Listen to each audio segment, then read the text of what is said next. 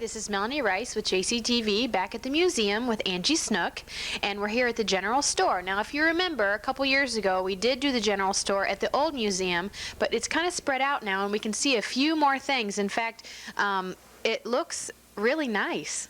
Well, it looks really bare compared to the old country store that we had before, and we thought we had so many things until we moved over here, and of course some of our shelves are bare, so we're looking for more things to come into our country store.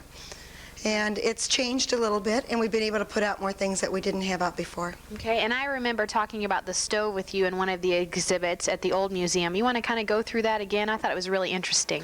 Well, throughout our museum now, we have all 3 different stoves on display, and we had 3 different stove works in Geneseo. And before we had 2 of them in the attic, and now in our dental office we have one of the potbelly stoves. In our country kitchen that we're going to be opening up in the summer has another one, and then we have the one also in here, and we did have 3 stove factories in Geneseo at one time. Wow, and this one is an original from Geneseo. Yes, it is. They all are. Okay, great. And there's lots of items on the shelf. Would this be something that you'd find in a general store? It was what you would find in a general store, and believe it or not, many of these things still have the different foods inside of them, and if you read the labels, thank goodness we don't have to eat those. Is there a date on them? No, but I bet we could find one if we look close enough. I'm sure. But they are from Armour and Company, and so that's kind of exciting because it's the company out of Chicago where Abraham Lincoln, our bust in front of the museum, once stood. So it's kind of ironic that we have these to go along with it too. Okay, and the cash register looks pretty authentic also. It's from the National Cash Register Company, and it's quite unique, and it has a marble top, and it's very, very heavy. When we moved it was difficult to move because it is very heavy. And when people would come to the store, they'd probably just come once a week or twice a week? Well, in the summertime, maybe once a week because things would spoil more easily. But in the wintertime, maybe only every 2 weeks, and they would stock up and get the things that they would need and take them back home, and they'd make them last for 2 weeks if they couldn't get back into town with the snowstorms or whatever, because there weren't cars at that time. They had to bring their cutters into town. And it probably supplemented a lot of their canning. Yes, because they prepared each fall for the winter months, and the things that they would have to purchase from the store, they would hold off in getting those items until they were going to use them. Okay. And the shelves here, also behind us, have some different things here. I like the sign. No credit, don't ask. Apparently they didn't have Visa or MasterCard or Discover back then, and that's the way it was. People either paid for it or they traded merchandise. If they had grain or chickens or furs or whatever, they would trade for merchandise that was in the store, but there was not any credit given. At all? None at all. Wow.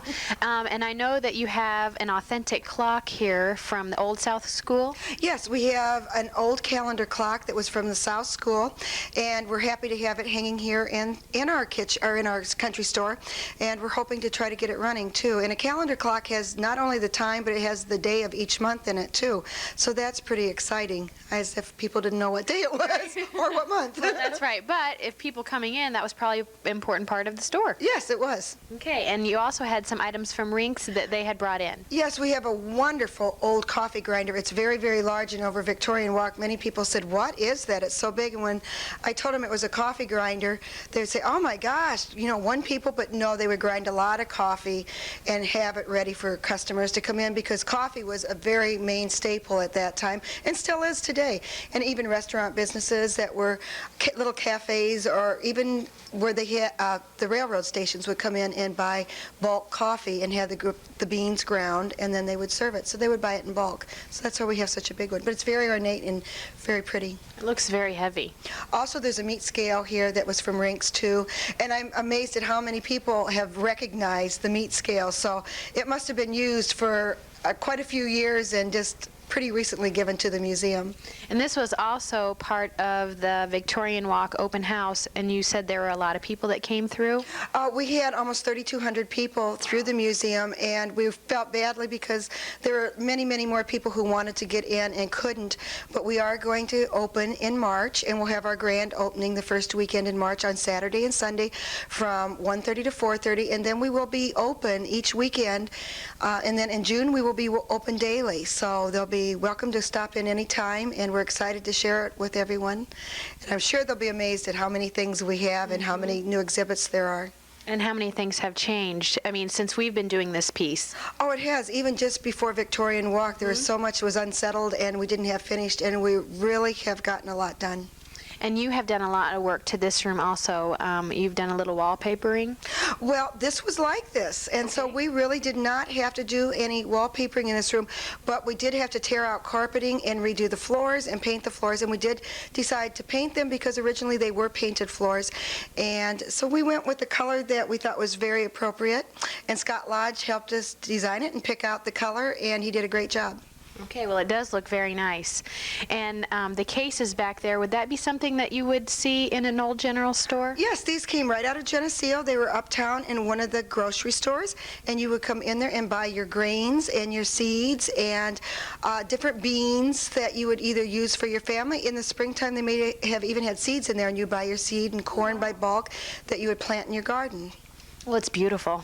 It's a beautiful case. And it's a wonderful place to have it. And it's really out here where you can see it. In the old museum, it was back in a corner, and you really didn't see it. And people recognized it when they were through here, too, on Victorian night.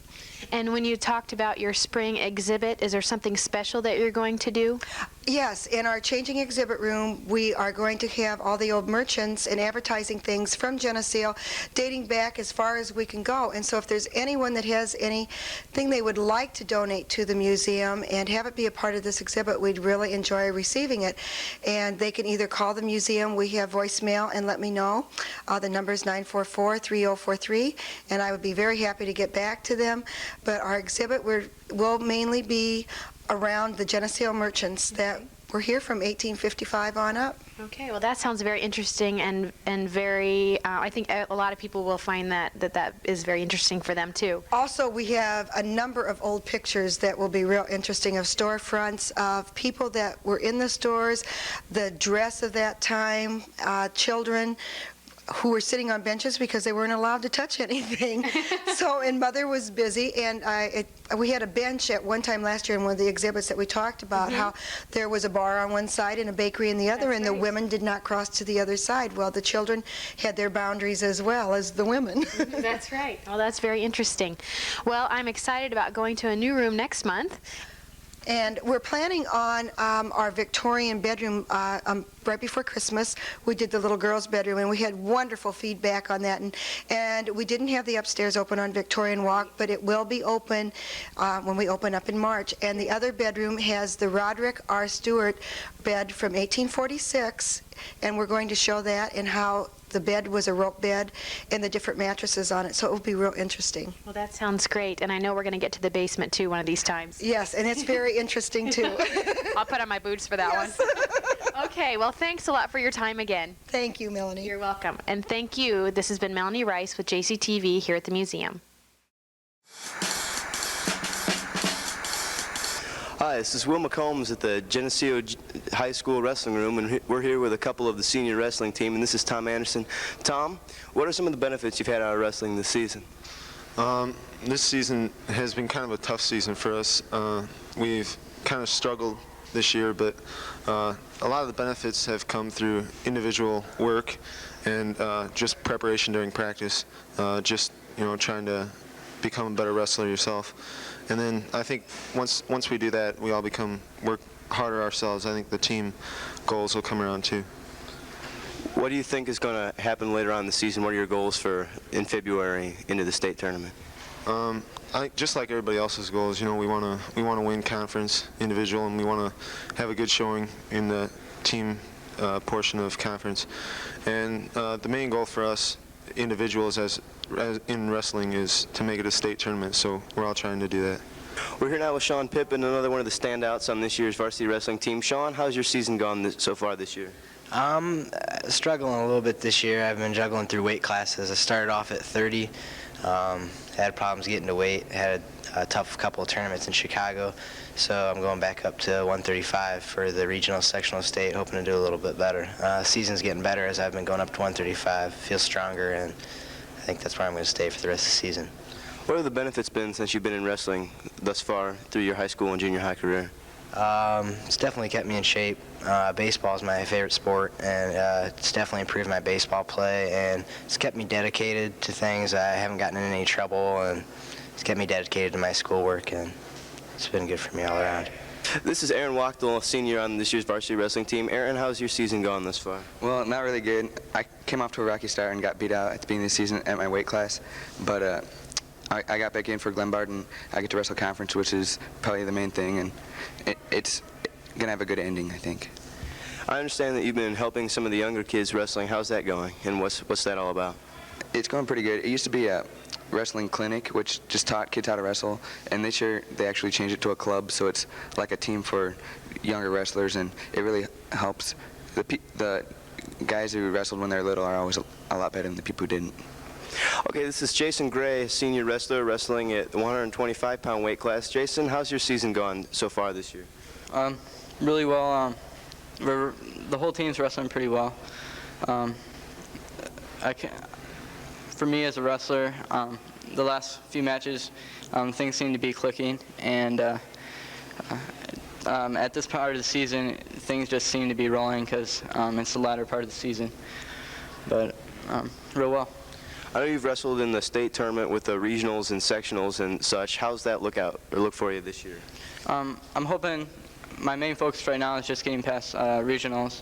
Last year I made it past regionals, and I don't know, I just focusing on our conference right now, and then I'll focus on our regional.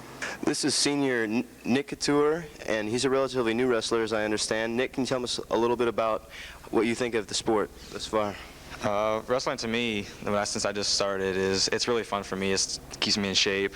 It just keeps me going. I really like wrestling. I used to wrestle when I was real younger, and then I got out of the habit, and then I started in the habit again, and I just really enjoy wrestling. How's your season going thus far? It's all right, I guess. It's not too bad. It's not too good. I like wrestling, and it just keeps going. This is Matt Samoski, a junior wrestler for the Geneseo High School Maple Leafs at 215 pounds. Matt, what's coming up this month in February? Well, we got regional, sectional, and state coming up. The regional meet being the first Saturday, sectional the second Saturday, and state the third Saturday. And we're hoping to get a couple guys down to state and get guys to regionals and sectionals. I hope you've enjoyed meeting some of the varsity wrestlers for Geneseo this year. This is Will McCombs reporting for JCTV. Hello, this is Brett Decker with JCTV, and today I'm with Harold Ford, Superintendent of the Geneseo School District, and we're going to discuss the new middle school and what's happening here. And first, I'd like to thank you for the hard hat. I do appreciate this. Keeps me safe when I'm in this construction zone. Could you give us a little update? Where have we come since the last time we met? Because we did an interview earlier, and we did a video tour. What's new? About everything you see is new. Actually, Brett, since you were here, because the last time you were here, we just had some stud walls up. Now the stud walls are up. The walls are almost all drywalled. Some of them have been plastered, and as we're going to see in a minute here, this room's just about done. And by the way, I like your hard hat. OSHA likes your hard hat. It's you. I'm sure they do. Okay, let's talk about this room. We're in right now a 6th grade classroom, and this one is just about completed. Can you kind of walk us through this room for us? Certainly, and it is just about done. It is painted out now, except for some of the trim and a back accent wall. If you look up, some of you may have heard about the open ceiling concept that are in the classrooms, and this is an example of it. And I think you'll notice it paints out real well. There will be lighting, of course, that comes crossways in the room. There are 3 rows of that. Otherwise, this is the roof that you will see. It makes the room, as you can see, standing in it, really look a lot bigger and a lot more open. It looks like a very tall room. Right, and it gives it some space in here. And then as you come down the walls, they are a white, it's called rice colored. In the room that you're looking at right now, that room in there is a small office area between the two, because there'll be a team of 2 teachers sharing these 2 rooms and working together. So that room allows them to have a place to get together and plan and keep their things. That's a 6th grade concept. 7th and 8th, you won't see those special offices set aside. Otherwise, the door jambs you see, those are going to get colored out. The back wall where the windows are, That window wall will be some type of a pastel, so it's not a real dark color, but it will be in a family that works well with the carpeting. And this is a carpeted room, a fairly dark carpet. The windows will be painted out white, and then there will be some type of a covering over them, some type of a blind, which has not been selected at this time. Okay. Well, I think before we go on our tour of the rest of the building, there's one thing I have noticed. This is an extremely bright room, and we've actually got covers on the windows. Was this planned? This room, the whole idea we're trying to do is get lots of natural light, which is what we've got here. And with the reflective walls, you're seeing a lot of light. Now, admittedly, when you get darker carpet in, some of that will tone down, but on the other hand, we haven't got any lights in here yet either. So yes, we want the rooms to be nice and bright and a friendly place to be. Okay, now we're looking out into the courtyard. Harold, can you explain some of the attributes of our courtyard? Well, you're looking at the courtyard between the 6th grade, which is on the left side, and the 7th grade on the right-hand side. We can't see because of the snow, but there is a nice winding concrete path down through it, plus a couple of pads that teachers can bring a whole class out and use it as an outdoor area. It's, we think, a very attractive area. It allows us to have windows, obviously, in all the rooms on the 6th and 7th grade side. The only thing that you don't see right now is the downspouts aren't in at this stage. Otherwise, it's pretty well finished. And as you're looking now, you're probably looking over and seeing the huge ventilation and air conditioning unit sitting on top of the roof. People driving by probably don't realize it's there yet, but the reason is that because of the gable roof, it's hidden in a little slot in behind it, so it really doesn't show. We think makes the whole building much, much more attractive. Also was exciting watching them, by the way, put those in. They weigh over 4 tons, the unit that they set in, and the reach was pretty long for even a 65-ton crane that they had in here. So, but they're in place. I'm glad they didn't need help. Okay, how about the rest of right now we're in the library. Can you give us a little rundown of what's here in the library? Certainly. The area we're in right now is the library proper, but above us right now there is a ceiling in this area, and I think you're looking now at the cable tray, and what happens is that things like the wiring for computers and telephones all just lay in that cable tray. They don't have to be in conduit, whereas all the 110, 220 voltage wiring is in conduit. It keeps it all together. It makes it easier to work with, and because of that and a number of other reasons, there is a ceiling in this area, as there are in all the hallways and all the offices, and 2 or 3 other classrooms at least partially have a ceiling. Then on the other side of this soffit here, where that post is, into the main, actually where the books are, that area does not have a ceiling. So we're back into the open ceiling concept in this area. If you follow, and I think we'll get to it here in just a second, to the left you're going to be looking through the doorway out to where the 7th grade wing is, and where there's a double classroom. So if teachers want to bring large groups down here to work, there is a double classroom so that they can have 30, 50 kids in there and still use the library without really taking over the whole library so that no one else can use it. They can have their class in there and then move back and forth. Okay, we're ready for the next room, Dr. Ford. Where are we now? Well, we've moved over to the 8th grade wing. We were in the library, which really is clear to the east end of the building, and as you come from the south to the north, you go 6, 7, 8. So it's a nice, easy setup with the quiet end of the library on the east, and really the noisier areas where we may see just here in a minute, like the gymnasiums and band and choir and cafeteria on the west end. Okay. So it's a real easy building to follow once you get onto it. So we now moved into the 8th grade wing, and as you'll notice, not as much done here, but this is the technology lab. Okay.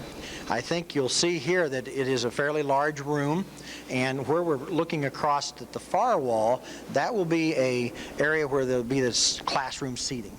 Just a normal classroom, and there is a ceiling in that area because it would be a terribly high roof otherwise. And then as you move into this closer area here, this is where the technology tables, and a lot of your viewers, I'm sure, toured the junior high and saw those really nice computer lab tables they've put together. Those will go right in this area.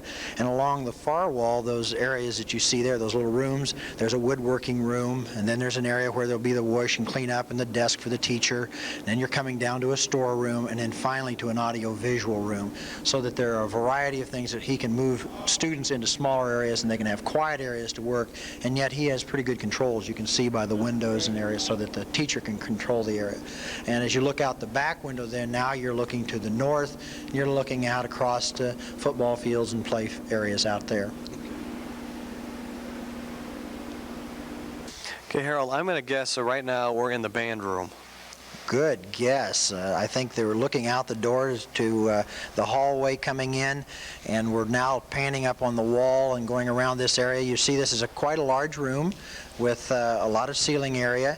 You're now looking at some band practice rooms, and maybe the listeners can even tell the difference in our voice quality because these rooms are super insulated soundproof wise. There are 2 layers of drywall on each side of each of the walls you're looking at, plus there's a special soundproofing insulation in between those studs and every wall in this room. It's going to make it so that you can have 2 people practicing in those 2 little rooms you see there, and one can have a tuba and another a trombone, and they can still practice without bothering one another. Even a hard ceiling, by the way, to keep the sound in. It's a lot of things being done, particularly in this area, but I might mention the same types of things are happening in like the counselor's offices and in between some rooms where we think there might be more noise that's being done throughout the building. Now as you go around the rest of the room, you're looking again out to the outside, looking again out toward the north and some of the play fields. One of the good things about this room, you notice the door that he panned by. The band will be able to go right out of here, practice their marching on the field right in front of us. That's a storage room you're looking at now for some of the larger equipment. Then we'll have storage units for the smaller instruments just in cabinets along the wall. I think, by the way, in this room you finally caught up with is we've been trying to somewhat hide the fact that it's a busy place and there's a lot of mess around, but you are getting in the area now where you can see a lot of our equipment and materials being stored. You're looking at glass and doors right now. You need to remember, we're running 7, 8 companies on the facility every day. I don't believe we've ever been below 30 workers on the job. We may have had 50 at times. The masons are gone from this area right now, so the numbers have dropped somewhat. But there are a lot of people working here every day. Okay, this is getting much easier, Dr. Ford, because I am positive right now we're in the gym. Very good. There's just no fooling you on some of this stuff. Yes, it's a gymnasium. Looks huge right now, and I'm sure when we get some of the other things in here, it'll look a little bit different. But where you started in the picture, you were on the west side of the building, and on that side, the teams will sit on this side. This is a wood floor in here, and as you pan across the end, on the other side where you're looking right now, you're looking at what will be the seating. About 350 people will be able to sit here, which will handle almost all of our athletic events. We'll have to bring in extra seating when we have things like the music festival and that type of thing. A nice large room. There will be a curtain down the center of it, so when we actually have it in here for use in PE, they will divide it into 2 separate areas to work with. And with that, if you'd like to kind of follow along with me, we'll see how it works, and we'll try to take off and go through a couple of other rooms. That sounds good. We're heading out the back door, basically, and heading into what will be the main entry from the busing area, and we're walking now in just like the students would come in the morning or if you were coming to a game. And now we're in what's the holding area for students who are coming into the cafeteria to eat. And we're going to have some noise problems here now because they are working in this area, putting in the various wall units, and I think you'll find that even though the sound for us here isn't too bad, I suspect it's picking up pretty badly on the microphone. As we walk through here, what you're walking through, there's a serving line here, and there are 2 of them, one on each side, and from this room onto this side that you're looking into now, that's where the food will come out of. It'll be prepared at another site, brought here, and then brought out to a line where we're standing, and the students will come on from the other side. If we walk on down along here, what you're going to see now is that we're moving into an area, it's the cafeteria.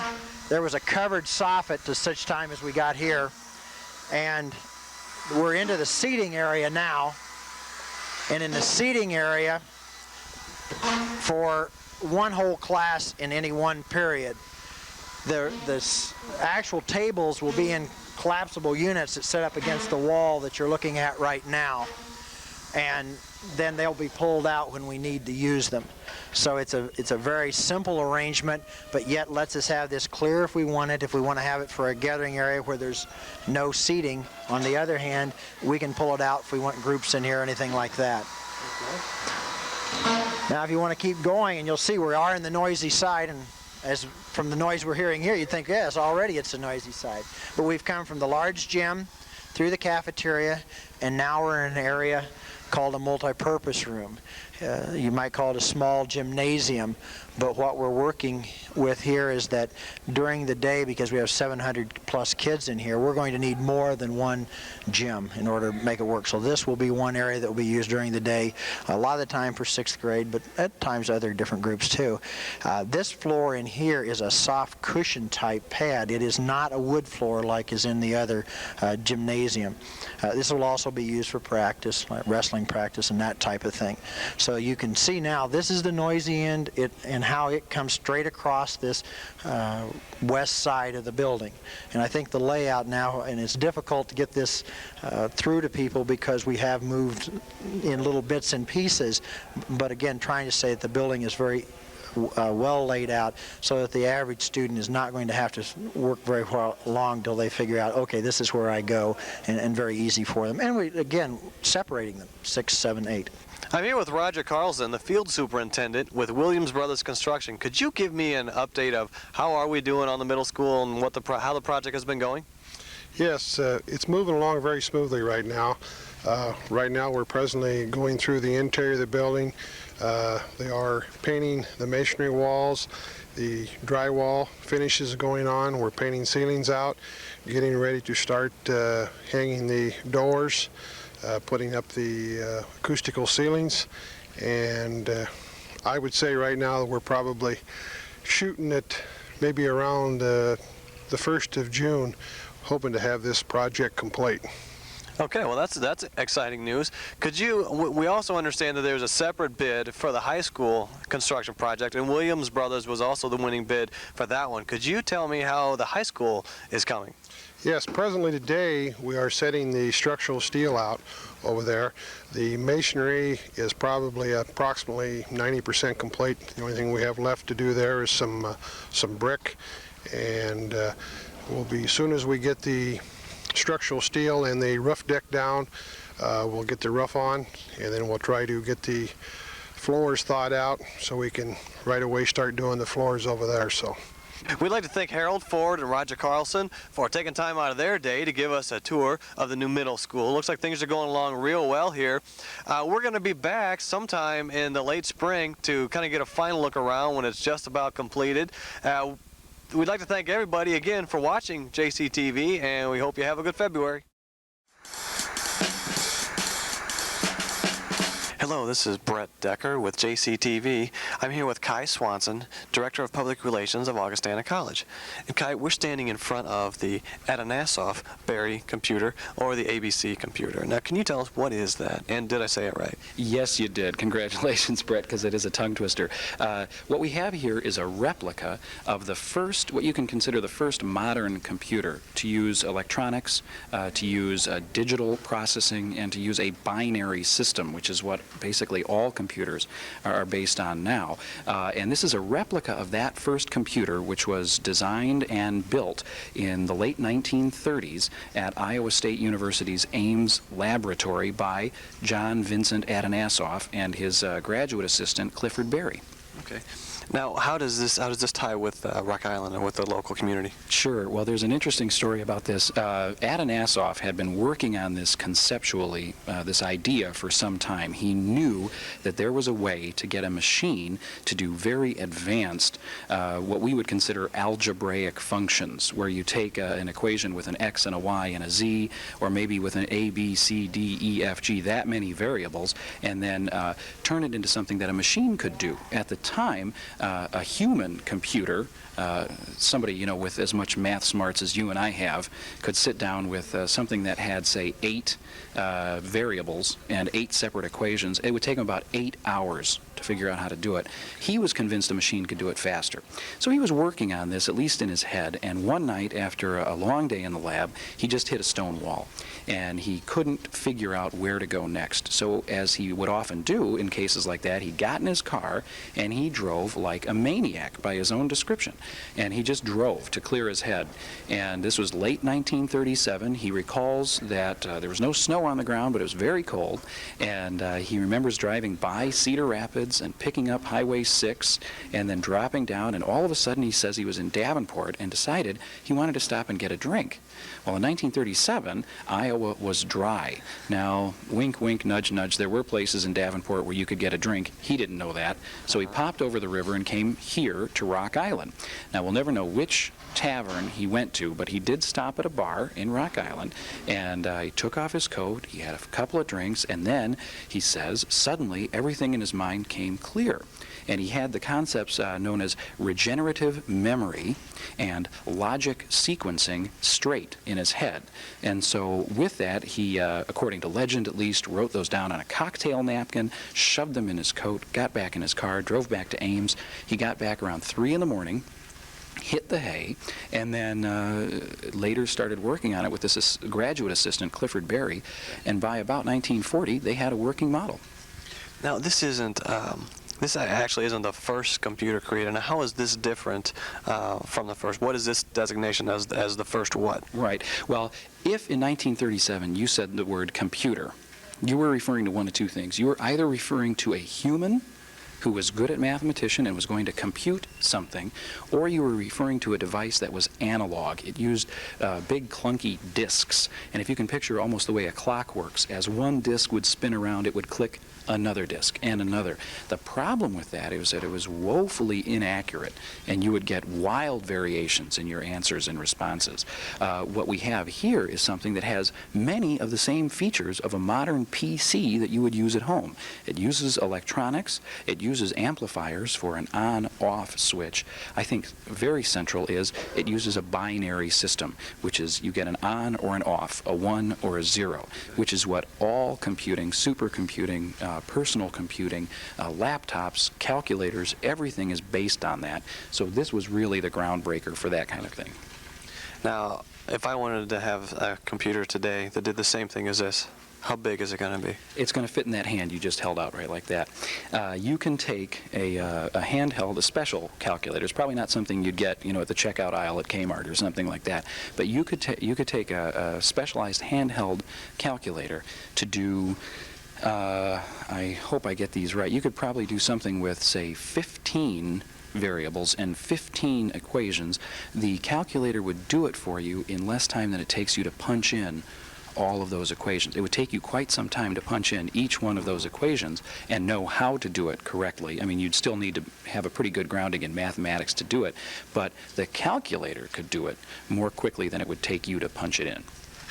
If someone wants to come here and see this computer, how long will it be here? Who do they contact? Right. Well, actually, this is going off display. We were fortunate enough. This is only one of 3 sites outside of the state of Iowa where this computer replica. We have to remember this is a replica.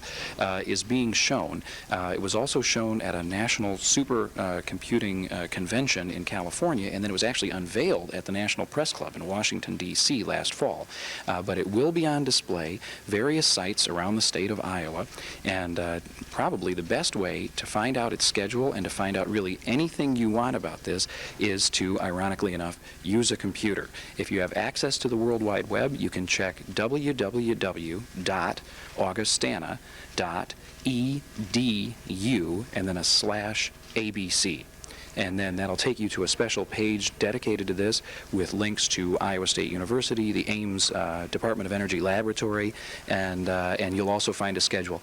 It wouldn't be out of line, say, from Geneseo to go see it in some of the places, because I think it'll be in Cedar Rapids and that sort of thing. But unfortunately, it's soon going to be going off exhibit here. Okay. Well, thank you very much, Kai. We appreciate you taking the time to explain to us what this computer is and what it's doing here. And as you all heard, JCTV is the absolute best place where you can see this, because otherwise you're going to have to drive a little ways. Thank you very much again, Kai. And this has been Brett Decker with JCTV.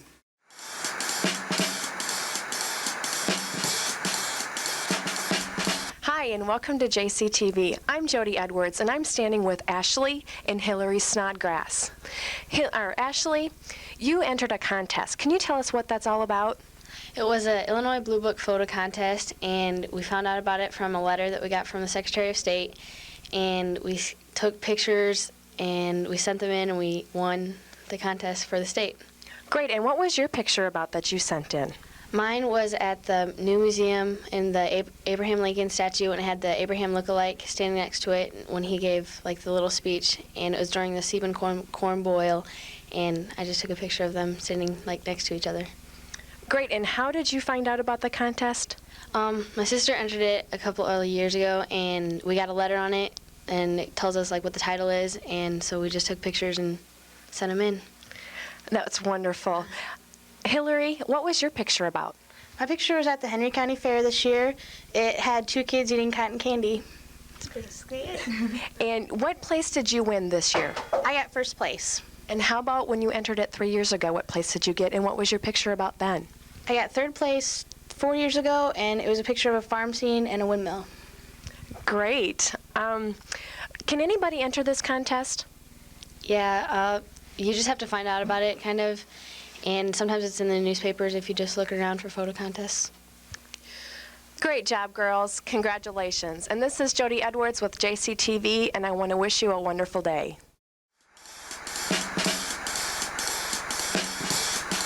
Hi, I'm Clayton Conrad from Geneseo Junior High School. We have been doing a unit on careers lately, and I'm here with 4 students from the Geneseo Junior High School to explain what they have done and some interesting facts they have learned. This is Andy Thurman from Geneseo Junior High School. I did restaurant and hotel management, and I just learned that it's really demanding and you have to be on time all the time, and your hours are really long, so it's, I guess, a long day. I'm here with Tasha Cole, and she would like her future to be a horse trainer. Tasha, would you tell us something about this?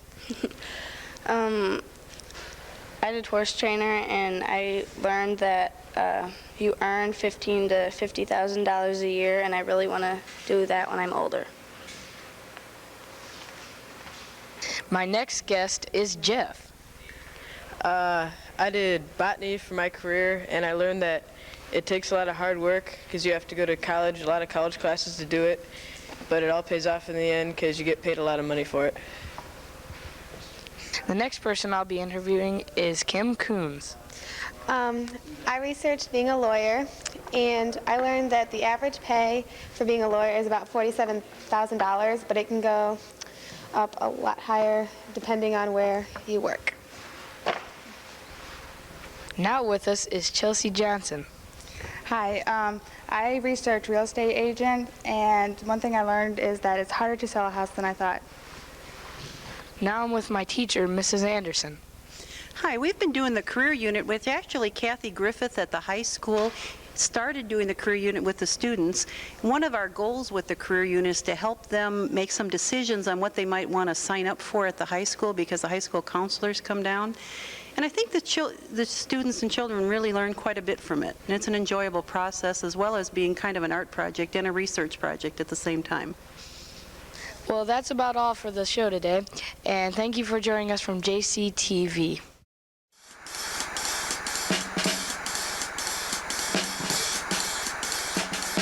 This is Melanie Rice with JCTV here at the museum with Angie Snook.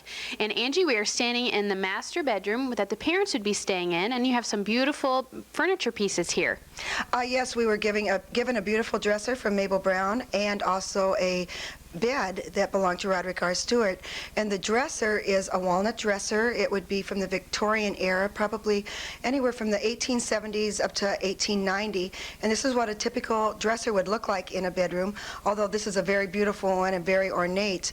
On the dresser are things you would find that are period would fit the period too. One is a white pitcher and bowl, and because there were not bathrooms in the homes, you would get the water and put it in the bowl, and that's what you would use for washing and cleaning yourself. Also on the dresser is a black box, and within that box is where the gentleman of the house would keep his celluloid collars. And the shirts at that time didn't have collars. You would take a collar out and put it on and use the collar buttons to fasten it. Okay, and this is a pretty fancy bedroom set, right? Yes, it is. This isn't your typical everyday bedroom set. The family who had this would be probably a quite wealthy family for this time period.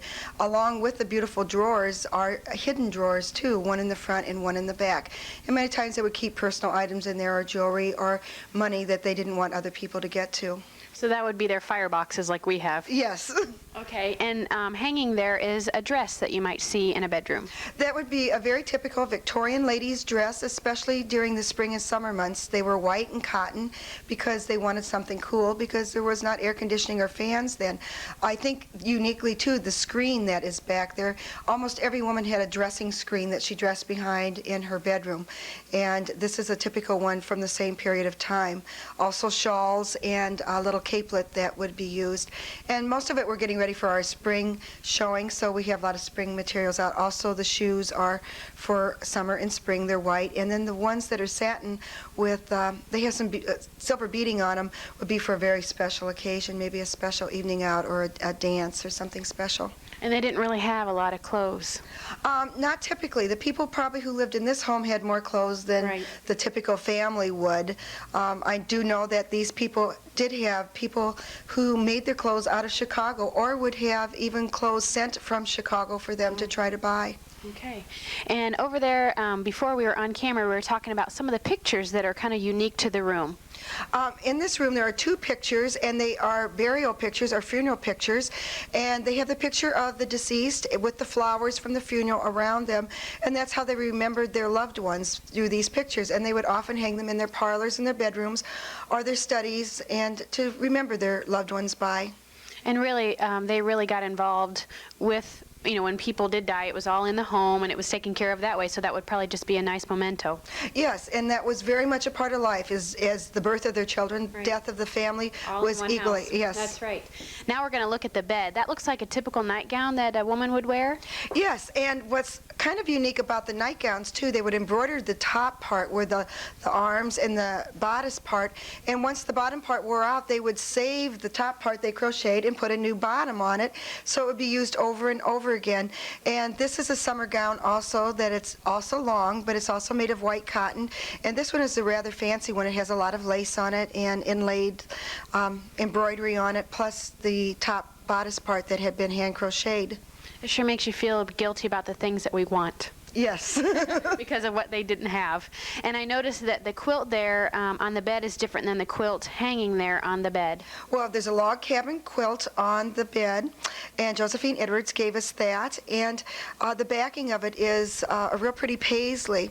And it would be for winter when it was cooler and colder. On the end of the bed is a blue and white coverlet that Roy Joe Clavine just gave us that was from his mother's family. And in the summer, because the rooms were warm upstairs, they would have a lighter weight coverlet to put on the bed, and both of them are real pretty in design. Well, tell me a little bit about the bed. The bed is a rope bed. It is a knobbed rope bed. Typically in this area you would find the bedposts on the side would have carved holes in them or drilled holes in them, and the roping would go through the holes. This with the knob is an eastern bed and is a maple bed. Although it looks like walnut, it has been stained to look like walnut, but is a hardwood bed. And Linda Flatt and myself have, we took a few weeks ago time to rope the bed just as it would have been. During that time period, Roy Joe Clavine and his grandson, Brandon Levine, actually twined the rope for us and soaked it so that it would be as close to as it would have been during the 1840s when this bed was made. And how did they tighten the twine when it got loose? There is a rope tightener, and as you would sleep on it, the ropes would become looser, so you would have a rope tightener, and it would tighten up the ropes so that the bed wouldn't sag. And this is the Roderick R. Stewart bed, and it is given to us by Mabel Brown. And it's from 1846, and he was one of the founders of Geneseo. And I think it's very wonderful that the museum has this to share with everyone. And we talked about a little bit the down comforter there on top, and that's kind of where the saying came from, where don't let the bed bugs bite, correct? Correct. On the roping was done first, and there's a straw mattress, and then there's the down mattress on top of that, which is called a feather bed. And at night when the lights would come out, bugs would come out and actually bite you. So when parents would say, don't let the bed bugs bite you, they actually meant the bed bugs were there and they might bite you. And now we know what it means. Yes. Okay. And to the left of the bed there, it looks like a warmer. Yes, that's a bed warmer, and that was just given to us by Elaine and Jim Hale.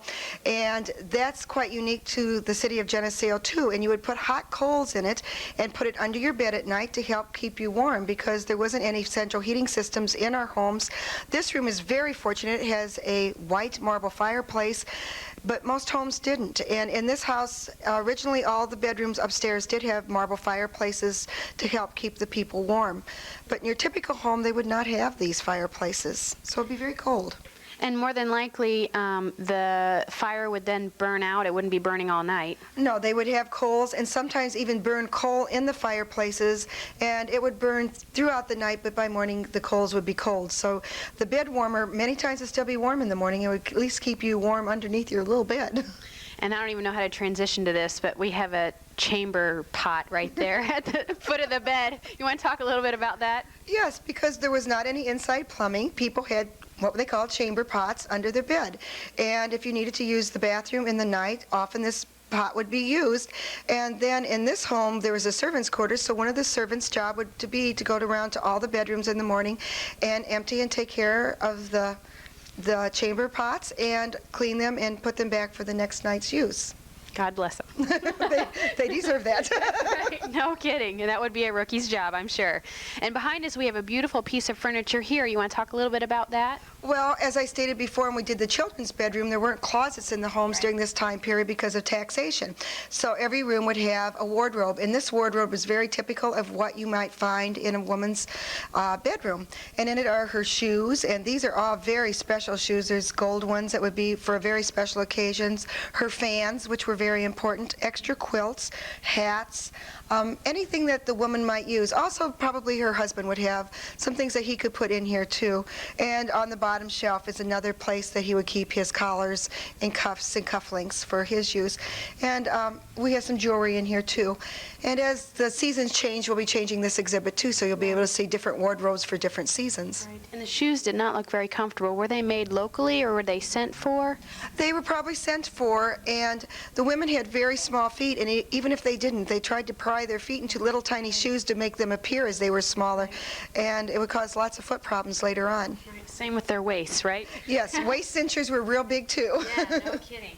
Okay, well, this has been beautiful, and I know that you've put on a lot of work about this. Is there anything that you'd like to talk about in the upcoming months with the museum? Well, in March, the first week in March, we will be open to the public for the first time, and it's the first Saturday and Sunday in March, and it'll be from 1:30 to 4:30, and we hope that we have lots of people come and join us, because this will be the first time the upstairs area will be open to the public, and I know that people are very interested. Even though they saw the downstairs Victorian walk, they will have an opportunity to go through the upstairs, too. And I know you still have people that are donating items. Yes, we are. We're really fortunate that the donations are still coming in, and of course we still always will need the monetary donations to come in too, but the people of Geneseo have been very kind and very generous, so we thank them for that. Good. Well, I'm looking forward to next month. Maybe the basement? Oh, we might be down there and figure out what that hole is down there yet. Yeah, no kidding. Okay, well, thanks a lot, Angie. And this has been Melanie Rice here at the museum for JCTV.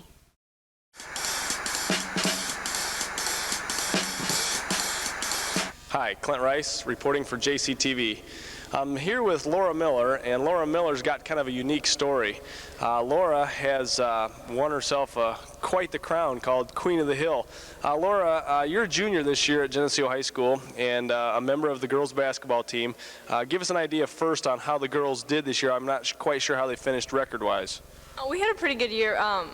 We were 17-11. 17-11, there's nothing to cry about there. That's a real good year. Well, that's great. Now, what happened after the season is kind of phenomenal for you. I know the girls got into the regional tournament as they always do and did well. But after that, you went to a kind of a three-point showdown, a country company's three-point showdown. Tell us a little bit about how you were picked for that, and then how you advanced. Okay, well, just throughout our team, we just had like a shootout. And anyone is eligible, anybody can shoot. the top 4 people who shoot will go on then to the first shootout. So anybody on the team could have came. So then the 4 of you went, and you go ahead and go through the 3 that went with you. Okay, it was me, Megan Stein, Beth Prey, and Kim Windai. Okay, and then as I believe 3 of those 4 advanced to the second round, and then you eventually advanced to the final round. Now, what kind of pressure did that put on you once you got past, say, round 2 and 3? I didn't really feel too much pressure. I mean, it was just for fun, so. You're just out having a good time. Well, as time progressed, you ended up down in Bloomington, and you had, I believe, 3 shootouts in Bloomington? Right. Okay, after those 3, you won the Class 2A shootout. How many baskets did you make in that final shootout? 10 out of 15. 10 out of 15. Okay, after that, then they go to what is called Queen of the Hill, am I correct? Right. And that is going against the champion of Class 1A. Right. And how many shots did you make there? Well, the girl from Class A and I tied with 9. So then you had another shoot-off. Was it another 15, or how many, another 15 shots? Shoot-off, you shoot from the baseline, so it's only 5 from each baseline. So it's only 10 shots. 10 shots, how many did you make? 9. You made 9 out of 10? Yeah. I can't remember. I know I saw it, but I can't remember. I have to apologize that. Well, hey, that's great. You know, I'm only missing 1. How many did she make? 4, I think. Ooh, smoked her. Yeah. Well, that's great. We sure do. We sure did enjoy watching you, and we certainly do congratulate you, and looking forward to seeing you next year in your senior year, and some of the other gals. We enjoyed covering the girls this year, and it sure was something to see you do such a nice job and represent our school so well. And I definitely thank you for this interview. What we'll do now is we're going to go to some footage of Laura's success down in Bloomington. I'm going to bring us to our 3rd contestant, Laura Miller from Geneseo Darnall High School. In the preliminaries for Laura, she was actually on fire, made 10 of 15, a blistering 66% clip. She's getting the ball set up just the way that she likes it. 3-point shooters are notoriously persnippety. Gotta make sure everything's just right. No lefties in this competition. A little bit of a disappointment. I know Yvonne has got to be upset, being one of the southpaws. But our 3rd competitor from Darnell High School in Geneseo, Laura Miller. And now Laura Miller is ready. She has her stack of balls ready, and the 3rd contestant in the Country Company's 3-point shootout has begun. 1 for her first 2 is Laura. 2 for 3. 3 for 4. And a nice first rack, 4 for 5 for Laura Miller, who seems to be somewhat on fire. She's now 5 of 6, 5 of 7. I think I jinxed her. It's not bad, 6 of 8. And after 10 balls, 6 of 10. Remember, Amanda Vaughn is in first place with 8. So 2 to tie, 3 to go ahead. That is now 8 for Laura Miller. 9, she now has sole possession of first place, and 10 for good measure for Laura Miller of Geneseo. So we have a new first place shooter here in the Country Company's 3-point shootout. Laura Miller dips in 10. That's just what she fired in the preliminaries. So nothing new for Laura Miller. She is a 66% shooter. I'm starting to become a believer. 8 for Kristen Romulo, but not enough. 10 is enough, and Laura Miller is victorious. Congratulations to Laura Miller. She will advance, and next week she will take on the winner of the Class A competition. It was Donna Hosky, if I recall correctly, last week, and they will have a competition for the Country Company's 3-point shootout, and that will be at the 8 o'clock game next week. Folks, we'll take a quick break. When we return, Mike and Yvonne will be back at the desk for more halftime festivities. But for now, congratulations to Laura Miller. Stay tuned, everybody. Meanwhile, earlier this evening, what an effort for the title of Queen of the Hill. This the Country Company's 3-point showdown between Laura Miller and Donna Hockey. Laura Miller from Geneseo Darnell, the Class AA winner earlier today, and Donna Hockey were tied, and this is overtime. You get 10 balls and 2 racks. Watch Laura Miller.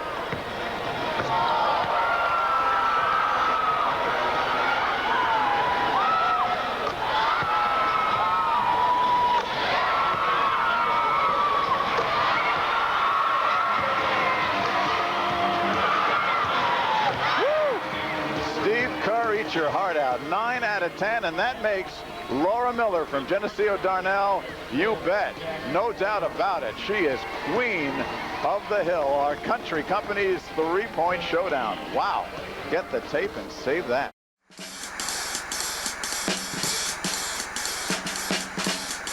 Hi, and welcome to JCTV. I'm Jody Edwards, and I'm standing here with Jim King, President of the Board of Directors of Growth Incorporated. Hi, Jim. How are you? Good morning. Fine. Good. I'm going to start out by asking you, you're holding a fundraiser called Come Grow With Us. Can you tell us a little bit about that? Come Grow With Us is in its second year here at Growth. It's a plant sale for the entire community. And what is available at this plant sale? We're going to have a little bit of everything. There'll be perennials, there'll be annuals, and this year we've even added a few vegetables. We've got tomatoes and pepper plants. Great. And what day is this sale held? We're going to be right here in the parking lot at Growth on Saturday, May 2nd, from 8 o'clock in the morning until 2, 3, sometime in the afternoon. Great. And if somebody wanted to pre-order these flowers, can they do that, and how do they do that? Well, we're really anxious for people to pre-order. That way they know they'll get exactly what they want, and they won't have to come and see what's left over from everybody else. We are asking anybody who wants to pre-order. Order blanks will be available here at Growth. All you have to do is call us. We'll make sure you get them. We do ask that they be returned back here by April 14th. That way we can let our supplier know. And what date can they start picking up those pre-order forms? Well, we'll be ready April 1st. Great. And how does somebody purchase these flowers if they can't pre-order? Do they come here on May 2nd, and what is the times? Right. Be here, Saturday, May 2nd. We're going to start around 8 o'clock, and the parking lot will have lots of different flowers. We also have a lot of hanging baskets. They go rather quickly, so I would encourage people to get here fast. It's an excellent opportunity for everyone to get those flowers that they need for, well, Mother's Day, which is just the week after that. It's an excellent way for little grandkids to tell Grandma thanks. A hanging basket is really kind of easy, so that's really a good one, we think. And we've got a lot of beautiful hanging baskets coming. Great. And can you tell us what this fundraiser supports? Well, we here at Growth are a nonprofit community agency, and so we're always looking for additional funding, and we're very fortunate to be funded by United Way and several other groups here in our community. What we would like to do with the funds from this is use some of it for general funds, and then we also have a little more work to do in our playground area in the back. We've done some work inside with some new tile and things of this sort. It just goes into the general coffers to help provide a total package for the almost 150 young people that we serve here.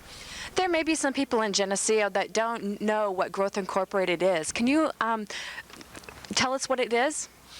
Well, we are a nonprofit community daycare center. We open at 6 in the morning and we're here till 6 in the afternoon, and we have programs for kids of all ages from the tiniest, and we even have an after-school program for some of those who are in school, and we also do a summer program. We try to look at every aspect of the kid's life, and we're really fortunate that we have lots and lots of experienced, talented teachers, because that's the backbone of the whole program. And if people wanted to get their child in that daycare program or get that pre-order form, what is the phone number for Growth? We're here at 944-5024. Great. Thanks, Jim, and I appreciate you filling us in on that. And I'm going to say goodbye from Growth Incorporated. This is Jody Edwards with JCTV. Hi, I'm Joe Detmer with JCTV at the high school, where today we're holding the 1998 blood drive. With me today is Margaret Lewis. Well, let's start off. Where can people give blood in the Geneseo area? People can donate all over the community. The Mississippi Valley Regional Blood Center comes here almost every month, at least every other month. The next blood drive that we'll be having is on Good Friday. The hemobile will be at the hospital from 7 to 11:45. And then the JC sponsors a blood drive in June, and then the Mississippi Valley Regional Blood Center will be here in August with our big MASH blood drive. And just about how much blood is needed annually from this area? The Mississippi Valley Regional Blood Center needs to collect at least 53,000 units of blood annually to adequately supply the hospitals that we do service. That's a lot. How important is it to donate blood? Donating blood is a very safe and simple procedure, and it is very important. Blood cannot be manufactured or processed. It only can come from another human being. So the only way that we can ensure an adequate blood supply, that the blood will be there in case of emergencies or illness, is that people will come in and give an hour of themselves to donate a pint of blood. What made you decide to donate blood in the first place? Well, about 2 years ago, my dad had a medical condition where he had to receive several blood transfusions, and I decided, you know, they gave my dad blood, and I might as well just start giving back, because I was very grateful to the people for giving blood. And what would you tell others who are considering donating? Well, I'd tell them, go for it. It's not that bad. It doesn't hurt hardly at all, just like a little prick, and it's no problem. It's easy, it's quick, and you're doing good for your community and the people around you. Tom, what made you decide to donate blood today? I think it's really important to help other people out. You know, there's a lot of people that are going to need the blood, and if we can help them this way, I think that's great. And also we get a lot of great food, so that's a big draw for us. Ronnie, what about you? Well, they say if we give blood, you save like 4 people's lives, and I think that's pretty much worth it. Plus you get the, like he said, the free food and time out of classes. I think it's pretty cool. Yeah. What would you tell others who are considering donating blood? It's not as bad as you might think. The needle really doesn't hurt, and it's really worth it if you can save someone's life. What made you decide to donate blood here? I'd never done it before. This is my first time, and I just wanted to help others. So. What would you tell others about donating blood? I think it's a good thing because anything to help people, I think it's just a nice thing to do. So I'm really nervous because it's my first time, so I don't know. Well, I've heard that it doesn't hurt, so. How long has the blood drive been done here at the high school? Well, I think this is close to our 9th year, and this has been our most successful year. Everybody has been real excited about it. Health Careers, Key Club, and Student Council sponsor the blood drive. The kids plan it and organize it, work at it, and donate, so it's a really important project. This year we had 158 donors signed up, and that includes staff and students at the high school. What are the age requirements for donating blood? You have to be 17, weigh 110 pounds, and not have a tattoo or anything pierced in the last year. So we had 158 people who qualified for that. Now that you've seen that a bunch of high school kids can donate blood, you don't really have as good of a reason not to. This is Joe Detmer from JCTV at the high school.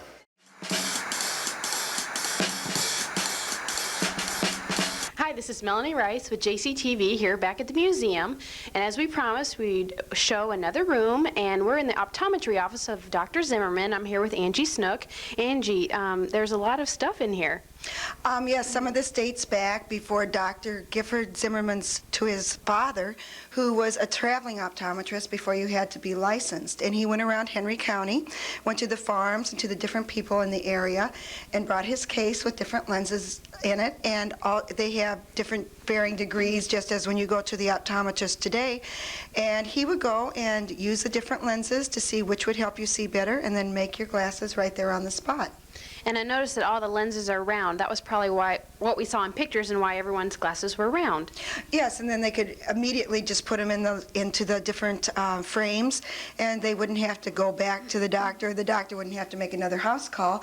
They could fit them right there, and they would be able to see better. So it shows up the 1 hour making of lenses that we have now, because you got them right then. Sure, and I don't know how exactly they did the bifocal lenses, but I'm sure that there were ways of doing that at that time too. I'll have to research that. Okay, and when did they change? They were around for a long time, and when could we possibly get different types of lenses? It probably came during the 1920s, I would think.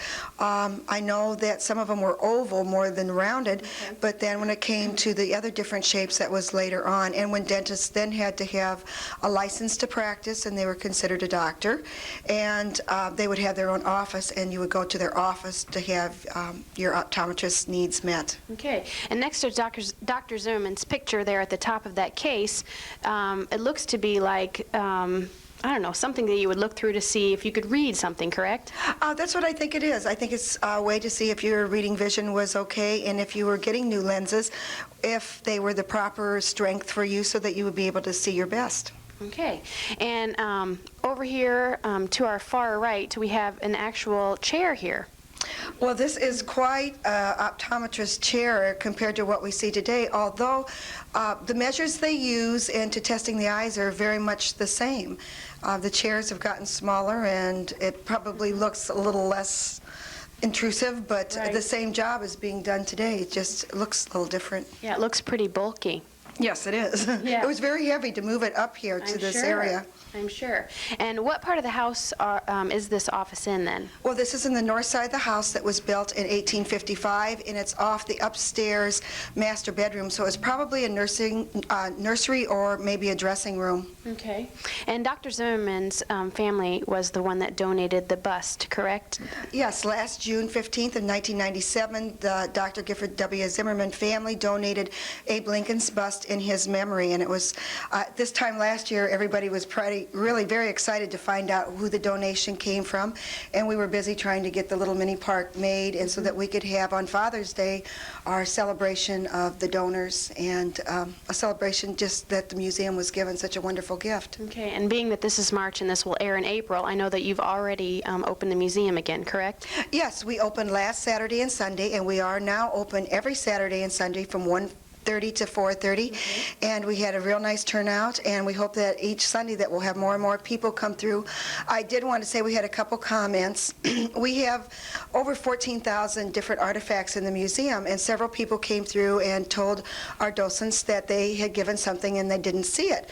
Well, with that many things, we cannot have every single article out, and we like to change the exhibits and keep it interesting so people will continue to come back over and over again. So if you didn't see something and you donated it to the museum, it is here and it will be in a future exhibit, and we hope you'll keep stopping back or checking the papers or the billboards to see what the exhibits are. All right, and is the exhibit changing like for next month?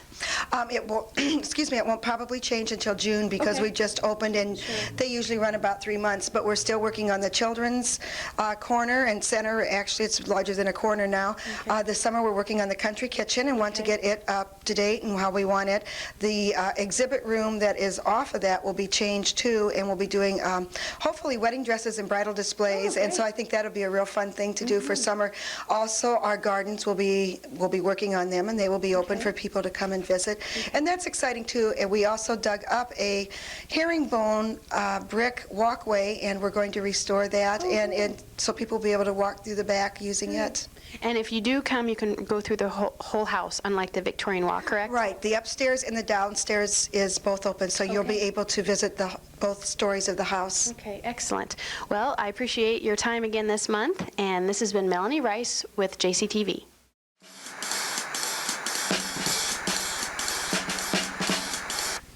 This is Katie Anderson with JCTV. I'm here at J.D. Downer High School, where students are rehearsing for their upcoming production, Hello, Dolly. Now here's Amy Wojak with a little bit more information. Well, Hello, Dolly is being produced in cooperation with the Tom S. Whitmark Music Library in New York, New York. Productions are April 23rd, 24th, 25th at 7:30 p.m. and the 26th, which is a Sunday, with a 2:30 matinee. Tickets will be on sale April 1st for $5, and you could call the high school office at 945-0399. The play will be in the high school auditorium. Now we're going to talk to a few of the actors. What's your name? Kristen Henrich. And what's your character's name? Minnie Fay. How are rehearsals going, Kristen? They're doing really great. Everyone's learning their lines, and everyone's doing a super job. And what's your name? Jillian Ward. And what's your character's name? Ermengarde. So why are you guys practicing in the cafeteria as opposed to the auditorium? Well, right now they're putting in a new light system and a new sound system in the auditorium, so we have to practice in the cafeteria. What's your name? Lindsay Parrish. And what's your character's name? Irene Malloy. How often do you guys practice each week? 3 days a week for 2 hours, and it lasts for 8 weeks. We had an opportunity to hear the cast practice their song, Put On Your Sunday Clothes. Here's a sneak preview.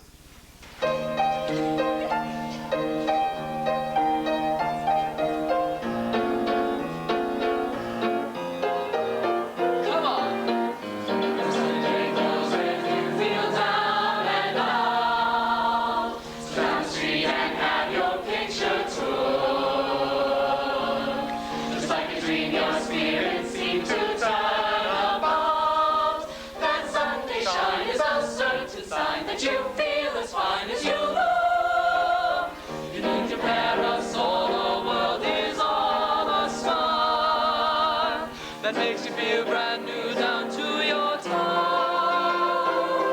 Get out your flags, your lanterns, ladders, your beads and buckles and bows, for the snow will one day in your Sunday clothes.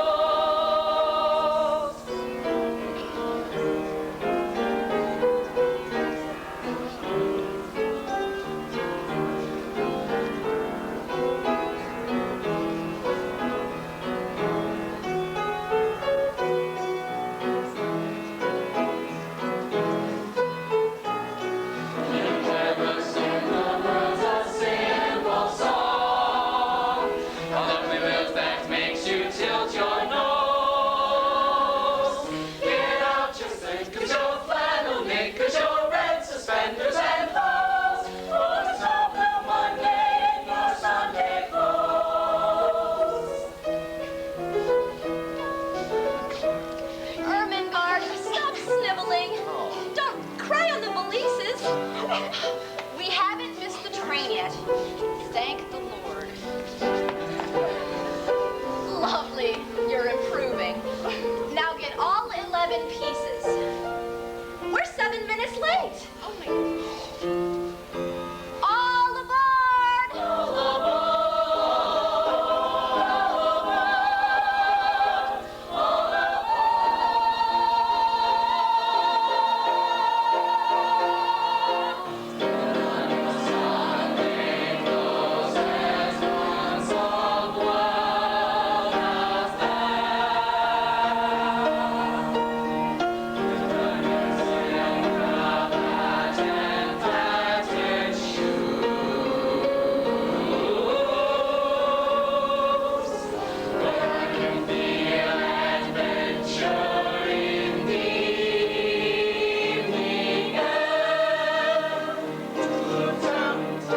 We'll trot to a smoky spot where the girls are hot as a view. Under high steel curtains at the turn of call. We'll wear a handmade raceway bottom We'll join the Astors and Tony Pastors and make some positive hope that we won't come home, that we won't come home, that we won't come home until we fall in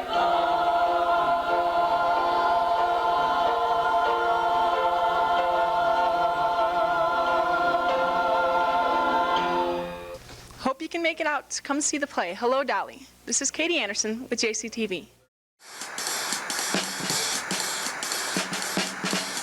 Hello, this is Brett Decker with JCTV, and I'm with Jim Roberts, the superintendent of the Geneseo's Electric Utility.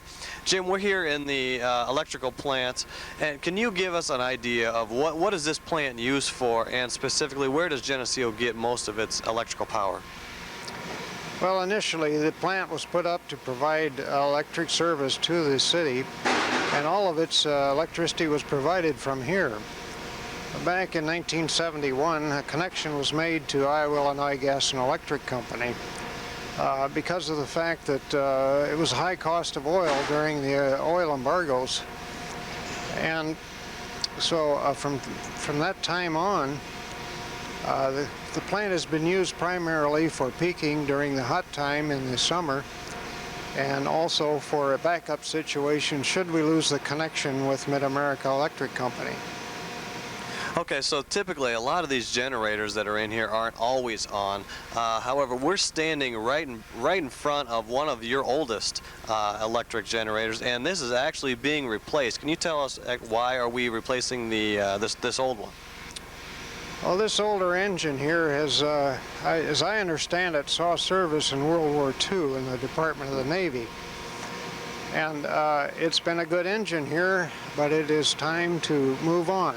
The capacity that it has is really not that useful to us because the city is growing and we need to replace it and increase the amount of capacity that we have available whenever we are in a peak situation or if we're doing a backup.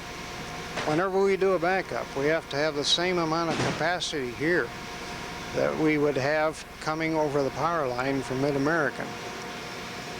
Okay, now just give us quickly an idea. How did this engine actually run? What fuel does this run on? Well, this runs on diesel oil, and essentially the pistons were located down in this area. You can sort of see the crankshaft. It's a little dark in there, but there were connecting rods that went up through the hole here up into the cylinder heads, and there are pistons in there that work just like an automobile engine does, or maybe a tractor or even a diesel engine in a truck. Essentially, the diesel oil drives when it explodes, drives the pistons down, turns the crank, which transmits the energy to the end of the engine where a generator is connected to produce electric energy. So it's safe to say that this has a little more horsepower than, say, the Dodge Intrepid. Oh, definitely. All right, we also have a new generator. A lot of us have driven by and we see the massive muffler on the outside of the building. Tell us what was the need for the new the new generator, and also what exactly will it do? How will it increase our capacity? Well, essentially the need comes from the fact that Geneseo is growing, and as I mentioned, we do need to provide a backup system and services here. And so in order to keep up with that, we have to provide additional capacity. I suppose that the biggest thing and best thing I can do to say here is the reason that we've done this is to not only keep up, but to provide more economical generating machinery. The engine that we're dismantling here was not as economic as the new one that we were putting in. And it ran what we call 8/10 megawatt, which would be 800 kilowatts, which is 800,000 watts of power, of electric energy.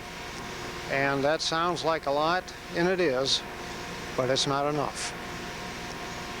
How's that compared to our new one? The new one will have capacity of about 3.5 megawatts, or 3,500,000 watts. That's when we operate it. It's rated higher than that, but we don't run our engines to the top speed so that we can get maximum life out of them with a minimum expense. Well, Jim, we appreciate all the time you've taken. Thanks for showing us around the electric plant, and thanks for letting us take a look at the old equipment and take a look at the new equipment. And this has been Brett Decker with JCTV. Hi, this is Julia Buzzard. I'm at Northside Elementary School, and we're here for the science fair. It's being held for students in grades 2nd, 3rd, and 4th. We're going to go talk to some of the scientists and see what we can learn tonight. Hi, my name is Linda, and I'm in 4th grade, and I have food coloring here and milk, and the food coloring is not going to do anything to the milk but change color and expand. But dish soap doesn't have the same atoms as milk, so it's going to end up just expanding out. So, and then if you do it again, it's not going to work because the dish soap took over the whole entire bowl, so the bowl is all soap, and if you drank it, you'd get sick. My name is Laura Briney, and I'm in Mrs. Rodizik's 4th grade class, and this is the disappearing coin. And if you look from the side, the coin isn't there, and that's because of the reflection of the cup. And if you put the water in, it breaks the reflection. My name is Patrick, and I'm in Mrs. Hannah's room, and this is the fighting a fire. The fire needs oxygen to burn, and when you mix baking soda and vinegar together, it cuts off the oxygen.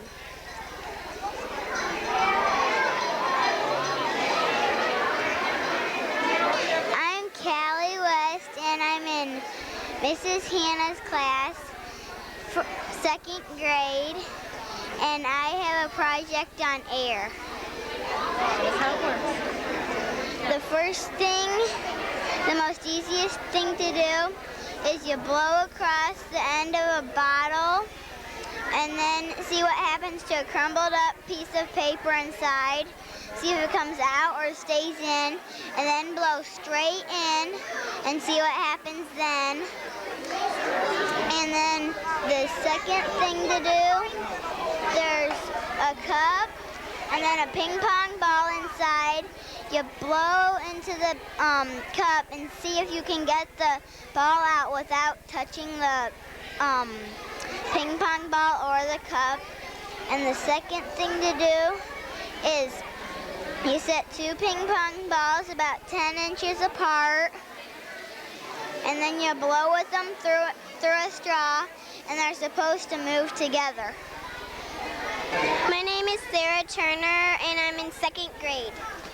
I'm Abby Norman, and I'm also in second grade in Mrs. McKinney's class. And I'm also in Mrs. McKinney's class. This is Lucky Loogie Goop, and it's like made out of cornstarch, water, and food coloring.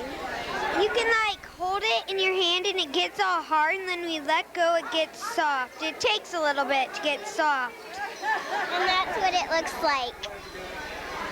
My name is Susan Reavers. I'm in Mrs. McKinney's room too, and my experiment's just taking eggs, and what you do is you just have a raw egg, and then you can put it in vinegar, and then once it's in vinegar, you take it out and you just let it, and it's just a raw egg, so it like got soft, and then there's one in water, and it's soft too, and then what you do is put one in corn syrup, and it takes it and it absorbs it since it's really thick and makes it like indent and stuff, so it's like really thick.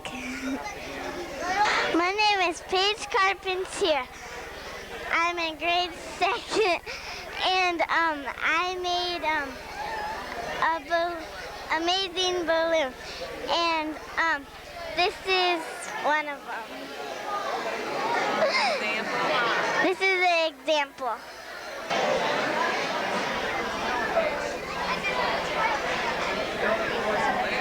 My name's Josh Birmingham, and I made this transformer with my dad. The transformer makes the power, and the power goes to the generator makes the power, and the power goes to the transformer, and it reduces the power. It makes it go to the houses. Hi, I'm Jamie Kennett. I'm in grade 2 at Northside School, and I'd like to tell you about my project. I'm doing a project on the atmosphere, and now I'm going to show you what my project science is. Here is a bowl of water, and you see it has a dime on top. The dime weights it down, except still it floats because all of the air pressure inside helps it to float up. Now here's one with a hole in it. You put it in and it sinks immediately. No matter how hard you try, it won't do any good. It's because all of the air and air pressure is coming out of the hole. My name is Jessica Beckett, and I'm in Mrs. Heron's classroom 9. And my experiment is that when you put the candles down in it and you light them, and when the heat starts to build up, it'll come up and it'll make the aluminum spin.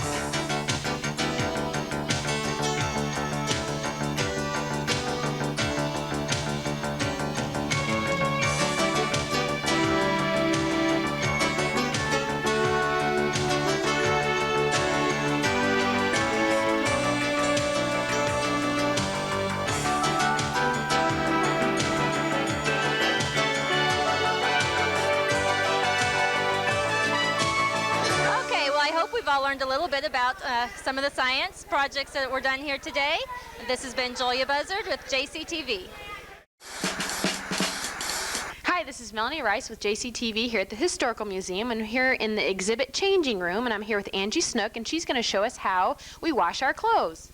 This is one of the new parts of our new exhibit, and most of the exhibit shows old advertisings from Geneseo, different businesses or stores or physicians or whatever.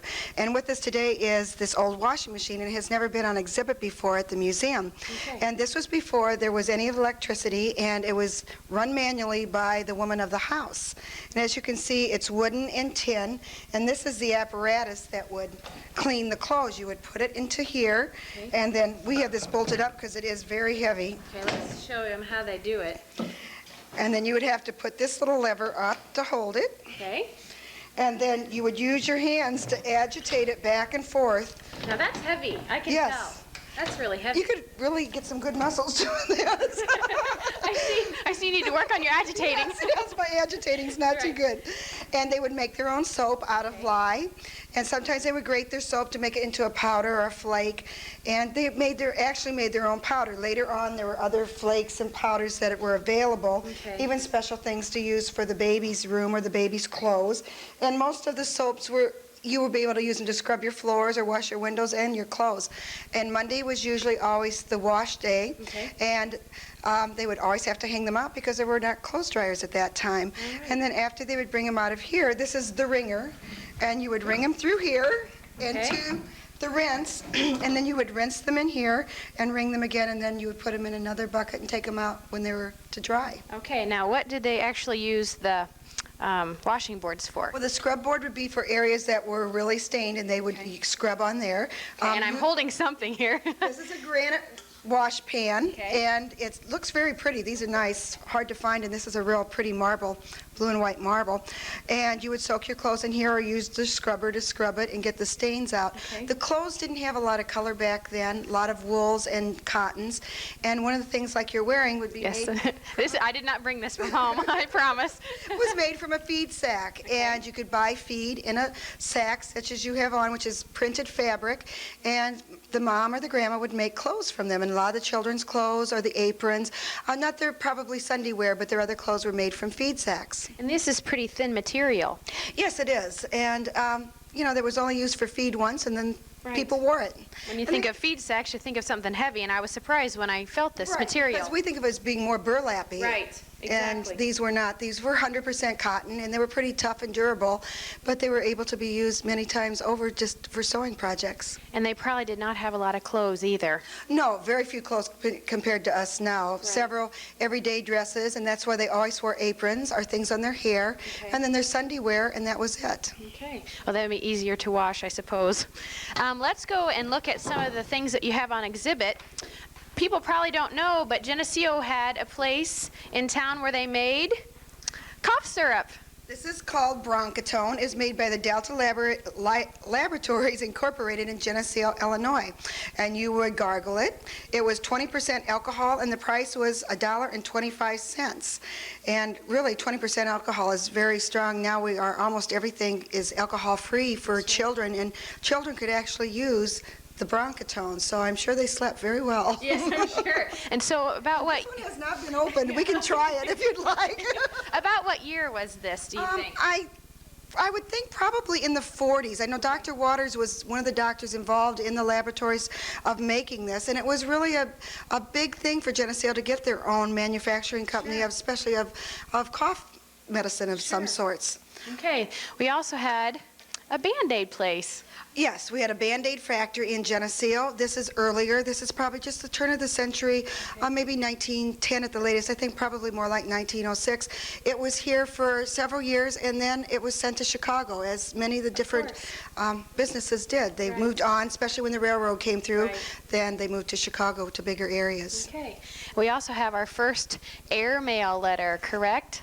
Yes, this is the first airmail letter that was received in Geneseo. It was sent to Howard Gladar, and we just recently received this as a gift. It was sent May 18th, 1938, and this is his post office hat, and he was a postal person in Geneseo, a mailman, and I don't know if that's the proper term to use now, but It was then. it was. And so this is the first airmail letter that came into Geneseo, so we're excited to have that. Yeah. Okay, we also have a ledger down here that we were kind of talking about.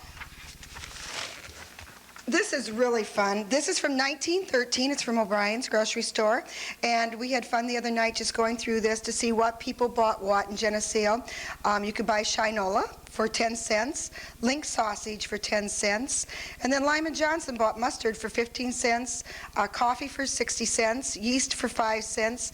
Hot dogs were, let's see, we saw those, 25 cents. Some of the things are amazing because they were almost as expensive then as they are now. And Like the bacon I was noticing was $1.40. right, and if you go to Aldi's or Super Value or even to Eagle, any of the stores, it's almost the same now. So it's. We also noticed that the same people shopped in the same store over and over and over again. Just like us now. Yes, and it's amazing how they would write down each purchase they had and how much it totaled up to. And sometimes they could order it and then it would be taken to the home. And if you were older or you were disabled, you could have your groceries delivered. Okay, and this was actually if people were going to charge then? Probably the charges. Because if you went into the store and you weren't charging, I think they may have written it down. I'm not sure, but I think probably these were the charges. And some of them are marked off, so I wonder if those were the ones that were paid or they changed their mind on their order. Okay, interesting. And we also had a torpedo. Well, this is really interesting. It's called the Torpedo Motorcycle Company. It started in Geneseo. It was only here 2 years, from 1908 until 1910. George Honecker is the one who started it. We feel it was probably a failure because of the cost of the motorcycle. At that time, 1909, you could buy a Ford Model T automobile for $450. And the motorcycle itself, if you've got a 2.5 horsepower one, was $175. A 3 horsepower one was $225, and a 5 horsepower one, which was advertised as being the firecracker of all motorcycles, was $275. So that was a lot of money back then.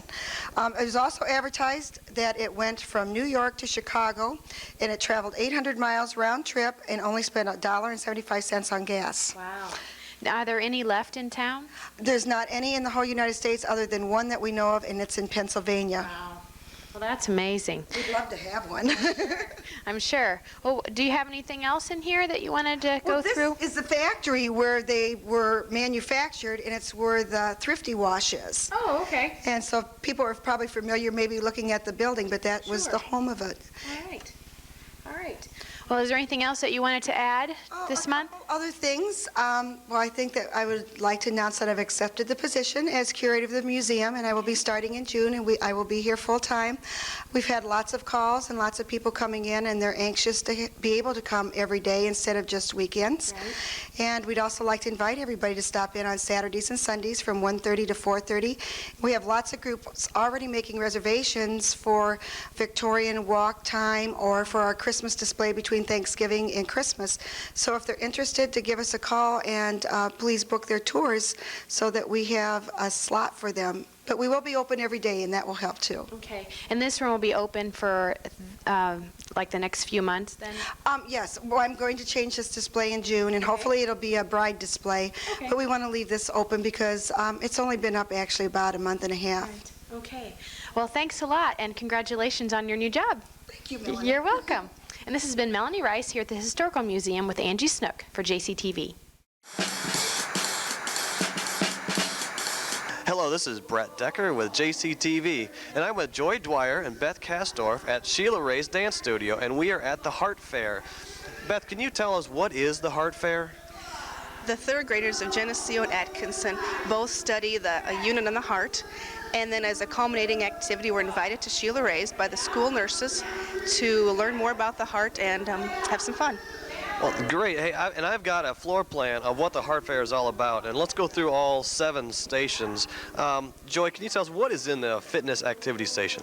In the fitness activity section, they will be doing some exercising and checking their pulse to see what exercise does for their heart to give it exercise. I see that they're doing some stretching, they're doing some jumping of rope, and some skipping. Great. Okay, then next we go to the nutritious snack section, which hopefully we'll get to sample in a few minutes. What are they doing in nutritious snack? They're having a snack. It's popcorn and little goldfish crackers. They have M&Ms, and while they're enjoying their snack, they're also filling out a word scramble to practice some of the things they've learned. Oh, good. That sounds good, too. Food pyramid. What is in the food pyramid? That's the third section. They'll go over the food guide. They'll talk about what foods are important and what amounts they should eat. They'll also probably talk about what's good and what's bad for them. Okay. Now I'm seeing a Just Say No section. I'm getting a flashback to Nancy Reagan. What is in the Just Say No section? Well, they'll really emphasize the importance of saying no to drugs and especially to smoking, that it damages the heart so much. Excellent. Okay, heart-to-heart facts. What's that one all about? In the heart-to-heart facts section, there's a school nurse with small vials, some large, I guess, with colored water to show how much blood different animals have, like how much a mouse has and how much a fish has compared to how much a human has in their body. Okay, and the next one is the beat. What's in the beat? Go ahead. Well, in that section, they'll be talking about how to use a stethoscope and listen to their pulse rate, and they'll have that explained to them. Okay, I think, are the nurses talking at all about how many beats per minute their heart should have for an average third grader? They sure will. In fact, they'll cover the larger that you are, the slower your heart beats. They'll go into the heartbeat of a whale all the way down to a mouse so that they can compare heart rates. That's interesting. Okay, last one, circulation. What's in the circulation station? In the circulation station, the kids put on a vest with Velcro pieces where they will put on pieces of your body. The different organs are kind of Velcroed on so they can see where they're positioned in the body. What's around the heart. Okay. Well, thank you very much. That sounds like a very informative, all 7 stations for a third grader. That's an excellent thing that they're learning. Again, all third graders in the Geneseo School District are learning about their heart. And we'd like to thank the Sheila Rays for allowing us to come and visit their heart fair. And we'd like to thank the school nurses for putting on this. So this has been Brett Decker with JCTV. Hello, this is Brett Decker with JCTV, and I'm here with Jason Swift, Assistant Manager of the Geneseo McDonald's. And Jason, you guys had an awfully busy weekend over Memorial Day weekend. Can you tell us what went on here at McDonald's? Well, we started selling the Beanie Babies about 6 a.m. Friday, and we had a lot bit more than we expected, even though we did expect quite a bit since the last. We had customers here before we opened waiting to get in the doors. We had people just continually driving through our drive-through, which is busy where it took a good hour to get through here, and by that time we were on a different toy. We had customers waiting in the lobby. They'd buy their quota and they would sit out here until we'd start the next one. They'd get right back in line. So was anybody, did you know or did you hear any stories of anybody who camped out here and was here the entire day, either Friday or Saturday? I don't believe anybody actually camped out, but like I said, we did have people, I bet you 4 in the morning, starting to gather outside waiting for us to open. Now, about how many did you guys go through during those 2 days? We're looking at over 15,000. That's just an incredible number. And you said that took you from 9 until when on Saturday? That took us from 6 a.m. Friday morning until close Friday, and obviously, and then we started at 6 a.m. Saturday morning, and we were out by 4:30 in the afternoon. That's amazing. Well, you know, the tie and McDonald's have had a very close tie, no pun intended, with these Beanie Babies. Is this going to be an ongoing type of thing? Do you have any other information about, you know, maybe sometime later in the summer they're going to be doing this again? As of now, no information. We're back. It's Saturday morning, and it's 6 in the morning, Saturday, and McDonald's has received another shipment of Beanie Babies, and we're going to go talk to some people and find out their reactions and how long they've been here and what they think of this whole fanatical overrun of McDonald's at 6 in the morning. We found a woman who's willing to talk to us. Now, you've been here for how long? Just a few minutes? 5 minutes. Okay, but what did you see when you came here? When I got off an interstate, it was about 20 to 6, and there was at least 15 or 20 people standing in line then. Now, do you think they're going to go through, how fast do you think they're going to go through the first 5? I think that's all they have here today. Probably each kind in an hour, I would say, or less. Okay. Now, have you been going all over the country trying to find these? I'm from Princeton, so if that tells you anything. They don't have them in Princeton? They'll have them Tuesday, they say. So, but I'm not taking any chances, so I came here. If you get them today, are you going to get more in Princeton? No. Okay. No. Okay, we found a local Geneseo celebrity. This is Denny Peck. Now, Denny, how long have you been here in line? I've been here since 5:30 this morning. And how many people were actually in front of you when you got here at 5:30? There must have been 8 to 10, something like that. That's a tough way to spend early Saturday morning. Now, how many of these do you have? Are you collecting all of them, or are you just getting a couple? Well, I'm going to get just one of them. My wife was here and went through the whole thing last weekend. Okay. And so I'm just getting one of them this morning. It was the first one we didn't get. Hopefully we still have this. Okay, so you have them all but the first one? No, don't have the last two either.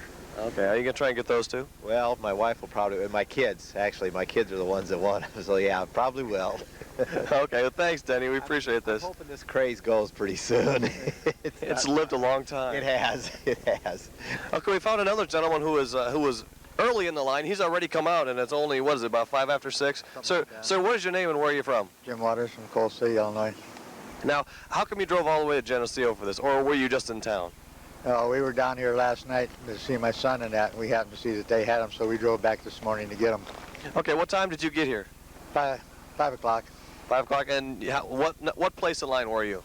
6th or 7th. Okay, do you have any idea, were people just getting here, or did you have to get here even before 5 o'clock to get here? Maybe the first in line. Do you know what time that lady got here? No, I don't. Okay, hey, tell me, how many of these do you have? Do you have all of them, or are you just collecting a couple of them? No, we got the full set. Do you? So what made you come back for more? Well, we needed these to make the set. Okay, so now you've completed your entire set. Right. Well, we appreciate you driving all the way from Coal City. Thank you very much. And go back to bed. It's early. Okay. Okay, we found another willing participant. What is your name, ma'am? Julianne Haltine. And where are you from? Anawan, Illinois. What time did you get here this morning? About 20 minutes to 6. And what place in line did that put you? About 25th. 25th. Now, did you hear, were there any conversations going in line? Did you hear anything? They had been collecting these teeny beanie babies since they came out last Friday. Had stood in line lots of places, many towns. Now, was there anyone collecting them just for themselves, or was there any resellers who were trying to collect them? I think they were the conversation they were going to resell. Okay. And they were trading and exchanging with others. So it's like modern-day baseball cards. That's right. Now, were you buying Beanie Babies for yourself, or were you buying them for others? No, I have a granddaughter who's 12 and a grandson who's 9, and they want them. So that's what I'm buying mine for. And how many of these do they have, or why? I haven't many. I have about 7 or 8 because I would like a complete set for them, but maybe sometime I'll have that many. Okay, well, good luck. Thank you very much. Thank you.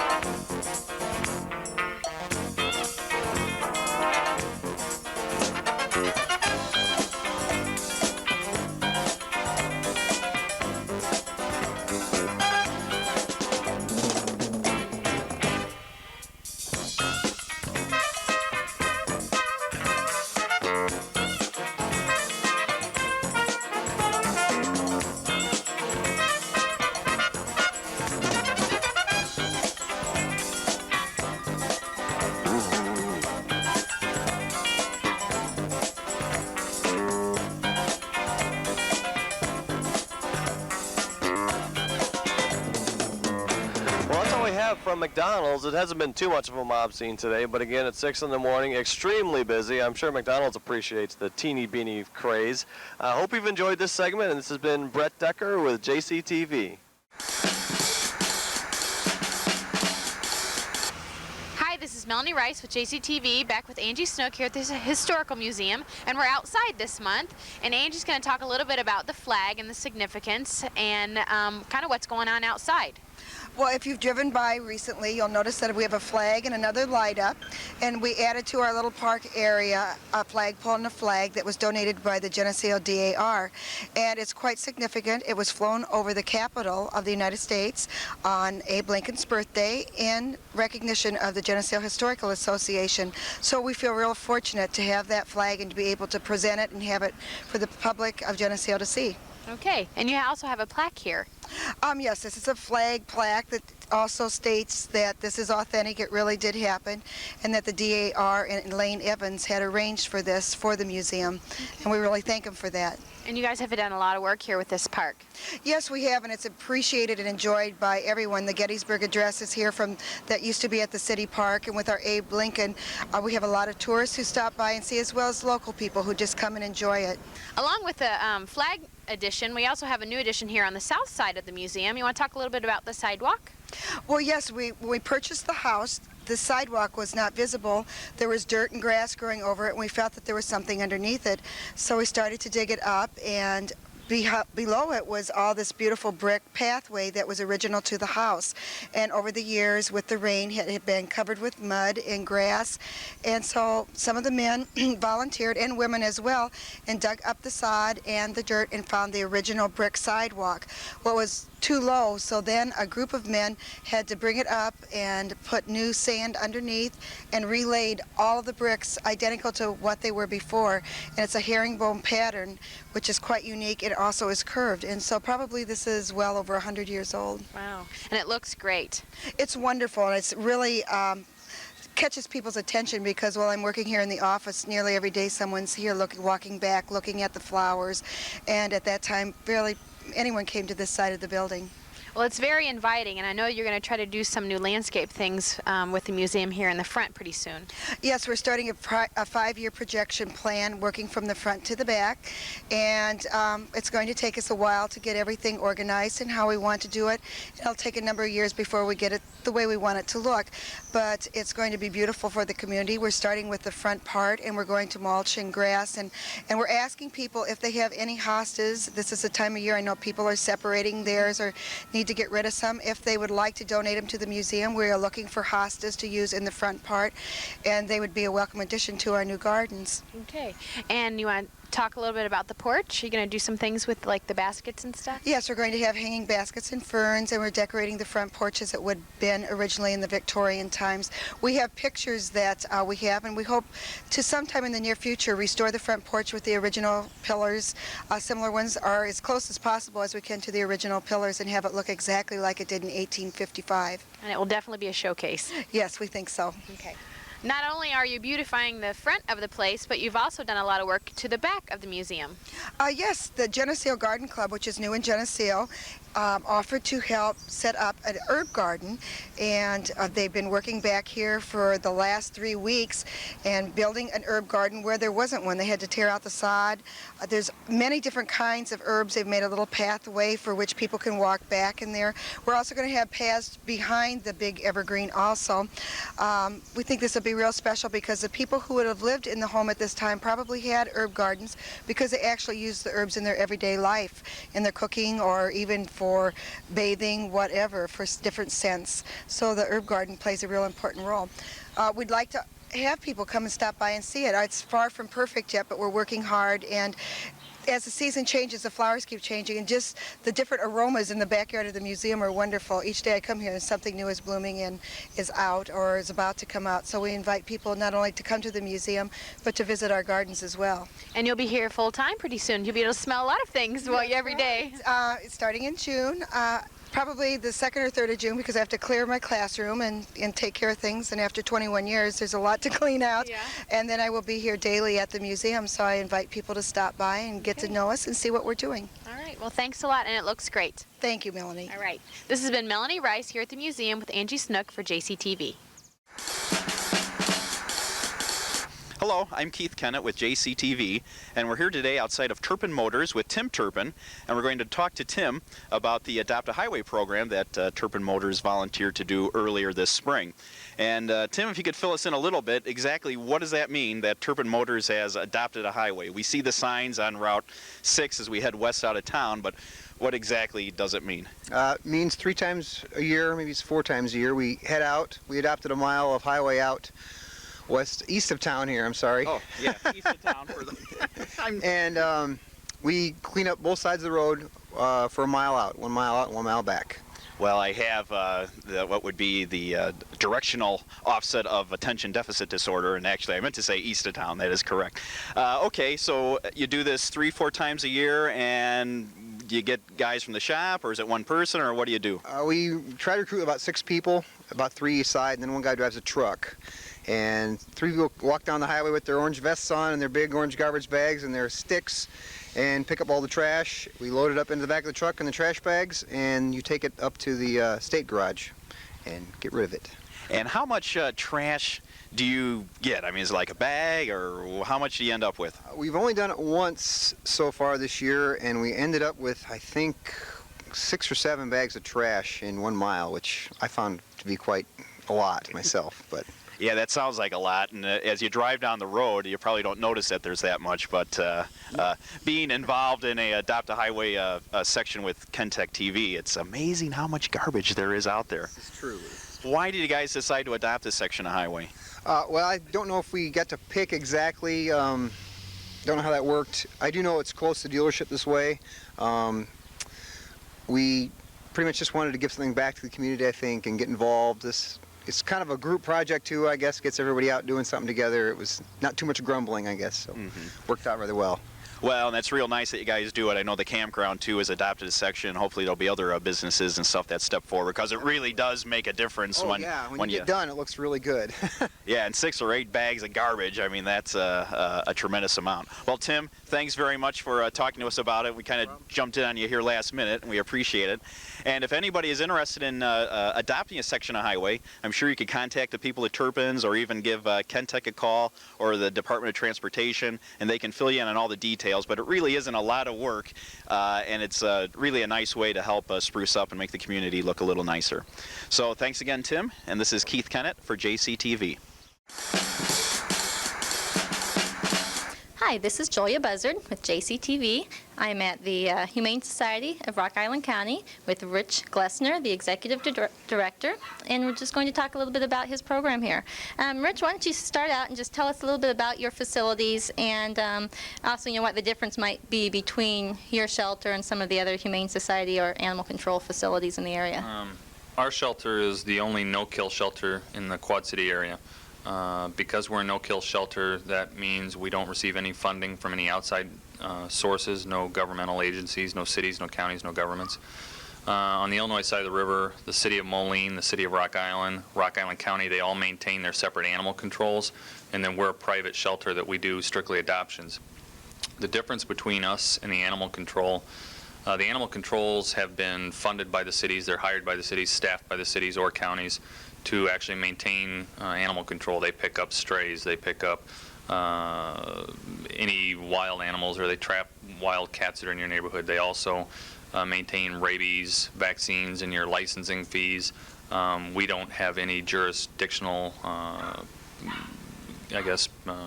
role to do that. We just strictly, we're a private adoption agency. Now we do, because we're a no-kill shelter, we stay full. So we do work with some of the animal control shelters, the different cities and counties, to help them if they get overcrowded to where they have to put animals down. We try to take some of them animals from them to get in our shelter, which we average about 20-25 animals a month from outside shelters. Okay, great. How many staff and volunteers do you have here to help you run the place? Currently we have 9 paid employees, about half full-time, half part-time. And then we use quite a bit of volunteers. We average anywhere from 200 to 500 hours a month in volunteer help. We have a few volunteers that are full-time that come on a regular basis. We have quite a few volunteers that come one time or just a few hours in the afternoon. We can use volunteers for any aspect of our shelter. Either if they want to just come down and walk dogs for a half hour, they can do that as well. Just pretty much anything they want to do, we can get them to do it. Great. Now, you said you're not funded by the government. Do you use any fundraisers to help keep your program going? Yes, like I said, we are funded strictly by donations. We rely on the community support to maintain this shelter. We do about 3 fundraisers a year. We do 2 mailings, one for Be Kind to Animals Week, a letter campaign. We also do a letter campaign at Christmas, a Christmas appeal letter. In addition to that, we hold our annual fundraiser, which is the Pet Fest, which is in the fall. This year it'll be in September on the 19th. On that day, we have dog shows, dog talent contest, pet tricks, just all kinds of things related to animal issues that people can bring their animals down, see our shelter, and have a good time. It's kind of geared towards the animals as well as the owners. Sounds like a lot of fun. Yes, it was a great time. If someone would like to donate some money to the shelter here, can they designate what they would like it used for, if they'd like it used for food or something for the animals? Yeah, anytime anybody makes a contribution, if they want to restrict that gift, they have that right, and we handle that just as they wish. If they want to send money and say, I want this to be used for food, then we specifically use that food or that money for food. If they want medical care, if they want it to pay for spay or neuters, or if they want it, they can adopt a cage to support an animal. 100% of all donations are used strictly on the care of the animals, so they can really pick and choose anything they want to do, but 100% of their money is always used for the animals. Okay. What is there a phone number that people should call to if they would like to make a donation, or also if they're interested in adopting? Yes, it's area code 309-787-6830, and if they have a web access to the internet, they can find us on the web with all that information as well. Okay. Why don't you also give your address if someone's in the area, maybe they'd like to drop off a donation? Okay, the address is 724 West 2nd Avenue, and that's in Milan. We're kind of behind Sargent's, if people are familiar with that. We're on the street behind them and over the tracks. If they want to find us on the web, all they have to do is just do any search engine and look for HSRIC, Humane Society, Rock Island County, and it'll take them right to us. Okay, great. If someone has lost a pet, or if they found an animal, should they call you, or should they start with some other sources? The best thing, they can call us. When it comes to strays, like I said earlier, we really don't have the jurisdiction to handle strays because by law the animal controls are required to hold the animal for 7 days to try to locate the owner. We're not set up to do that. We do take information if people find animals. We will put that in our book. We take lost and found information. We have matched up people. People will call, say, I lost an animal or I found an animal, and we've linked them back together. If they do bring it to us, we have to refer them to their local city, their local county. We do tell them, like I said, we do work with those. So if the dog is a real good dog or a real good cat, and we'd like to have it at our shelter because we think we can adopt it out, then we will go down to the city or the county and tell them when that dog's 7 days up. If they have not claimed it, or if no one's claimed it, then we want the dog. We'll take it here, and then we work with them in that aspect of it. Okay, great. And I know you mentioned while we were talking earlier that all your animals are spayed or neuters. Are there any other requirements that your animals must meet before they can be adopted? No, our particular shelter, because our primary interest is the best interest of the animal. Every animal that leaves here, if it's 3 months of age or older, will be spayed or neutered. We do that on the premises before the animal is made available for adoption. Other shelters will issue vouchers that people can have it done, and sometimes people refuse to do it or don't do it, and therefore it doesn't get done. But here we know that when the animal leaves the shelter, it will be done. And as well, we do we do every vaccine possible on every animal that we can do, and we're going to now incorporate where we do rabies shots on all our animals. We're going to within about the next month incorporate that, so that when the owner adopts a pet, there will be absolutely nothing they have to do. Great. You also mentioned that you provide other veterinary services at low cost. Why don't you mention that as well? Yeah. On Wednesday afternoons, we have a vet that provides low-cost clinical services for vaccines. If people need a rabies shot, or they need a distemper parvo shot for their dog, or any basic general exam or general vaccines, they can come to our clinic on Wednesday afternoons. We do provide that as a service to the public. As well, we do provide low-cost spaying and neutering to the public for animals. It's our way of just trying to help control the pet population. Our belief is pet population can be controlled through proper spaying and neutering and education of that, versus putting the animals down, just putting them to sleep. That we believe that proper education can solve the problem. Okay, great. Sounds like a wonderful program here. On a more personal note, how many pets do you own? Personally, my wife and I have 12. We have 4 cats and 8 ferrets, and the ferrets are 4 females and 4 males, so quite a mixture. Great. Well, thank you very much for this interview, and I'd encourage anyone that's looking for a pet or more interested to go ahead and call the number that he gave earlier with Richard Glessner at the Humane Society of Rock Island County. This has been Julia Buzzard for JCTV. Hello, this is Brett Decker with JCTV, and I'm here with Harold Ford, and we're going to take a tour through the new middle school. Keep in mind, we're touring the middle school in late June, as I know you'll be watching this all throughout July. And Harold, the first thing I'm disappointed in is I don't have a hard hat. Last time you and I talked, I was donned in a hard hat, so obviously there's enough done that we don't need hard hats. That's correct. Technically, over in the far area, which we're going to reach on the end of our tour, we probably should have them, but we're down now to just a few carpenters and that, and we've been cleared to not have to have hard hats, certainly in the areas that we as a school have taken. Okay. Well, let's take a look. We're in the 6th grade wing. Let's go into a classroom. Okay, come on through. Just walk in here.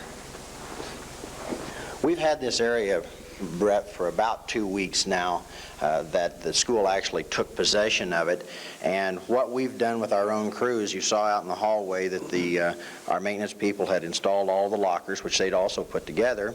And now in this room, you're seeing areas where they have installed the cabinets, and I think Keith now is looking at the front where we have the computer tables in. By the way, the wood there, if it looks like it's running long, that hasn't been final cut and attached, but that's it. And you can see there's internet hookup and the computer networks there. On the walls, we have the wall boards, and they're called whiteboards now. They're no longer blackboards because of the dust. They're now a marker type thing instead of a blackboard. So when Keith used to get in trouble in grade school, he'd have to clean the erasers. He wouldn't have to do that anymore? No, but he can wipe the board off with the rags and the cloth. He could still do that. Toothbrush. Toothbrush is even better. I like that. And so all the cabinets, everything you see really inside the room here has been installed by our work crew, our maintenance people, including the cabinets and with the top on it. So this is what a completed room is pretty well going to look like. Okay. This is 6th, but it's very much the same in 7 and 8. Okay. Well, I think the next on our tour would be down the hall to the left. That's the library? That's correct. Let's go down there. Some of the people, as they see us walking along here, don't be concerned if you see people. That's our moving crews who are just getting a good start of moving rooms. And there's a teacher, in fact, in that room there. If Keith wants to look through the room, Keith, there's the beginning right in there of teachers moving in and the mass of stuff that's getting moved in. That's Mrs. Fleming.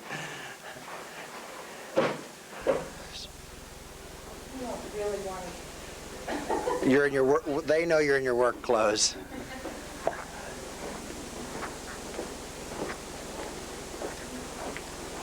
I think the lockers turned out real well. There's now base that goes around the bottom, but they'll come back in. The carpeting crews will come back in and put down. And you said the Geneseo or the school district maintenance staff put them all the lockers together and they installed them? That's correct. And here we're walking by right now. These are the bases for the next group. Okay.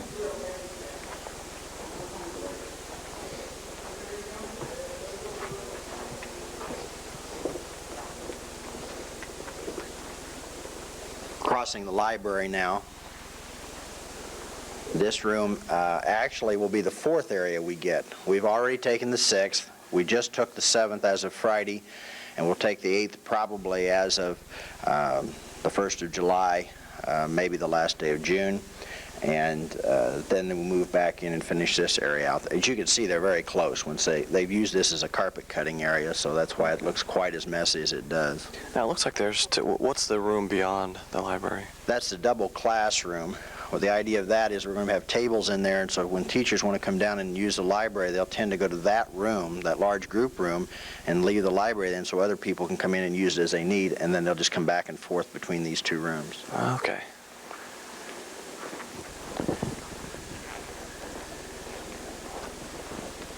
Okay, now we're in the, I believe, as you said, the 7th grade wing. That's correct. You can see our men have just started moving in the lockers, and you can see the base over to the side here. They'll put those in, install the lockers, fasten them to the wall, and then put the end caps on and the top caps on. Again, this is our crew now has formally taken this 7th grade wing over. They'll do the lockers, then they'll do the whiteboards, the bulletin boards, the cabinets, and the countertops. Okay, and the classrooms, as we're just looking inside one of the doors, they look to be virtually completed too, but like I said, they've got just a few more things left to do by the Geneseo maintenance staff. Right. Our maintenance staff will do this over the next week and a half. Rather than going down this wing and trying to fight our way through the lockers, why don't we go over to the 8th grade wing because the rooms are about the same. Okay. Okay, we've now made it to the 8th grade wing. As we come in, what do we have here, Harold? Well, first of all, you have a little more of a mess because they're still working on this, a lot of carpeting down there in the individual rooms, and as you'll see as we walk down some of the halls, you're going to see some splotches of paint where they are fixing problems they've had, so they haven't got the final coat on yet. But otherwise, the area looks fairly well done. Okay, you said these are computer rooms back here? Right, if Keith wants to duck in there. There are 3 computer labs, much the same as the one he's seeing now. The countertops are in, but that'll be one of the last things we do because we have to make the rooms themselves for teaching rooms the priority. But there are lab tables ready to go in there. Okay. And then we've got classrooms down the center. Obviously there's going to be lockers in this one just like in all the other ones. Let's go down and look at maybe the science lab. That'd be great. Okay, now we've entered one of the science labs, I believe.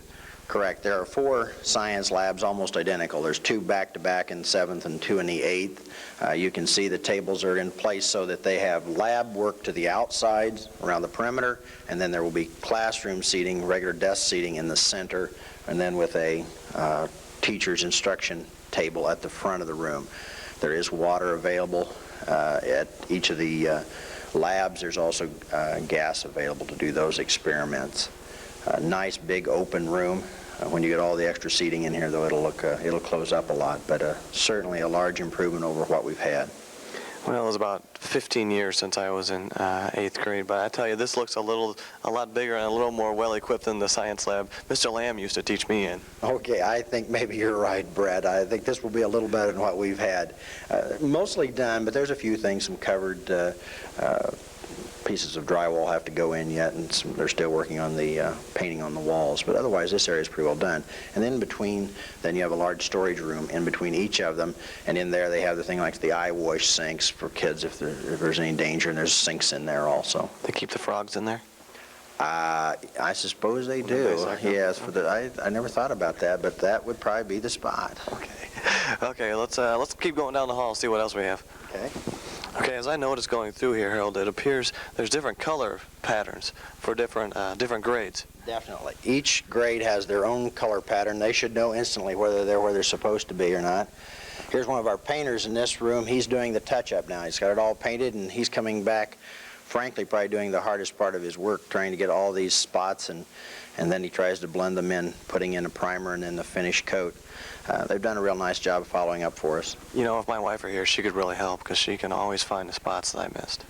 That's probably what that painter right there would say about me, so why don't we move on before he does make some comments. As you can see, by the way, they use this area as a staging area for their carpet because they can roll it out, and in this particular type of carpet they have to roll out and leave it for at least a full day so that it goes ahead and stretches itself out before they try to put it down. So this is kind of a staging area for them. The rest of this is where this carpet is going to be the lab tables and the lab work areas. I think right now Keith is moving by the area that's the woodworking part of it and into the washing area, and the teacher's desk will be in there. And then straight ahead of him, storage. And in front of that will be the audio-visual room where they'll work with making some commercials maybe for you guys someplace along the way. So, hey, we always like free help. Next area is home economics. Maybe we better put some lights on. It's much darker in home ec than I remember.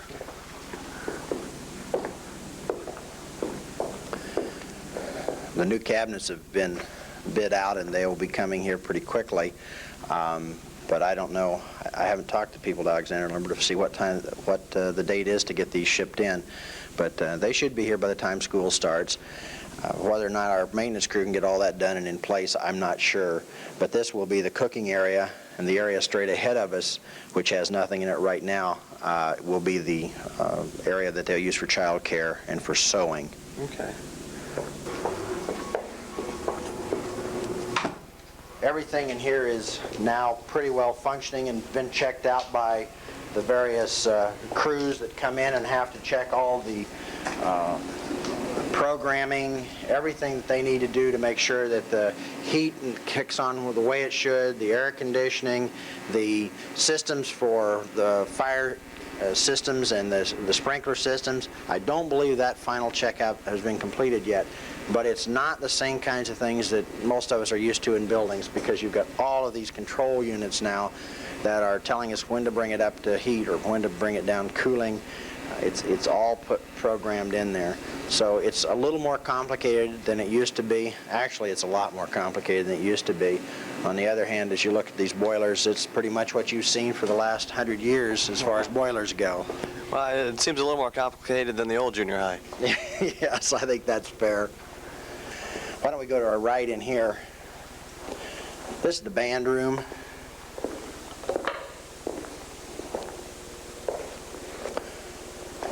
In this area, the back where Keith is panning right now, we have built cabinets that will go in there across that end.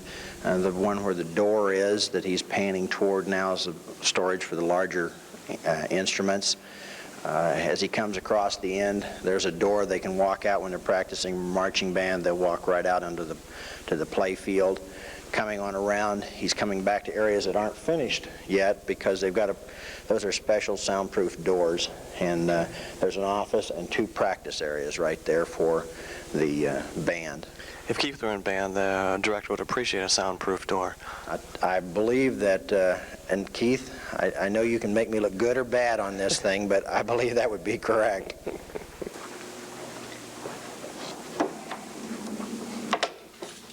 We're going to have to stall here a minute, Keith, while I get my key out, because this is a key one. We don't want the kids coming in and into locker rooms and figuring out they can flip the lights on and off. That would probably be best.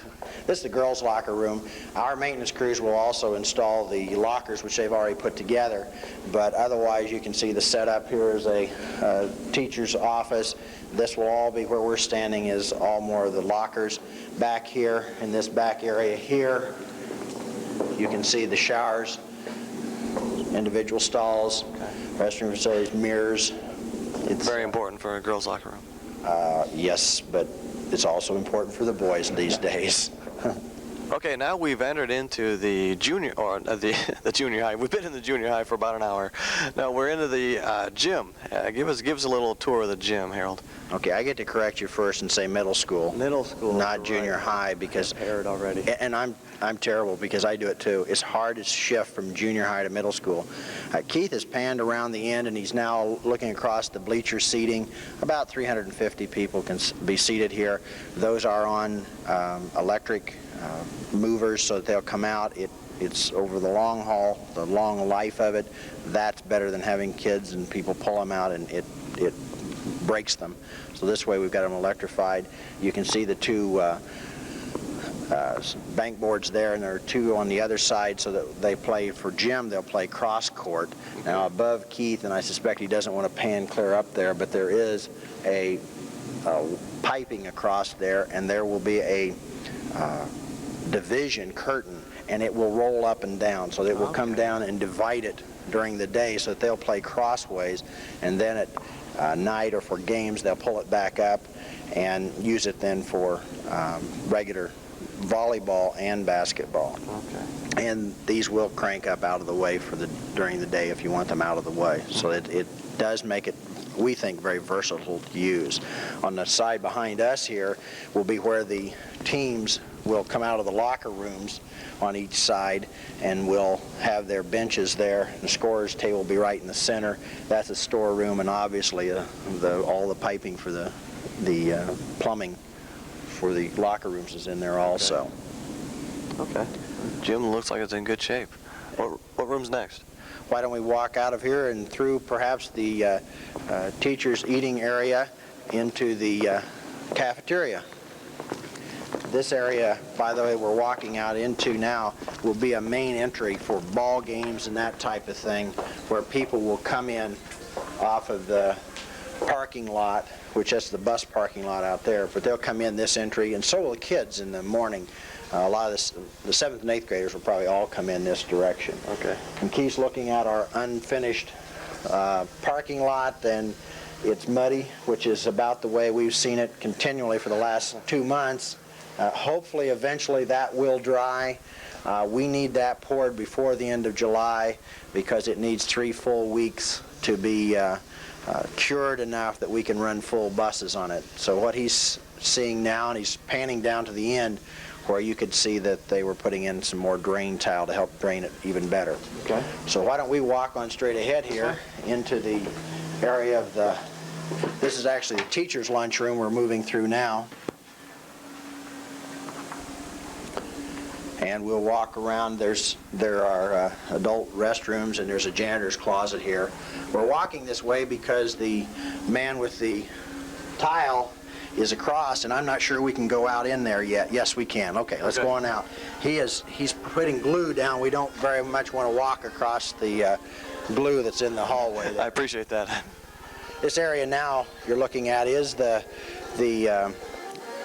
entire cafeteria.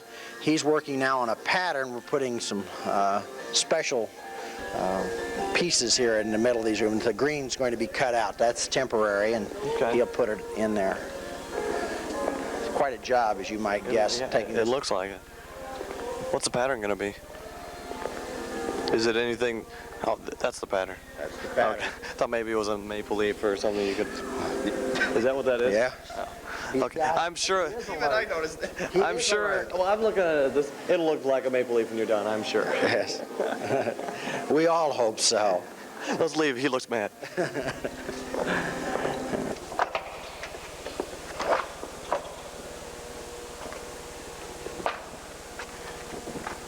Keith's going to have to give us a minute or two while these energy efficient lights slowly come up to being light enough perhaps for him to get the lighting.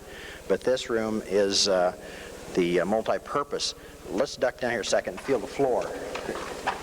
There's a give to it. Oh, wow, that's interesting. This is actually a poured surface. I believe they poured it in 3 separate pours to bring it up to this surface. It's kind of neat to watch them working with it.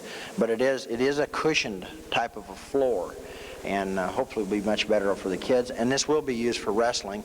The area right here behind us, the concrete, that's strong because they're going to put mats under it and then perhaps eventually on top of it. Otherwise, we'll put some storage up above on it. Okay. There's a conference room here. There are areas for 2 counselors and a social worker, plus some conference areas and some storage areas for various types of records for them.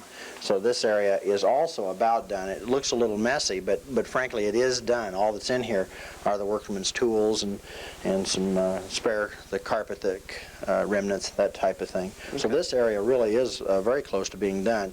You can see though that area, the hallway, we're trying to work toward an area that, because it is as muddy as it's been, and the fact we can't get in here on concrete, you do track in a lot of dirt, and so we try to make sure we left that area dirty. Hopefully the next time you come through here, and I don't know when we'll try to do this again, but hopefully at a time that we'll be able to show people pretty much done. Okay. Well, Harold, we appreciate that tour. Is there anything else you want to show us?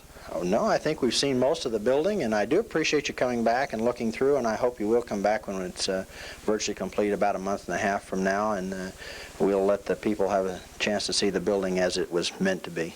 Well, we'd love to come back, and again, we'd like to thank Dr. Ford for giving us a tour of the middle school. Remember, don't call it junior high. It's now a middle school. And so we appreciate that, Dr. Ford, and we hope you've enjoyed the tour. And again, we hope to come back when it's closer or completely finished. Thank you, and this has been Brett Decker with JCTV. Hi, this is Melanie Rice with JCTV, and I'm here at the Richmond Hill Barn Theater, and there is a new production for July, and we'll be talking to Brian Tank. Brian, you have an official title, correct? Well, that is what? Dream Lover, and it's by Jack Sharkey. It's a comedy, and it's produced by special arrangement with Samuel French. Okay, you want to tell me a little bit about the play? It's kind of about a housewife who feels her husband doesn't really quite pay enough attention to her, so she dreams up kind of a fantasy a fantasy man or whatever who does give her the attention that she wants. And eventually, though, she has to choose between her husband and her fantasy. So it's kind of funny and lots of twists and stuff, and it's pretty funny. Okay, so it is a comedy. Yes. Okay, so if you're looking to laugh, then you need to come here. Right. Okay, and it looks like there's a lot of local talent that's in the production also.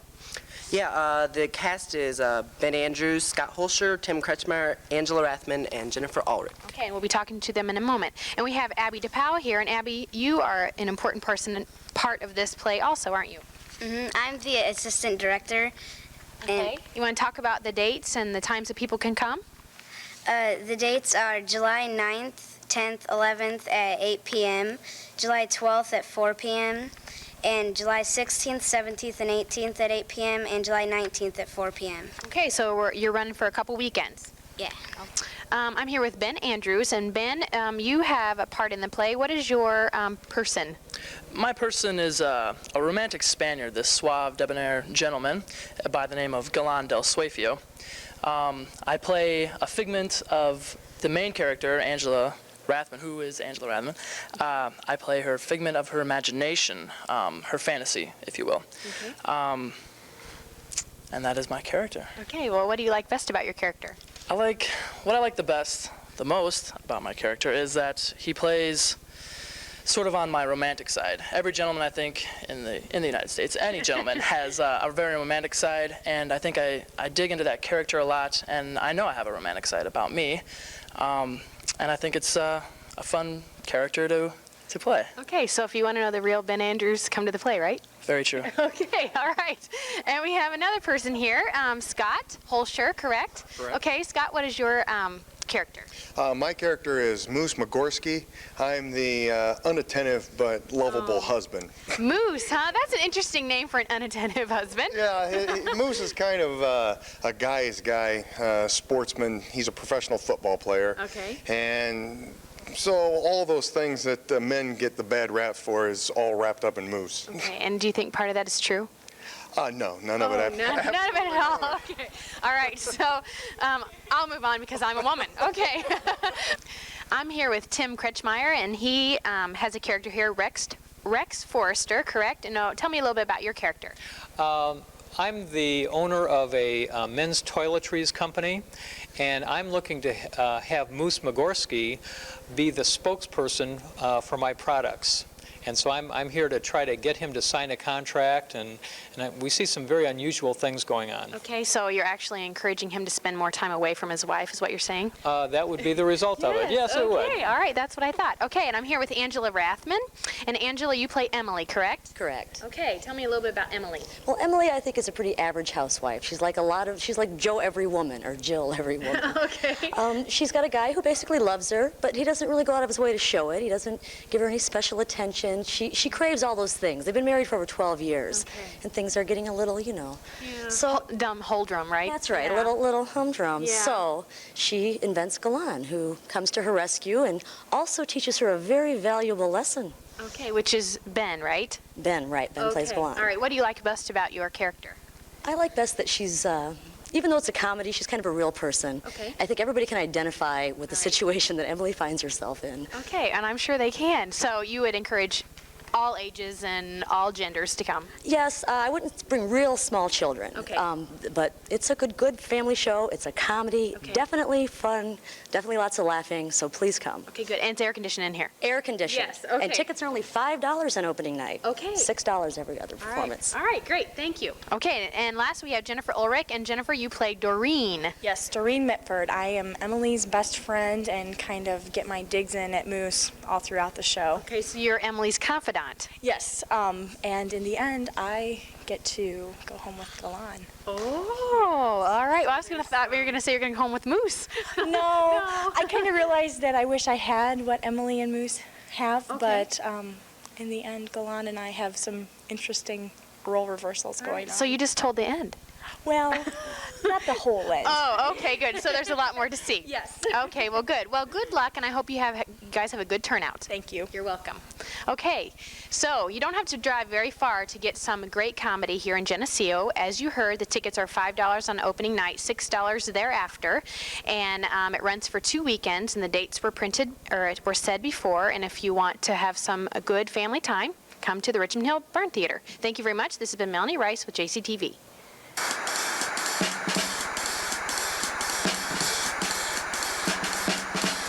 And welcome to JCTV. I'm Jody Edwards, and I'm at the junior high athletic field and track with Shirley Gillette and Norma Mosier.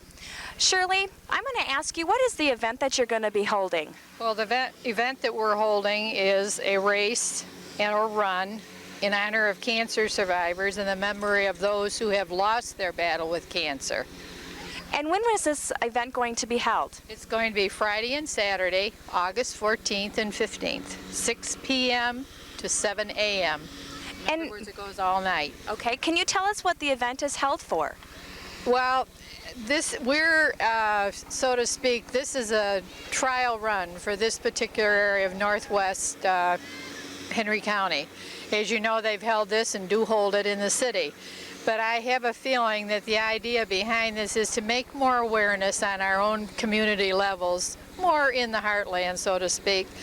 And I think this is why this is coming about. And we're not well organized yet. This is probably what you'd call a trial run. Give it a year and maybe it'll be better. Okay, and where is this event going to be held at? This will be at the junior high track on North Street. If it should rain, it will be in the indoor track at the community center. The facilities and all at the community center are available for people's use. And how does a survivor participate in this event? Well, you have two options. You can run on a team. You pay $25, and for this, of course, you get a t-shirt. Or you can just decide to come over and walk. And there will be one walk particularly for survivors, which I'll certainly be there in Norma. I didn't sign up for a team, but I feel that probably there are people that will make donations and go that way. Okay, and when you say team, can you explain that a little bit more? Well, the teams are, well, Norma, maybe you should. You've... Okay, we're asking 5 to 8 people to be on the team, and one will be the team captain. And they're do the contacting then to sign up in advance for that. And where do people, is there a phone number or a pamphlet they can pick out to get that information? Well, I got a lot of phone numbers that I can give you for, and I'll run them off for you real quick. Hoople Atkinson, 815-948-7471. Phyllis Eilers. Cambridge, Harriet Newman, 937-2163. Anawan, Marilyn Guthrie, 935-6988, and myself, 944-6067 in Geneseo. Thank you, Norma. You were taught there's something about a luminary service. Can you explain that to us, Shirley? Well, that's in memory of survivors who didn't make it. And I think there are probably a lot of families that like in some way to remember their loved one or a dear friend, and this is the way of doing it. And how do you make a contribution or find out about that service? Well, let's see, on this pamphlet on the back of it, you can mail your donations to Doug Nelson, 5113 North 900 Avenue, Lynn Center, Illinois, 61262, and his phone number is 476-8608. And when is that service held? That will be in conjunction. Is that right, Norma? The survivor's lap will be at 6:15. And the relay will be after that until 9 o'clock, and the luminaries will be at 9 o'clock. Perfect. I appreciate you guys joining us today. And Norma, can you give them your phone number one more time, just in case they have needed more information? 944-6067. Wonderful. This is Jody Edwards saying goodbye from the junior high track. Hi this is Melanie Rice with JCTV back at the Historical Museum, and we're here in the medical room, and I'm back with Angie Snook, who is officially the curator of the museum. And Angie, we have a lot of very interesting things in our medical room here. Well, we combine the dentists, the doctors, the veterinarians, and we start way back from the 1890s. And our display is pretty varied, but it's kind of segmented off, so people will be able to figure out who's who and who did what. Okay, well, let's start over here in this first cabinet. I see we have some veterinarian stuff, correct? Correct, and Dr. Durack was one of our first veterinarians in Geneseo. He has his old Model T car, or maybe Model A, I'm not sure which, but he made house calls and took care of the animals in the rural areas as well as in town. And then Dr. Smeltzer, and he was a veterinarian here and in Atkinson, and we have one of his veterinarian bottles which had medication in it.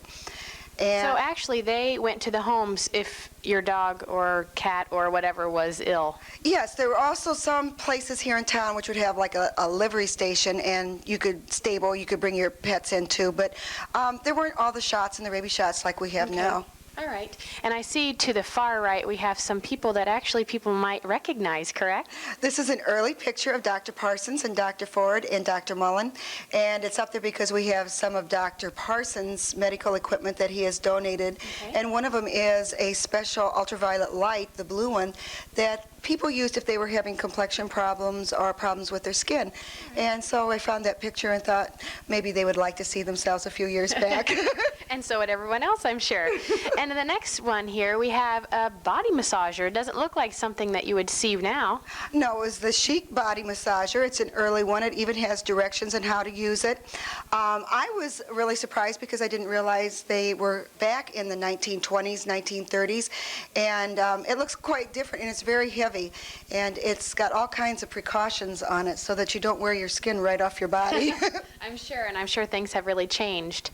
There's an old x-ray tube here at the next one, and that is huge. This was before there was any scare on radiation, I'm sure, because it's huge. It dates back before 1900, and it was for Dr. Everett, and he was a dentist, so I can imagine using an x-ray tube that large for a dentist. I don't know what the hospital x-ray equipment looked like if that was the dental equipment, but that's one of our earliest pieces of medicine that we have, and we're very fortunate because it's very fragile and it's been saved all these years. There's actually a picture of Dr. Everett there in his studio. Oh yes, in his, it was an second-story dental office, and many of the dental offices and doctors' offices were in the second story, but many times they made home visits. If the people were ill, or especially the physicians, would travel to the home to care for the ill people, rather than the ill people coming into the doctor's office as we do now. And actually, did someone go find the doctor then? Is that how that worked? Many times someone would come from the home and get the doctor to come out to the family home, or they would go to the general store and therefore make a phone call, because there's usually only one or two phones in the local area. You didn't have a phone in your own home. Right, and that was my point. You just couldn't call them up and say, come to my house, I'm ill. Right, so you wanted to make sure you didn't wait till the last minute. Exactly. Okay, and starting here at the top shelf, we have a picture of... That is Hillcrest Home, what we call now, and it was original. It was called Henry County Infirmary, and that's where the ill people would go that didn't have the funding or family to care for them in their home, and that was our first Henry County Infirmary. And it certainly doesn't look much different today. No, it really has not gone through a lot of cosmetic changes as many old buildings have. Okay, and we have an old vaporizer here on the second shelf. That's very interesting. It's actually pretty.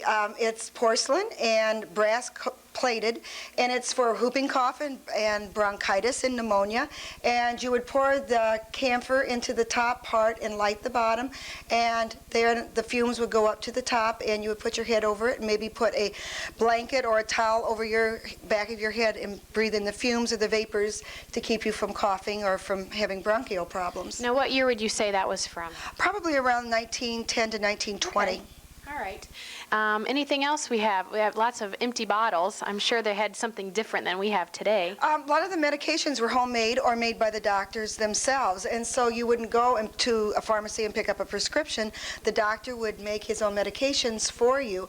Later on, then there were patented prescriptions that you could buy, but most of the time they were made by the doctor's office for you.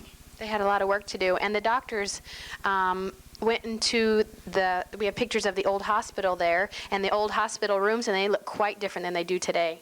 Oh, especially the surgical rooms and the patient rooms. Even some of them have fireplaces. If you look closely, you'll be able to see there's a fireplace in the room.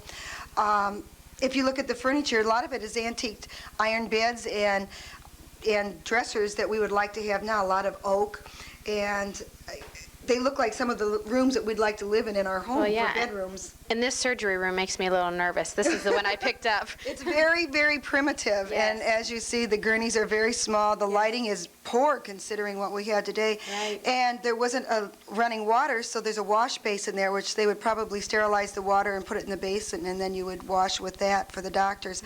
I'm sure there wasn't latex gloves back then either. No. This is the old hospital, correct? Yes, this is J.C. Hammond Hospital before it became even Hammond Henry Hospital. It dates back to 1901. And Mr. Hammond, John C. Hammond, gave $1,000 to restore that building into a hospital.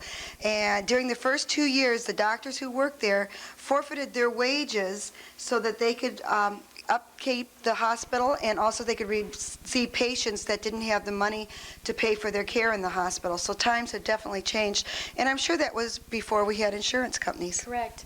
And that house is still standing today, correct? Yes, and also where Jane Fellman is, and next door to it, some of the hospital is built around the original core of the house, and also her house was part of the campus of the first hospital. Wow. So we still have some history left. Yes. Yes, that's good. Okay, you want to move on? Do you have some dental things here? These are dental equipment that was given to us by Dr. Hayden D. Decker. Also, you will see early dental molds and magazines and paraphernalia that goes along with the dental practice. And as we look at it, it's a little scary compared to us. No wonder people were always frightened of going to the dentist. Yes. And in our drawers, we also have dental equipment, but they will be covered with plexiglass so that they cannot be taken out of there. Right. But they will be able to be viewed, and people can see what some of the old equipment looks like. Okay. Well, I'm glad I live now. Me too. Yes, exactly. And we also have, what is this, a cauterizer? Is that what you said? This is a cauterizer. It was used in emergency times. It was to cut off the flow of blood if there was an accident or in minor surgery.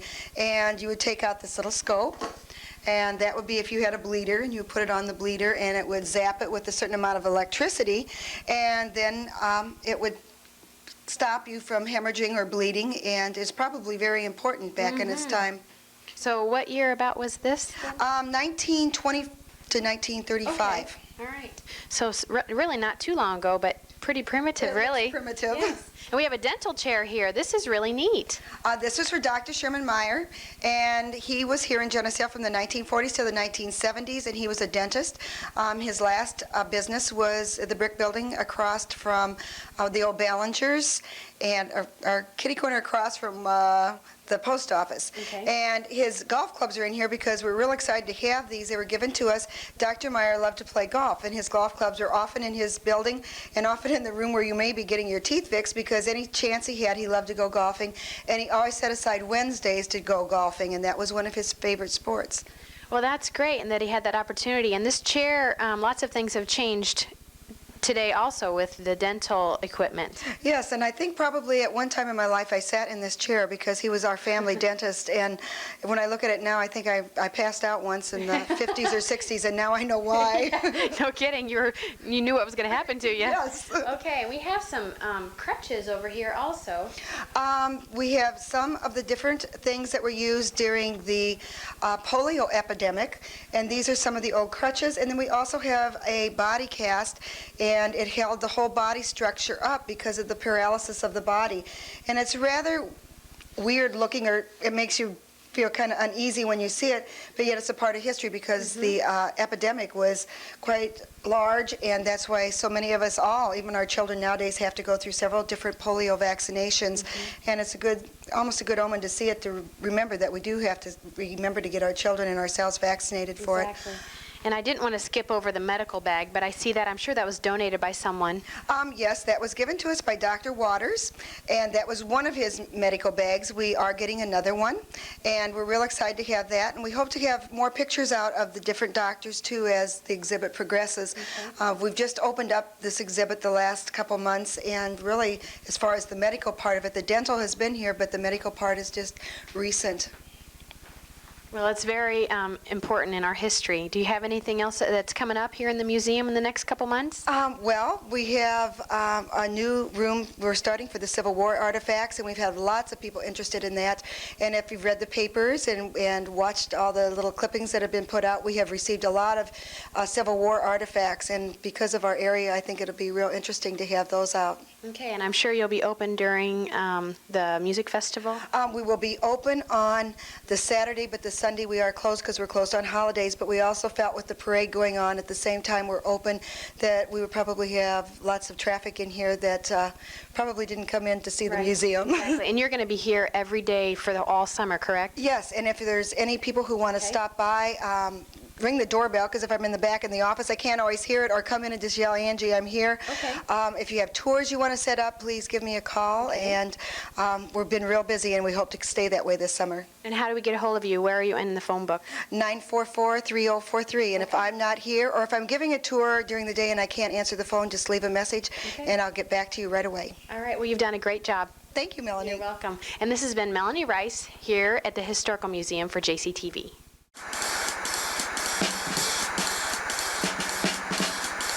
Hi, this is Julia Buzzard for JCTV. We're at the Isaac Walton League Park with Kathy and Pat, who are with the Girl Scouts here in the area. This is their summer day camp week. Why don't you ladies start by just telling us a bit about Girl Scouts, what ages are involved. I know that they have daisies and such.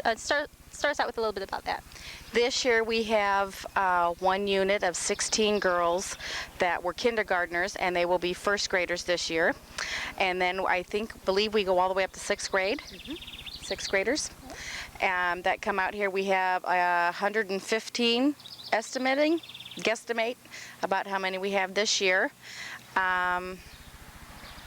We have cadets and senior PAs that are out here. We also have a bike unit. And there are 16 of those, and they are out biking all over Creation. Pat, you care to add anything? Well, that's just for day camp. But in the service unit at Geneseo, we handle about 325 girls from kindergarten through 12th grade, and over 110 adults. Great. Now you say, is that just in Geneseo or the Geneseo area? Geneseo School District. Okay, great. Why don't you start by telling us a little bit that you do this week at camp, and then maybe you can fill us in on what the Girl Scouts do the rest of the year. Okay, this week the brownies are working on a brownie try-it, and the juniors are working on a junior badge. We had Don Meyer of Coal Cabin come out, and he talked a little bit about Coal Cabin, and he took the girls on a hike. They are working on ecology hikes. They're doing some a lot of outdoor activities. A lot of them are learning to cook open fire with extremely adult supervision on that. They're just really out here to have a really good fun time, and I feel bad that the weather's been so lousy for them since school's been out. I know you have like a Pooh Bear theme. Would you like to tell us a little bit about that? The theme this year is Adventure in the 100-Acre Woods, and every year we have a different theme, and the units work around that, and so everybody has the theme names. And this year's director is Eddie Lee Sheets. It's her first year directing. She's doing a terrific job.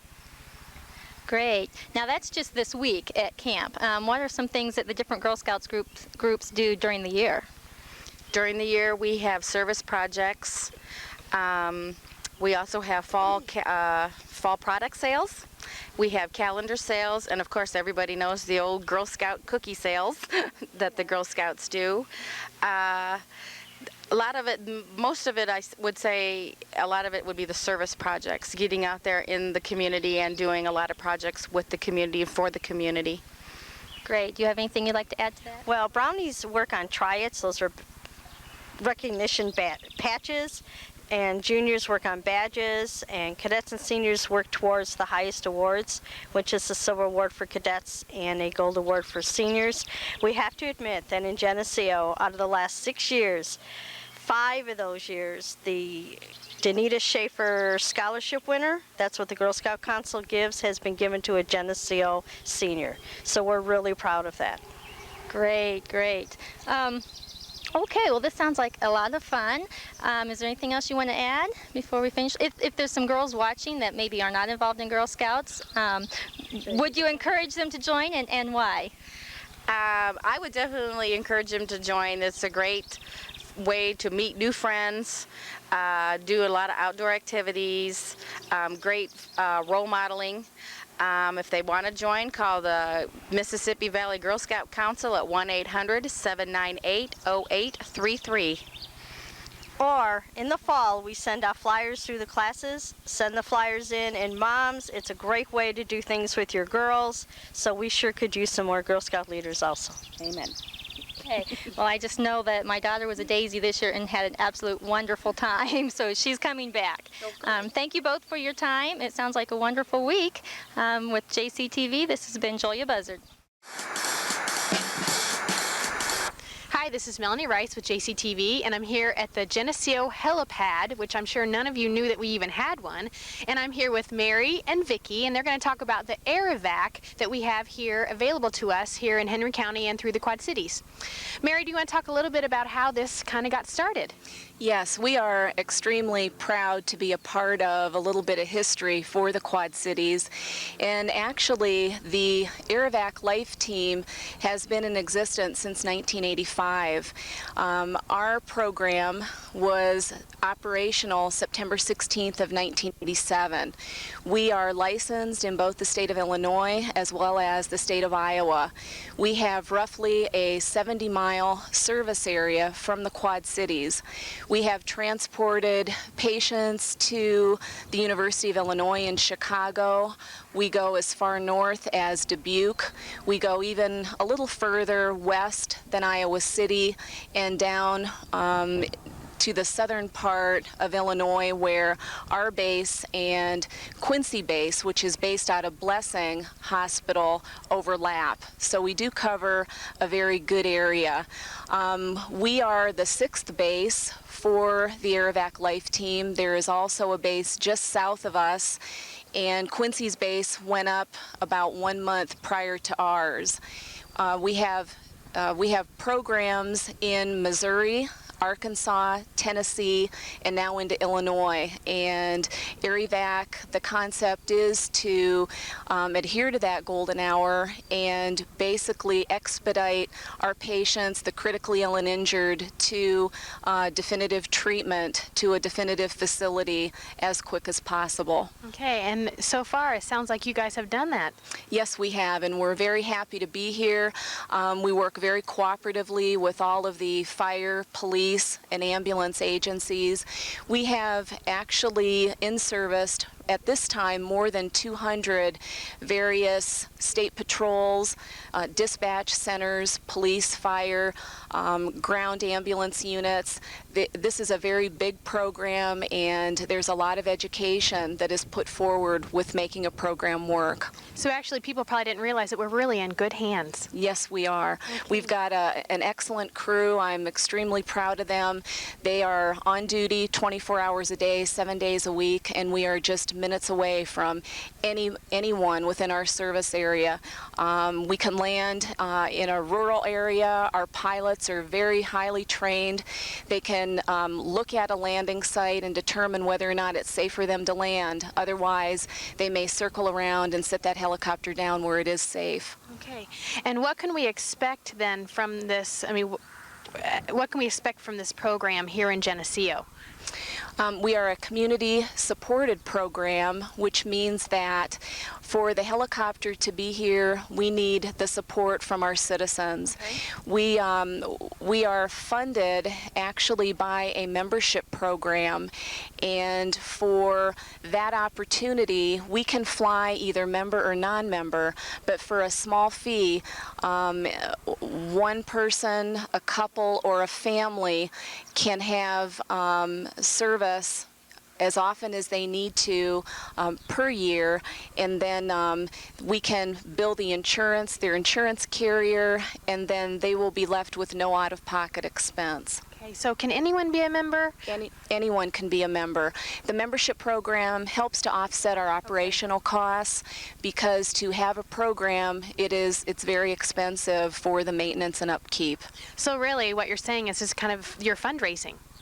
Yes, we are. Okay, all right. Well, I mean, this is how you raise your funds for your helicopter. Yes. Okay, you want to explain a little bit, Vicki, about the membership program and how maybe you can talk to people in Geneseo about it? Yes, I'd be happy to come out to any group or such as JC's. I'll be visiting with the Lions and the Kiwanis in the next month, and I'd be happy to come to any individual, your home, farm, any group, and visit with you about the membership program. Just give me a call at home, or you can call Mary, and we'll have some phone numbers up for you later. And once again, I just want to say that this is an asset to all of our ambulance services here in the community. I've been an EMT on a small rural ambulance service for 16 years, and I'm very excited about having the availability of the helicopter to come and assist us with emergency calls. So thanks for coming. We're going to talk to Sheriff Gib Cady, who is a Henry County Sheriff, and he's going to talk a little bit about how we've utilized it here in Henry County. And we're also going to talk to the Area Vac Life Team crew that actually goes to all the places. It's actually based in Rock Island at Trinity Medical Center. Well, it's a pleasure to be here today and talk about AREVAC, because as a first responder and as a representative of the primary PSAP for Henry County, AREVAC and that type of immediate response systems are a great contribute to the county and to the services, because we know as first responders what time is and how important time is. And with the AREVAC service, why we know we have a quick response with highly technical qualified people that can get to the scene and then return the injured person to the nearest trauma center or wherever the person needs to go. Okay, and has this been utilized a lot here in Henry County? Well, yes, it has.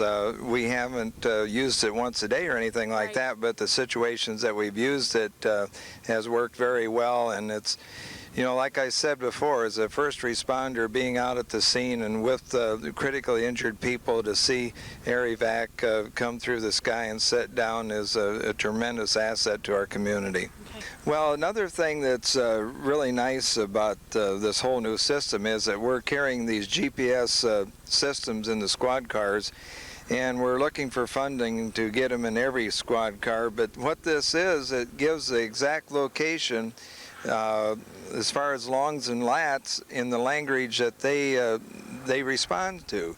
So like right now, we're standing here, and all I would do on the radio is give them this location, these numbers, and they would know exactly where we're at, and they could sit right down here with us, whether it be any type of weather condition. So it's very handy for us to have these, for them to find us. I'm here with Ken Smith, the pilot of the AREVAC. And Ken, what are some capabilities of this helicopter? Well, the neat thing about this particular helicopter is that a medium-sized helicopter lets us to land in the middle of the highway, the interstate, or a barn lot. For example, a tractor would roll over, we go right to the scene, somebody's front yard that's living in an outside area. Another neat thing about the helicopter, it's fast. It's small and fast and travels about 130 miles per hour, so we can get, say, to Geneseo in about 13 minutes. Wow. And that really saves time, doesn't it? It sure does. And we also have a neat capability of flying day and night. We have several lights, some controllable and uncontrollable lights that light up the scene very well, so it's a pretty safe operation. What would be the hardest situation that you would have to land in?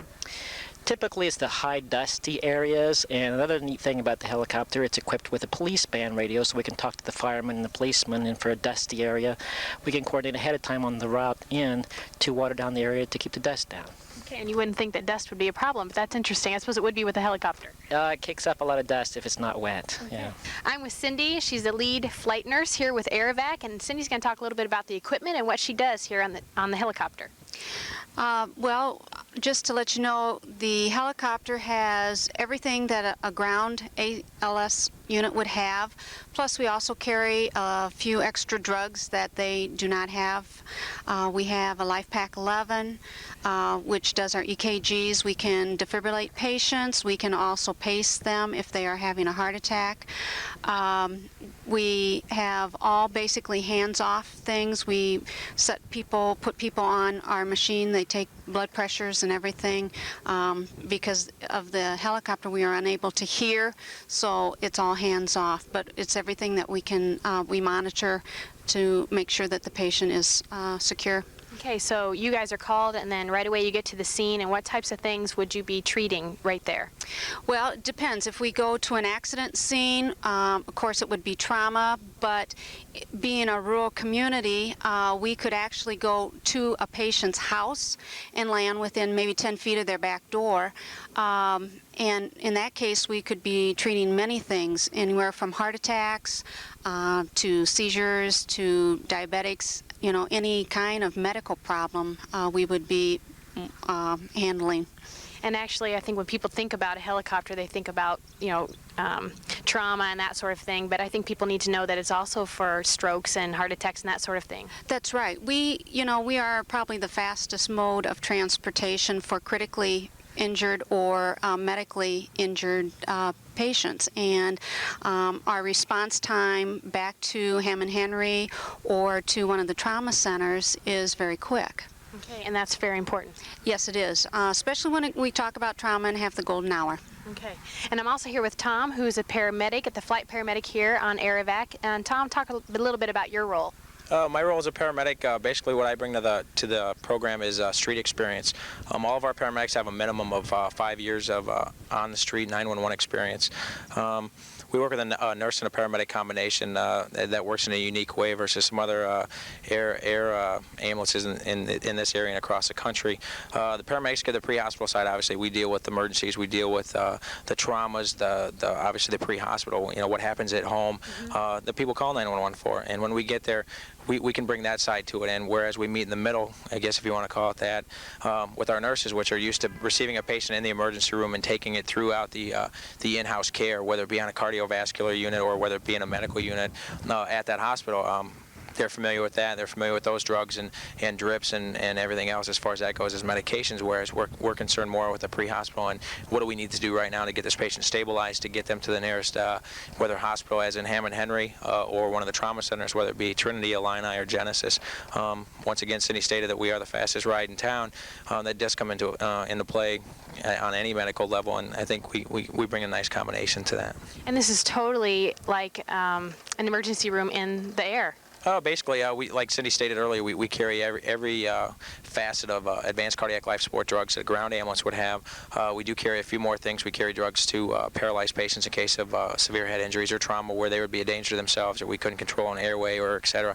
Time is a factor. I mean, anybody that's ill knows that the time between the onset of the actual injury, whether it be a trauma or onset of a heart attack or a stroke, is time is the essence. And the more that medicine evolves, even strokes now are treated with TPA, and then that's a within a half-hour treatment. The faster they get to these ERs and the faster they get to the trauma centers is the faster that they have a better chance of not having such a deficit at the end. It comes into play. Everybody can say, yeah, well, I can call the ambulance, and that's there, and they'll get me there. Well, 15 minutes versus 45 minutes back to the Quad City area. Some areas out here are pretty rural, and you take gravels and you get back even to Hammond Henry, which is a great facility for a rural town and has an excellent ER. But the capabilities that the trauma centers have as far as in-house surgeons, in-house continuing care as far as that goes, and the facets they have to utilize more physicians is just time is the essence. Okay, well, it's nice to know you guys are in the air. Thanks. The crew was nice enough to let Keith and I go up in the helicopter, so here's a bird's eye view of Geneseo.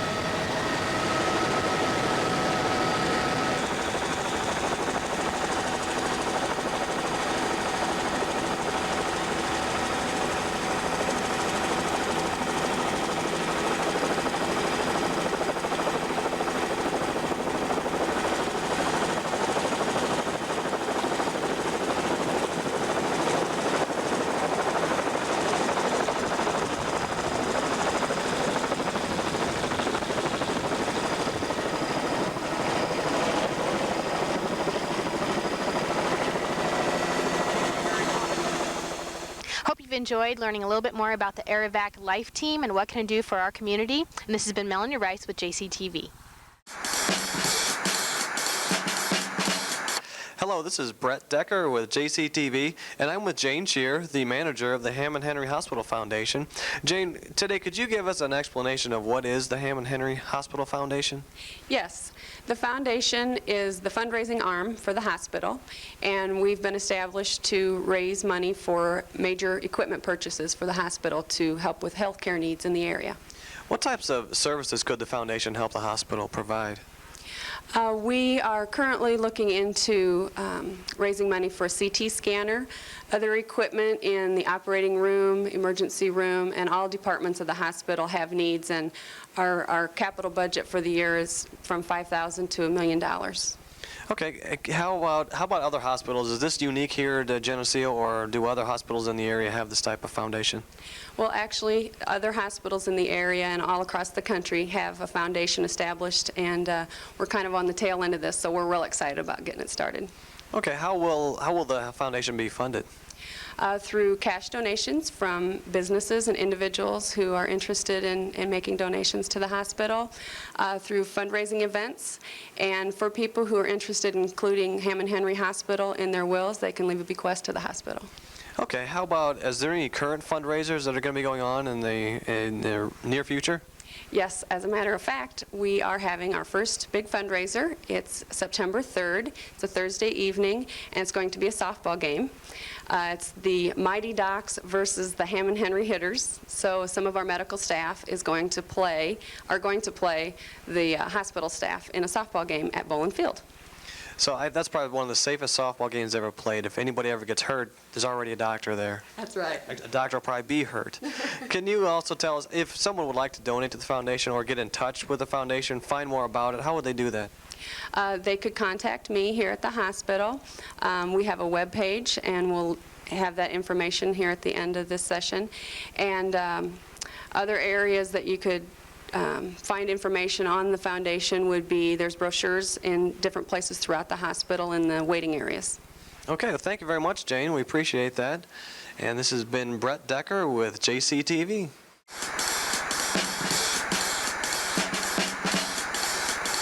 Hi, this is Melanie Rice with JCTV, and I'm here with Angie Snook, but we're not at the museum this month. We're here at this Oakwood Cemetery.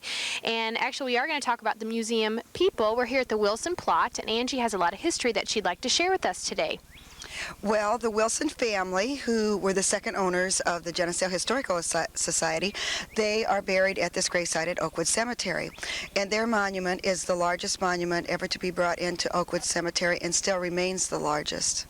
And how did they get that monument up here? I mean, that was before paved streets, right? Right. The streets were still mud. That we did not lay what we know as cement streets in Geneseo until the 1920s. So in order to get this monument from the train depot up here, they got it to the entrance of the cemetery, and they could not get it up the hill.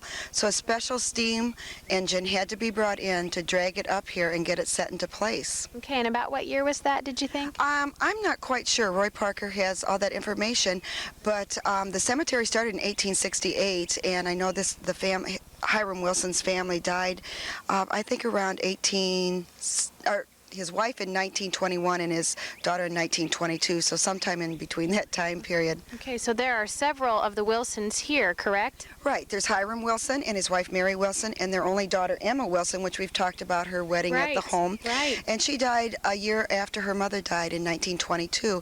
Wow. She and her husband had lived in Kansas City, and upon her mother's death, she came back here, and a year later she also died. Okay, and there's a couple of other Wilsons back here, right? Well, there's James Wilson and his wife, and they had 2 adopted children, and at this point we're not quite sure what happened to their adopted children. They are not buried at this site as far as I know. Okay, and this is actually the biggest monument here in our cemetery? Yes, it is, and it's also the heaviest. Oh, okay, I'm sure. If you notice, they're really very plain granite stones, very large, and just very simple signatures on them, which was really quite typical at this time period. Many of the earlier limestone had where they came from, even to all the Eastern influence that we have from New York, Connecticut, and those also have the dates of their children, the death of their children, and the family plots have a lot more information. But as years went on, there's less and less information on the blocks. And actually, Keith is panning on the limestone ones now. Those look pretty old.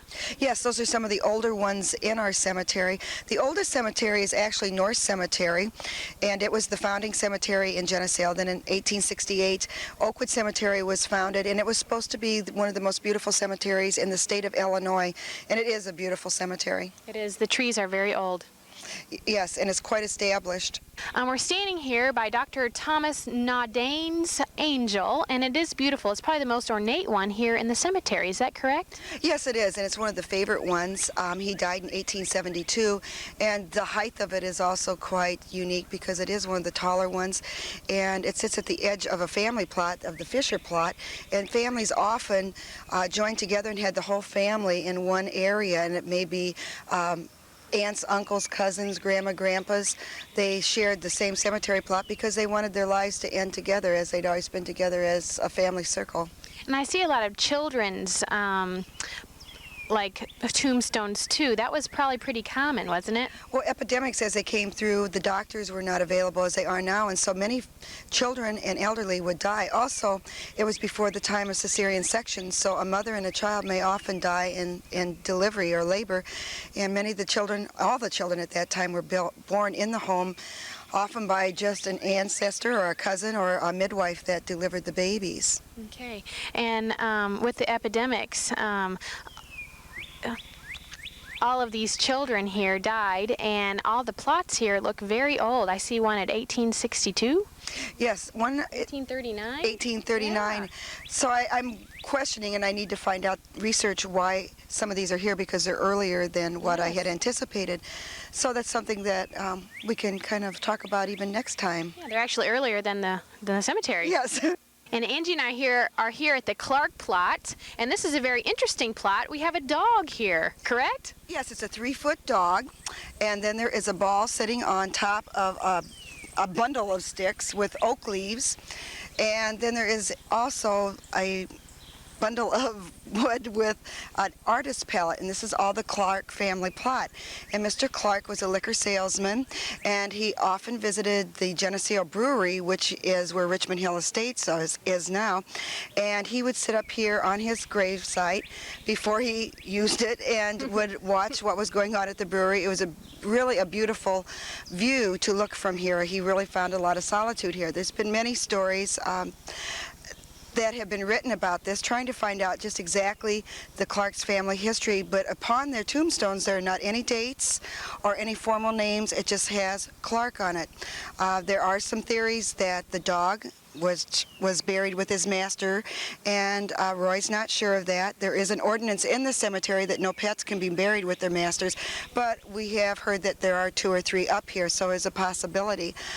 He was man's best friend, and he often sat up here on the hill and looked over the countryside with Mr. Clark, so maybe because of their close ties that the dog is here with him. We'll never really know. Sure. And there's a little ball at the bottom there, and it says, I can't really read it from here. What does Please it say? do not remove this ball.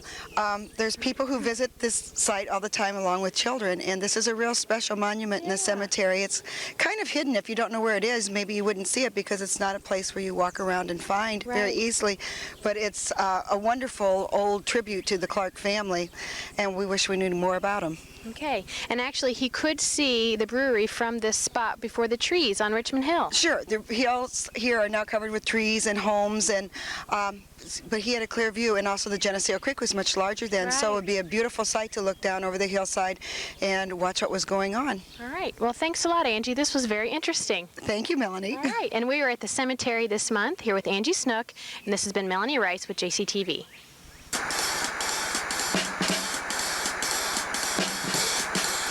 Hello, this is Brett Decker with JCTV, and I'm here with Marty Carrico, the store manager of the Eagle store here in Geneseo. Marty, we've seen a little expansion here at Eagles. Can you give us some reasons why Eagles wanted to expand? Well, we had a vacant building right next to us. It's been vacant for several years, and we wanted to expand into that building and offer a few more goods and services to our customers here in Geneseo. Okay, well, we've noticed there's a lot more around here, and we're standing in the middle of that area. Can you tell us what have you been able to offer now with the expansion that you couldn't offer before, or maybe any expanded services? Just a bigger and better deli and bakery and produce department. Plus, we have a new floral department, a complete floral department, and a complete liquor department. Well, as I said, we're standing in the middle of it. It looks really good here. Can you tell us what has been the customer response and maybe some customer reactions? It's just been fabulous. It really has. When we opened just strictly the new part before we went across the store and remodeled everything else, they would come around this corner right over here, and they would just go, wow. And I mean, really, that was just like that. I mean, people were just amazed. They really were. It's a great store. It's a great facility, and people are just absolutely nuts about the like the carpeting. They'll mention that. They'll mention just everything. Everything looks so good and tempting, and it's a good value to them too. Well, good. We've noticed also. That was my reaction exactly. The wow. When I walked in, I was amazed at how big the Eagle store has been.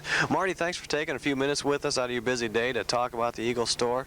And if you haven't been to Eagles, I'd encourage you to come down here and see the new expansion. It is a wonderful new facility that we have here in town. And this has been Brett Decker with JCTV. Hi, Susie Snyder-Bush here with JCTV. I'm at Niabi Zoo today with Zoo Director Tom Stolf. Hi, Tom. Hi, how are you? Good. I'd like to talk to you today about what's going on at the zoo. But first of all, I'd like to know why it is important that communities like the Quad Cities has its own zoo.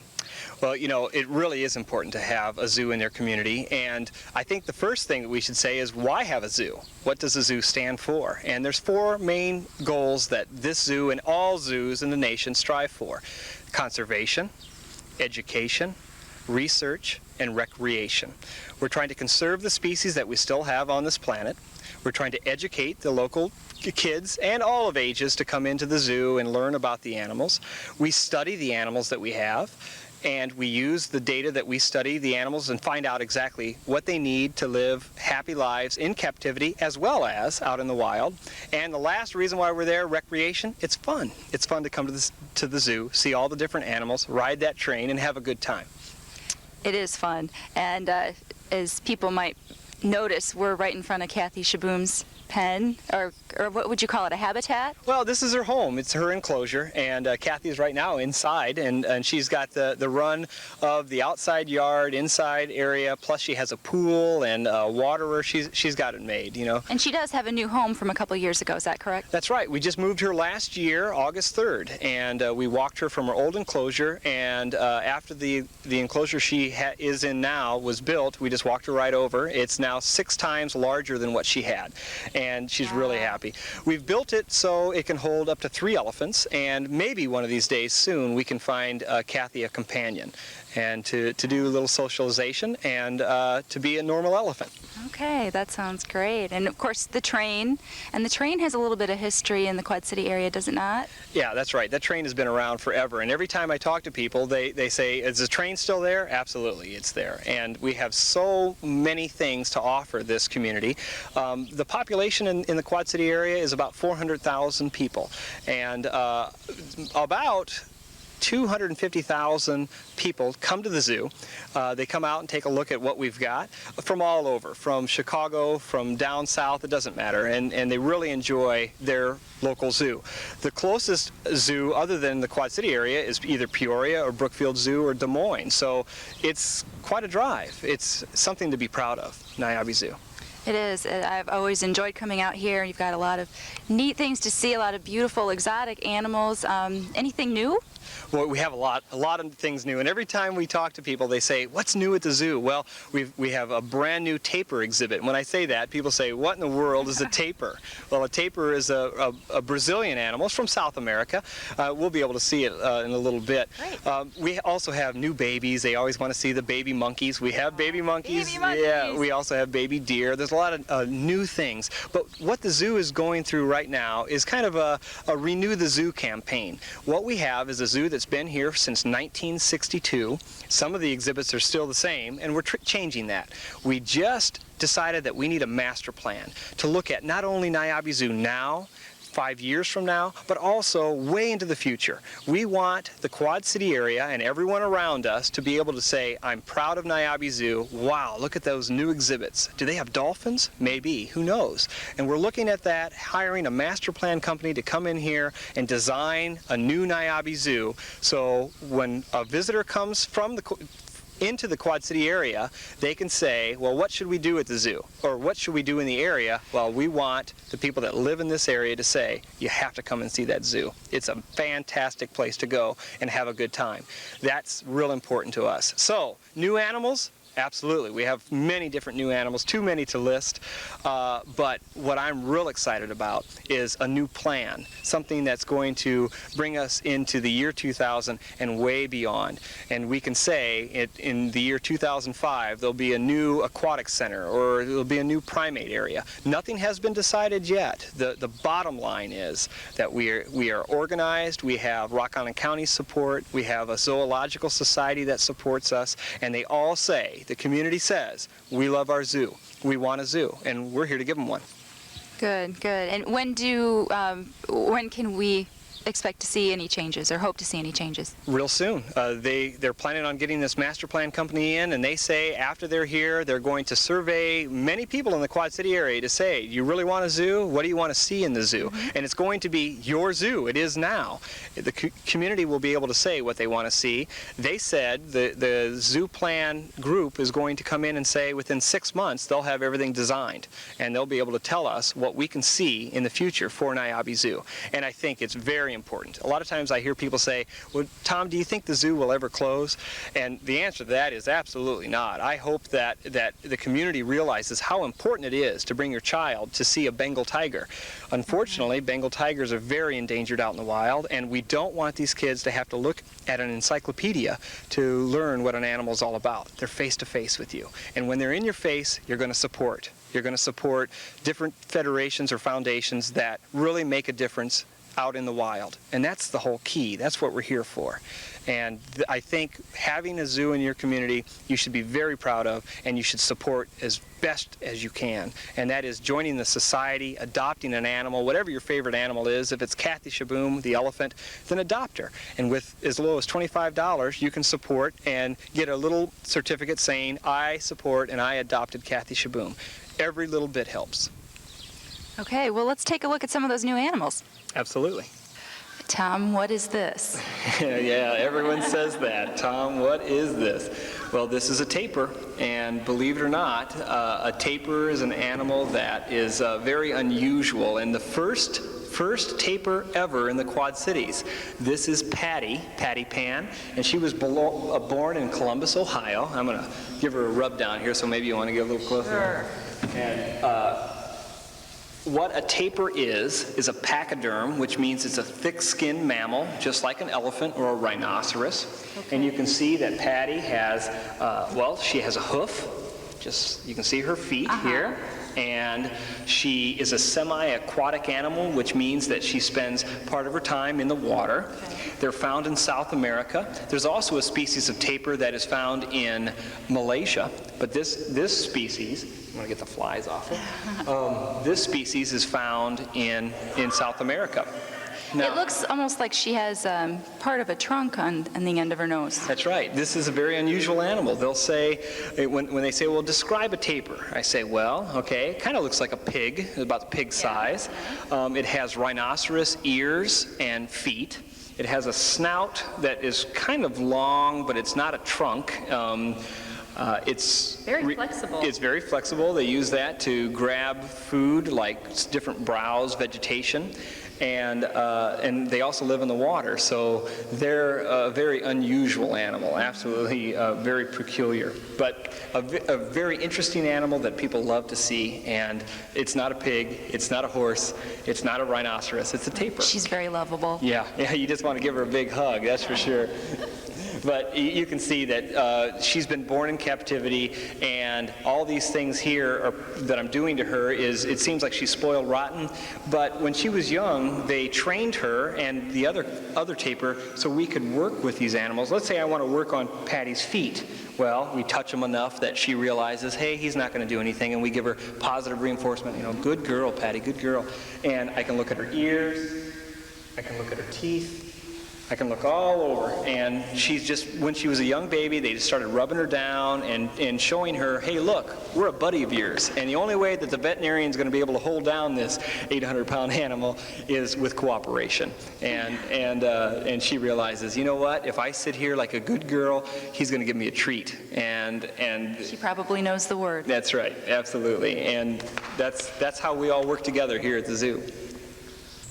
Well, here's a little guy. Yes, this is one of the new additions here at Niabi Zoo. We have a black and white colobus baby. Now, the family has been here for a long time, but look at the new little baby. He's about a month old. It's a little girl, and everyone loves to see the babies, and especially when you get into primates, because they are just so like us. I mean, you know, they've got that little button nose and the little ears, and their eyes are forward, and it's just fun to watch them. There's so much expression in their eyes. Oh, it really is, and this is a big one for adopting animals. You know, people look at that little monkey and they say, oh boy, wouldn't whoever love to adopt that animal, and really it really helps Niabi Zoo. So it's really nice to have the zoo babies, and it also helps other zoos that don't have a colobus and they would like to have a troop of colobus in their zoo.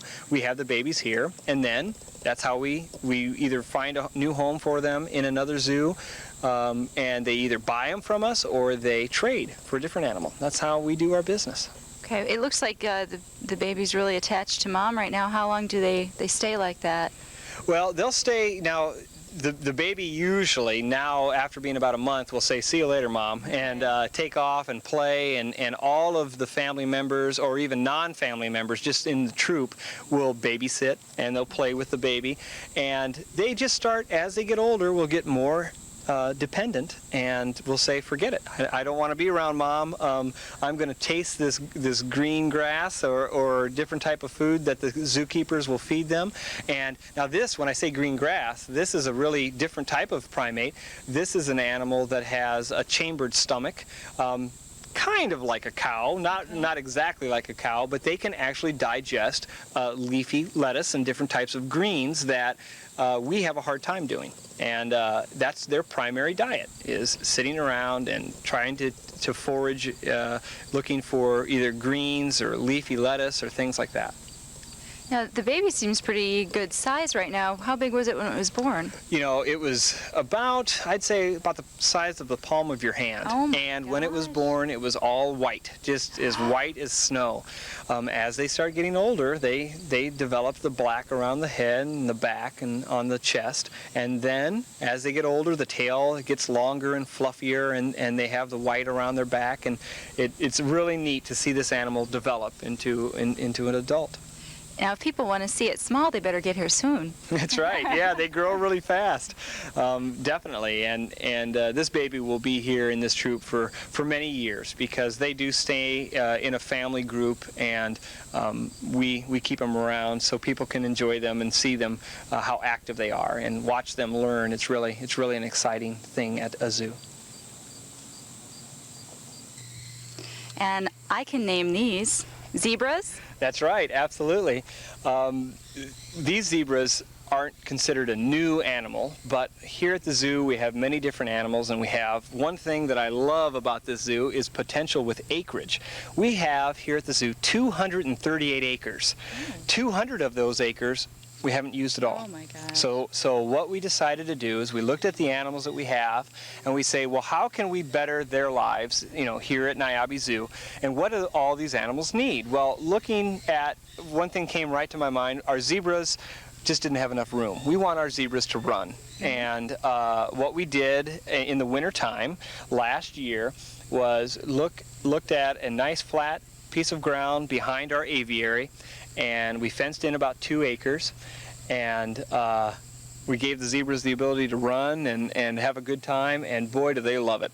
What I really like about this exhibit is it seems like it goes forever, because the zoo really seems to go forever. This is part of the 200 acres, and it just keeps going all the way to the top of the hill, to the top of the tree line, way out in the Oh my distance. gosh, that's beautiful. Yeah. Have you noticed a change in the zebras then since they've been in this pen? Absolutely. Their activity level is just unbelievable. They really enjoy, they play, they run around playing with each other. It's really exciting to see the zebras being zebras. And also, it's now time to get fit. And the fat zebras that you saw last year are now really healthy, nice, strong, fit and trim. And it's not because we've given them aerobics lessons, it's because they have more space, and they really are doing things that they love to do, and that's to run and to enjoy like a large space, a pasture area. They also have nice shade, so the zebras are always out. You can come and go behind that birdhouse. People always ask, where are the zebras? Where are the zebras? Well, they're behind the aviary. They're behind the birdhouse, and you can see. What we'd like to do down the road is have, instead of saying this is a zebra pen, we're going to say this is Africa. And you won't be able to see any fences, and you'll see giraffes, and you'll see rhinoceros and ostriches and zebras running together. We have the room. All we need is the support. Well, how would you do it so that people wouldn't be able to see a fence? Well, it's called moats, and that's really hard to explain, but what it is it's considered a half moat. Kathy Shaboom's new enclosure has part of the exhibit as a half moat. There isn't a fence there. It goes down into a slant, and it's a tall wall so the animals can't jump out or climb out. And the zoo visitor is kind of up on a higher elevation, and the fences and things are gone then, because all you need is either natural diversion like briar, real thorny scrub that would be along the outside so the animals wouldn't run off and take off on you, but you have some type of a moated area or a fence way off in the distance, so the zoo visitor doesn't see the fences at all, and gives them more of a natural look, and they enjoy it a lot better. Again, the key here at Niabi is we want to give these animals a lot of room. We want the zoo visitor to be able to experience what they would experience out in Africa, and that is a mixed species exhibit. When you're in Africa, you're not going to see 3 zebras in one spot, and then you go 10 steps and then see another cage of 2 ostriches, and then you go another 20 steps and see 2 rhinoceroses. You see those, you see the rhinos all together, and you see the zebras in a big herd with other animals like wildebeest and giraffes. So that's what we're talking about in the future. We want to see this zoo go into different areas, different locations, different biomes, and you could say, okay, let's walk into South America. That was great. Let's go now to Africa. Let's go now to Asia, and we can do it. All we need is a community support. It's a tremendous opportunity for the animals, but for the Quad Cities as well. Absolutely. I mean, I think that this is such an essential part of the Quad City area. It's one of those things that has been here for a long time. Everyone knows about Niabi Zoo. They haven't been here for a while, and when they come, they say, I can't believe the changes. And what I say to them, you haven't seen anything yet. All I need is your support, and we're getting the support. It's not like I'm just talking and talking and talking and going nowhere. I'm seeing the numbers of Zoological Society membership going up. I'm seeing more corporate sponsors. I'm seeing more people get involved, and I want to show you what we're going to do next. And I think everyone will be pleasantly surprised and be proud of their Niabi Zoo. Okay, this one isn't as furry as the other ones we've seen. That's right. You know, I forgot to say right at the beginning how many animals we have. I don't think people realize that Niabi Zoo has 500 animals at their zoo and 175 different species. Now, this one is a African ball python or a royal python, and it's just about ready to shed its skin. And how can you tell? Well, you can tell by the opaque or different coloration of their skin. It's kind of a dull color, and really what gives it away are those eyes. Those eyes there are supposed to be a black or a brown color, and what you're seeing is the old skin. And the old skin, before it sheds off, is discolored, and then because it's older, and then as he starts rubbing on rough surfaces, the skin will peel off. Doesn't hurt him at all, and he has his new skin there, and it just sheds as one whole piece. I had no idea it came off their eyes, too. Absolutely, yeah. Do the snakes have eyelids? Well, that's a good question. Well, they have skin over their eyes, and it's for protection. It's all throughout their body, right from where their tongue's coming out of their mouth to the tip of their tail. They shed their skin, absolutely. What we have here at the zoo also is an education department, and it's really a great opportunity for kids to come to the zoo, read about the animals because they've got all brand new education signs, but also you might get lucky enough to see a zookeeper or one of the education department directors out with an animal, and they're talking, and you can get hands-on. You know, not that many people get an opportunity to touch a snake from Africa, and you are getting. So soft. Isn't that something? Everyone says they think they're cold, wet, and slimy. Well, Not it's at all. not cold, it's not wet. Very warm, that's actually. Right. And it's not slimy at all. It's a soft skin, absolutely. It seems kind of small, though. A ball python, when you say pythons, you always talk about the large snakes. Well, this is from the large snake family, but it's one of the smallest of the pythons. It's not the smallest, but it's one of the smallest. When it grows up, it'll only be 6 feet long. And so it's still a baby. Yeah, and a lot of times people will say, well, 6 feet, that's long enough. Well, not in the python family. The largest python, a reticulated python, can get up to 35 feet in length, and that's about the same length as a school bus. So that is a big type of, so his cousin, the reticulated python, is a real long animal, and if you're wondering what they eat, anything they want to. You know, they actually will eat pigs, deer, antelope, goats, whole. They eat these things whole, and they have such a slow digestive system that a large snake can go a whole year without eating again. Oh my goodness. Year. So, and this is the kind of thing people can learn with your education program. Absolutely. And it's really something to be, you know, a lot of times people say, I'm so scared of snakes, keep it away from me. Well, you'll realize, you know, snakes are pretty cool. They are. And a lot of these animals out here you get to learn about, you get to see up close, and you'll realize these animals are really neat. And you should be proud that they're really close to home. Yeah, and are you open every day of the week? We are definitely open every day of the week. Now, in October, at the end of October, actually it's about the middle of October, we close for the season. We reopen in April. Maybe down the road we'll be open year-round, but right now we're closing October. I think it's October 18th. Maybe it's the 17th. It's the Saturday in October, and we're having a great year. This season we've had so many people here, and everyone's enjoying themselves, and we're really proud to be a part of Niabi Zoo. Well, just in case somebody can make it out yet this year, there's plenty of great weather left, so no one has an excuse not to come. What are the hours? Well, we're open 9:30 to 5 every single day up until Labor Day. After Labor Day, we're open noon to 5, Monday through Friday, and on the weekends, 9:30 to 5. So you've got plenty of time to come and see us. And like I said, we're not closing the doors until the middle of October. And if you have anything that you want any information, please call us at 799-5107, and it'll tell you the directions to get here, the times, any special events that we're having, and we want you to come out. Okay, thanks a lot, Tom. You bet. Thank you. This has been Susie Snyder-Bush for JCTV.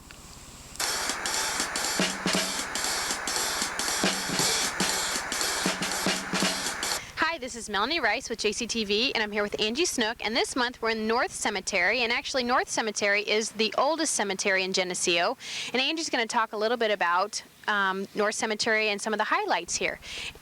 Oh, we have a lot of noteworthy people that are buried in this cemetery because it is the first cemetery in Geneseo. And what's quite different is at the time the city was around the city park area, this was really quite a ways out of the town for the cemetery. Okay, so what, I know that we have an old slave here, correct? Yes, he's called Old Richmond. He was freed by the Allen family, James Allen, and in 1975 his daughter Louise Bradley erected this monument for Old Richard, and he lived in the city for 70 years. He was born in 1843 and died in, I think, 1877. Yeah. 1871, I believe. Oh, 1871. So he died at the age of 70 years old, and he came to Geneseo in 1843, and that's the year he was freed from the slavery in Geneseo. And that's the only slave we have here at North Cemetery? Yes, it is. Okay, and that's pretty noteworthy. It is, and I think probably not too many people or school children realize that this monument is here. Okay, and we have some other noteworthy people, actually people that were in the Civil War, correct? Yes, this is where most of our Civil War veterans are buried, and as you walk through the cemetery you'll find the old limestone and sandstone monuments, and many of them are difficult to read, but you can take a piece of paper and some sidewalk chalk and rub over the front of it, and the dates will appear as well as their names, and they are marked by a star, and it has GAR on it. And the Civil War was between 1861 and 1865, so we know that these monuments are very old. We actually have someone very important here, don't we? Well, we have two real important people. One is Deacon Elijah Cone, and he's the one who founded the Cone's Edition on South State Street, and he lived on South State Street, and he harbored slaves and helped move them to Canada, and he's one of the people who had them in his attic rather than in his basement. Oh. So he's rather noteworthy. And then we have Captain Charles Davis, and when he was 18 years old, he went to the Spanish-American War, and he is the highest-ranking officer in Henry County, and he was a brigadier general. He was also a judge for Henry County for 16 years, and he's buried in this cemetery along with many of his family members. And here's an example of a new one, Angie. This is fairly recent. Mayor Tom Gorman, you want to talk a little bit about this? This is very, very unique. Well, this is probably one of the prominent tombstones in the cemetery with all the information it provides.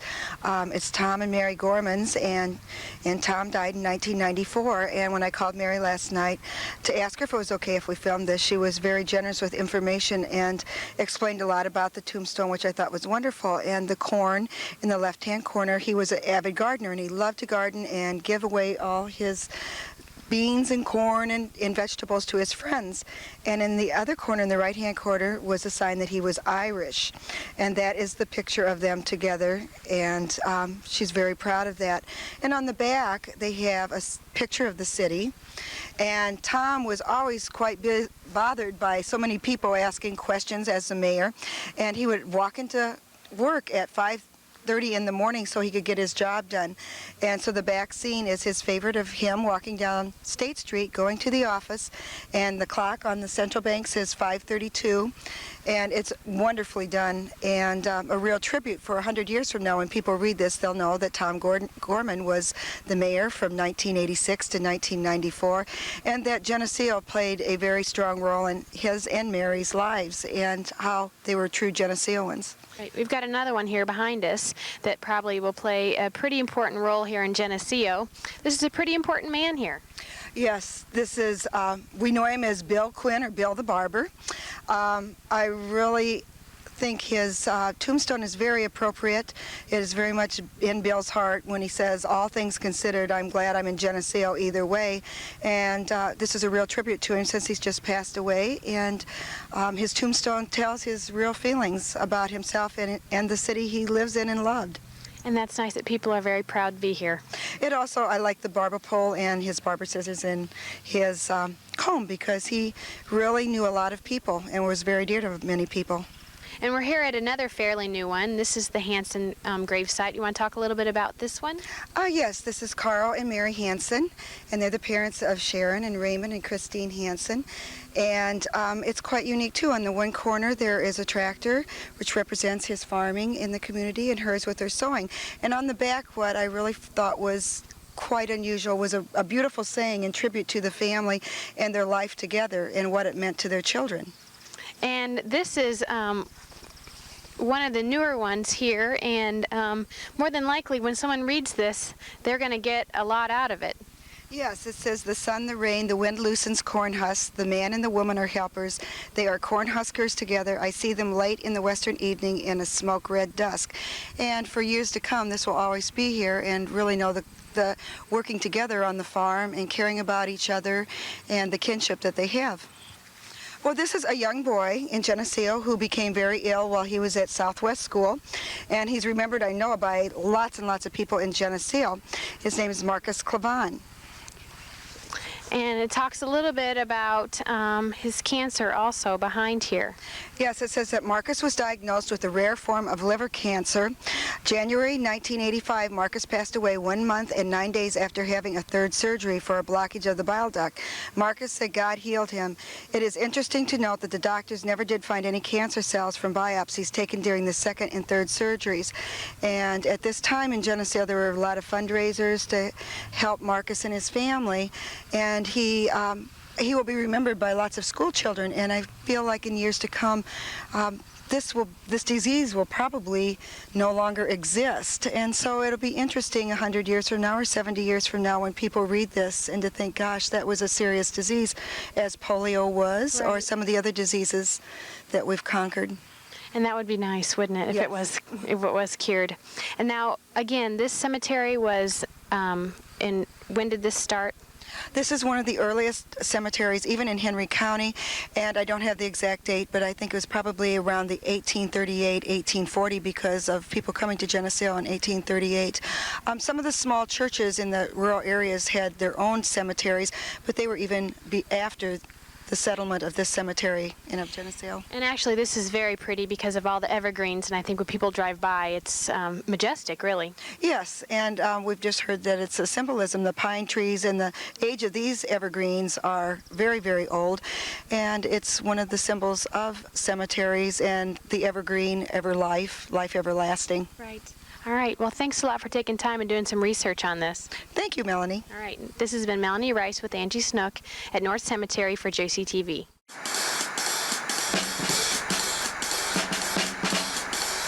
Hi, this is Melanie Rice with JCTV here again with Angie Snook, and we're doing another outside piece. I hope you've enjoyed the two other ones that we've done. And we're here in the city park, and we're talking a little bit about all the stones and the monuments that are here that sometimes we just walk by and don't even pay attention to. Angie, we're right here in front of, I don't know, it's a big stone about actually the colony, right? Right, it's the starting of the colony of Geneseo in 1836, and in 1936 this plaque and stone was erected to celebrate 100 years of Geneseo history. And the plaque itself does tell you about the history of Geneseo. And our city park is really a great place to come and get knowledge of the city and of the wars and of the people and of their ambitions. Okay, and a little bit, just really quick, about what the plaque actually says. Well, it talks about how they came here from New York, and it also says why they came, and one of the reasons were for religion, and the other was for school and education for their children. They also wanted the freedom to live the lives as they wanted to, and form their own colony, rather than going over the rules and regulations of where they lived in Geneseo County, New York. And a big difference as to why we moved today. Right. We're standing here in front of the Civil War Memorial, and Angie's going to talk a little bit about what this means here in our city park. Well, it's one of our earliest ones. It was dedicated in 1891. The Civil War is between 1861 and 1865, and it is in memory of all the men who served in the Civil War. And we did have quite a number in our company from Henry County, and we did lose a lot of men in the Civil War from Henry County. It once had two large cannons, each on both sides, and during World War II those cannons were taken away and used for war essentials and for building ships. And it would be nice if we had them here, but they were of a great cause. So someone donated those cannons for the World War II then? Yes. Okay. And this has been here since 1891? Yes, and it's a beautiful, beautiful statue. The granite is wonderful, and it's really in excellent shape. And it's probably one of the favorites because it's been on many postcards and brochures from Geneseo. And it's also in a lot of the history books of Henry County. All right. And this area actually is just the war memorial of the city park, and there are several wars represented by these huge stones. Well, actually, the first war that we had people from Geneseo fight in was in 1846, and that was the Spanish-American War, but there are no records in Henry County as well as Geneseo of how many men went. They think about 4,600, or how many were killed. Then we go to World War I. And then we have behind us World War II, and it lists all the people who served in World War II. And then we have the Korean conflict, or Korean War, and then we have the Vietnam War in the front. And since this memorial garden was planted, it has many flowers and wildflowers. And in 1982, we started the Isle of Flags in Geneseo. And if people haven't ever gone through that, they need to, because each of the flags has a person's name who served in the war. It could be a man or a woman, and the dates, and it's really impressive. So they need to come see that too. And some people might be confused by this wall that we're standing next to. All the people that are on this wall are actually not people that have died, just people that have served, correct? People who have served from Geneseo, and they have a star by their name if they were killed. And we do have a number of people that served in World War II that died giving service to their country.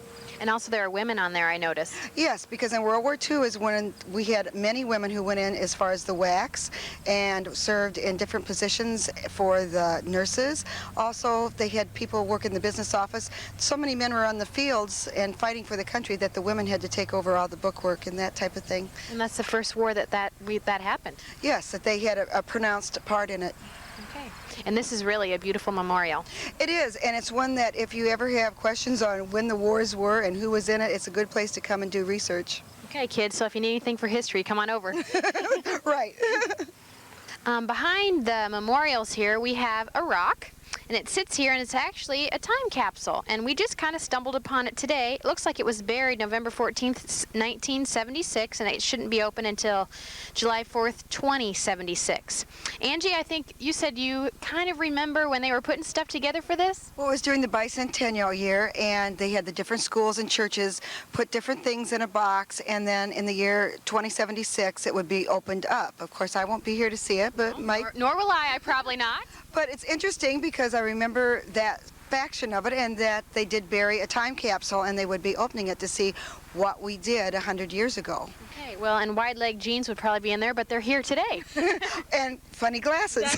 Exactly. All right, well, that's very interesting. People probably walk by this and don't even pay attention.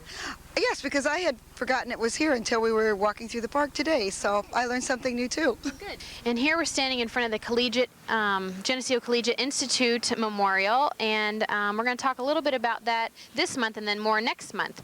You want to kind of highlight that?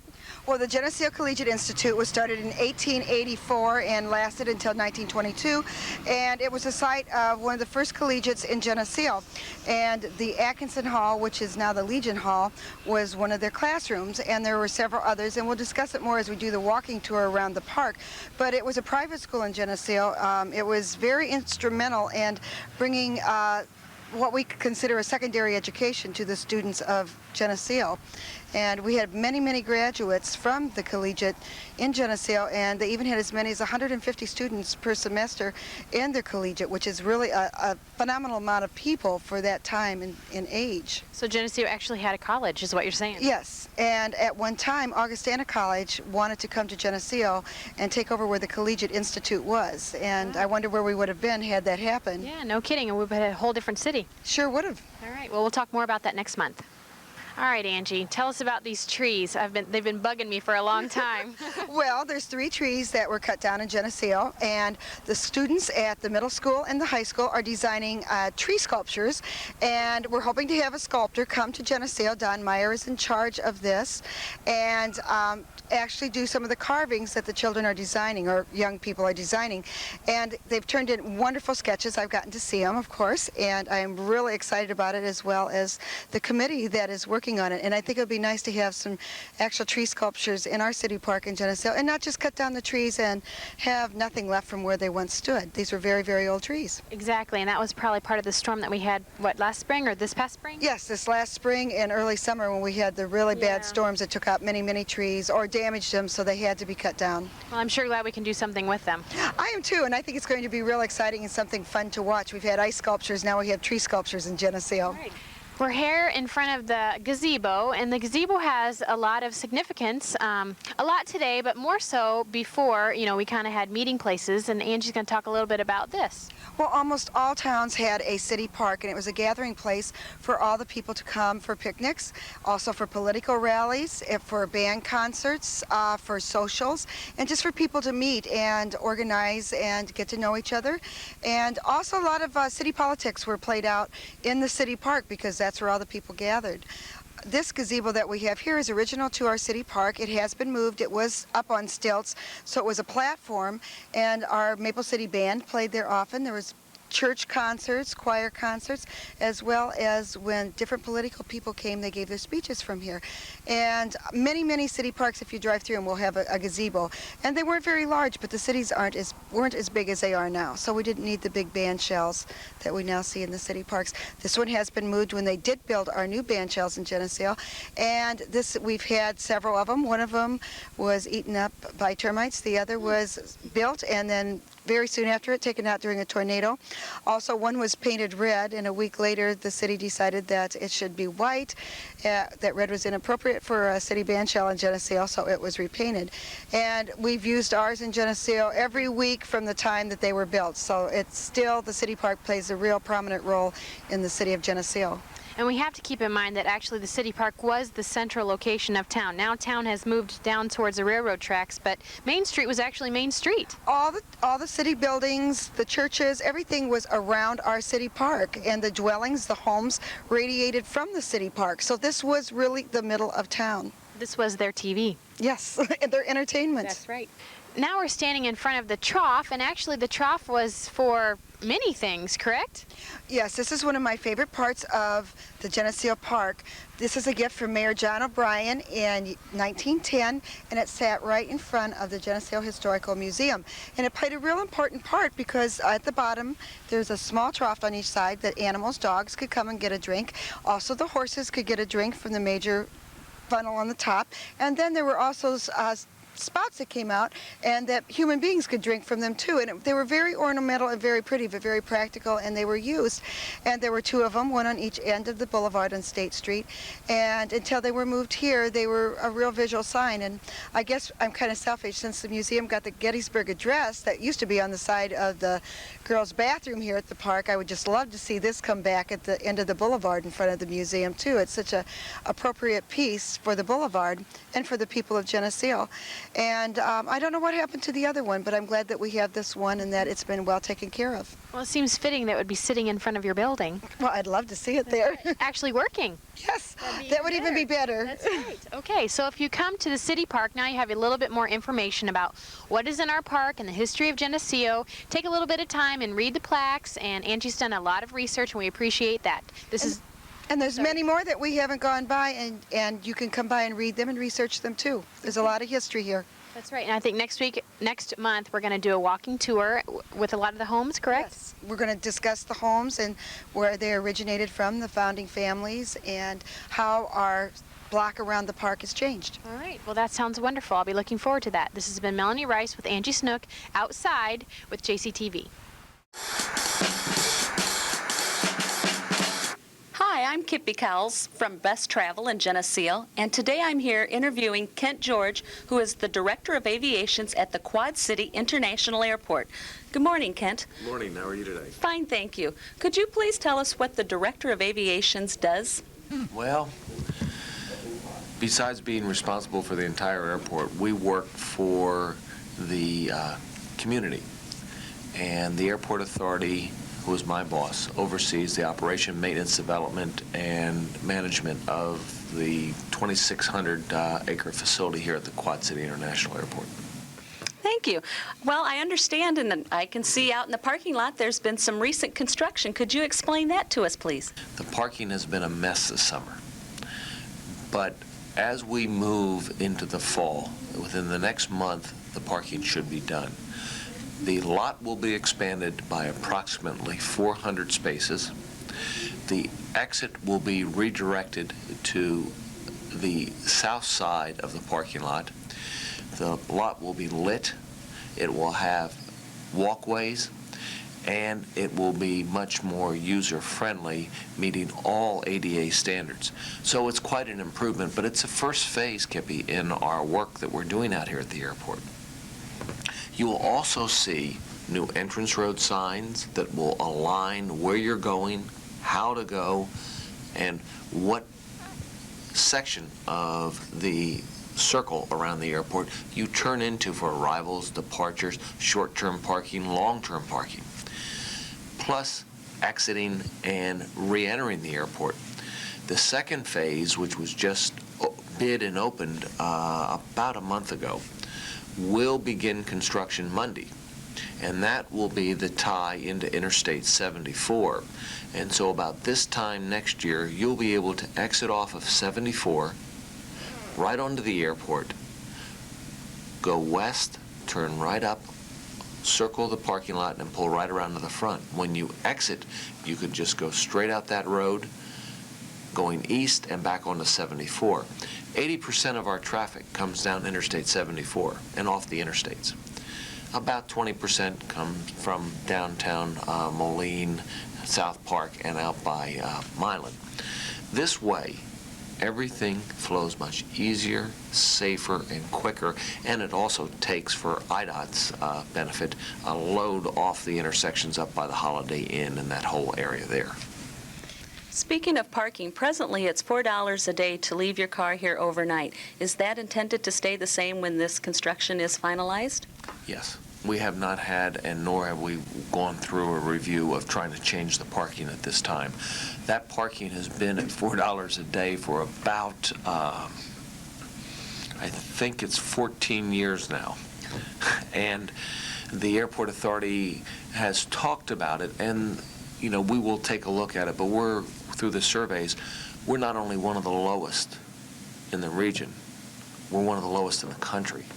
There are a few airports that are a little bit less than $4, but the majority of them are at $4.50 to $5 for the smaller airports like us. And then, of course, it goes where you can spend whatever you want to and go up to Chicago and pay $18 a day if you'd like to. But that's one of our advantages, the convenience, the low cost, and the access to the world. You're literally one stop from any place in the world out of the Quad City International Airport.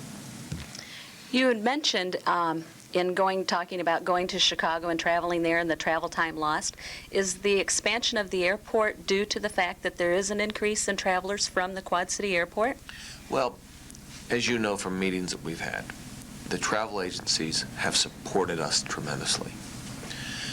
We in the community are trying to attract new service. The only way you attract new service is showing support from the community beforehand with an indication that you'll use the service, but then after you get it, you've got to use it. And we've been able to attract AirTran, who provides a new low-cost service to Atlanta with 2 direct flights a day, and then you can go to over 20-some cities in the southeastern United States for some of the most reasonable fares I honestly have seen anywhere. The walk-up fare before AirTran started just to Atlanta, one way, was $585. It is now $173 or $74 walk-up.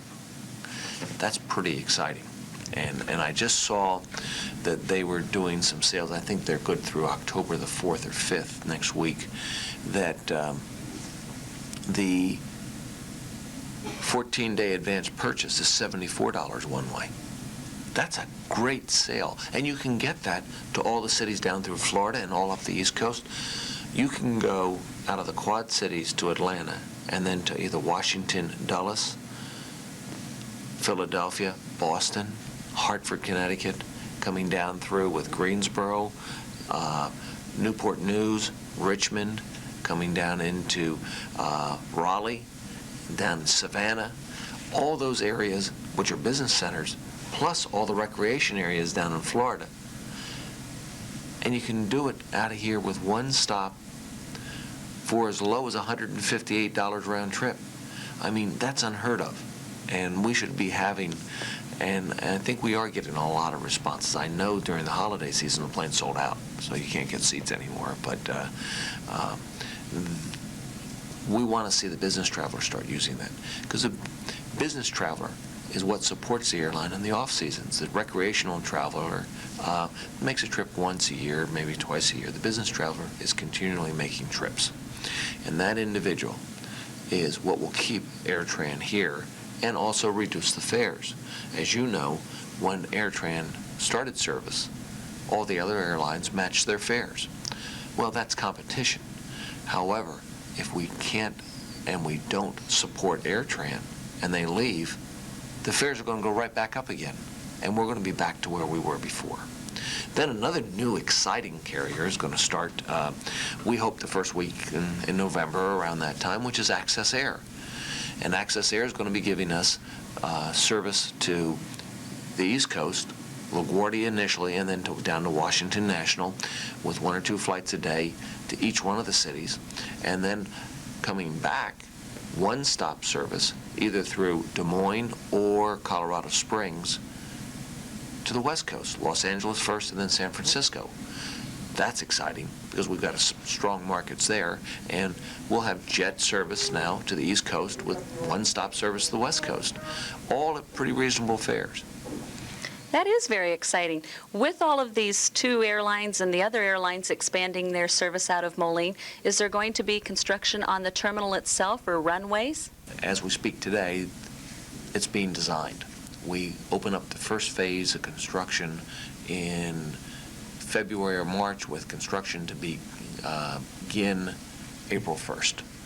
And by the fall of the year 2000, we should have the new terminal up and running completely with 6 gates instead of 5 gates, much wider concourses, terminal building, new, more centrally located concessions and food vending, and a new, what is euphemistically called a commuter concourse. It's more of a regional aircraft concourse. And the goal of the Airport Authority is not only for the jets, but also for the regional carriers to have the equipment to be able to provide direct link from the terminal building to the aircraft in a controlled environment. In other words, loading bridges for every kind of aircraft. And we're trying to do that. And we're working for that, and it looks pretty positive that we'll be able to do it. So there's a lot of exciting things that are happening, and behind the scenes, trying to pay for it, put it together. We have to do this without raising the airlines' fees, raising the community's fees, and we've got to put together not only the entrance road, but also the terminal building. We can do that without raising anybody's fees. Everybody sees the same thing that they see right now. Thank you, Kent, very much. We appreciate your time here today, and I once again want to tell you that this is Kippy Cowles with Best Travel in Geneseo. Hello, this is Brett Decker with JCTV. Now, we've traveled to Coralville, Iowa to visit the Coral Ridge Mall, and within the Coral Ridge Mall is the Four Seasons. And that Four Seasons is the same Four Seasons that you'll find in Geneseo and in other locations. We have Beverly Frey with us, and she is the store manager of this location. Bev, how was the first month gone? Oh, the first month has been fantastic. We've enjoyed great business. How about the difference between the mall atmosphere and, say, some of your other stores that aren't really located within a typical shopping mall? Well, this is our first mall experience, so we've been able to meet people from some of the areas that we're located in who have never visited our store. And so we're enjoying meeting those people, and I think they're enjoying what they see, and they'll make a practice out of visiting us in those areas. That's wonderful. How about, have we seen anyone from Geneseo visit the mall out here? Yes, we have. There have been a number of people from Geneseo, and I've been quite happy to meet all of them. Well, that's wonderful. If you'd like to follow some of your neighbors out here to the Coral Ridge Mall, it's only an hour-and-a-half drive. If you're familiar with Coralville, Iowa, that's only about 5 minutes west of Iowa City. So it's a really short day trip, and there's a lot to do here in the mall. There's tons of places to eat. There's an ice skating rink. There's a merry-go-round. There's a multitude of stores. So if you'd like to make a day trip out of it, please come on out to Coral Ridge Mall in Coralville, Iowa, and the first stop should be the Four Seasons store when you get here. And from Coralville, Iowa, this has been Brett Decker with JCTV.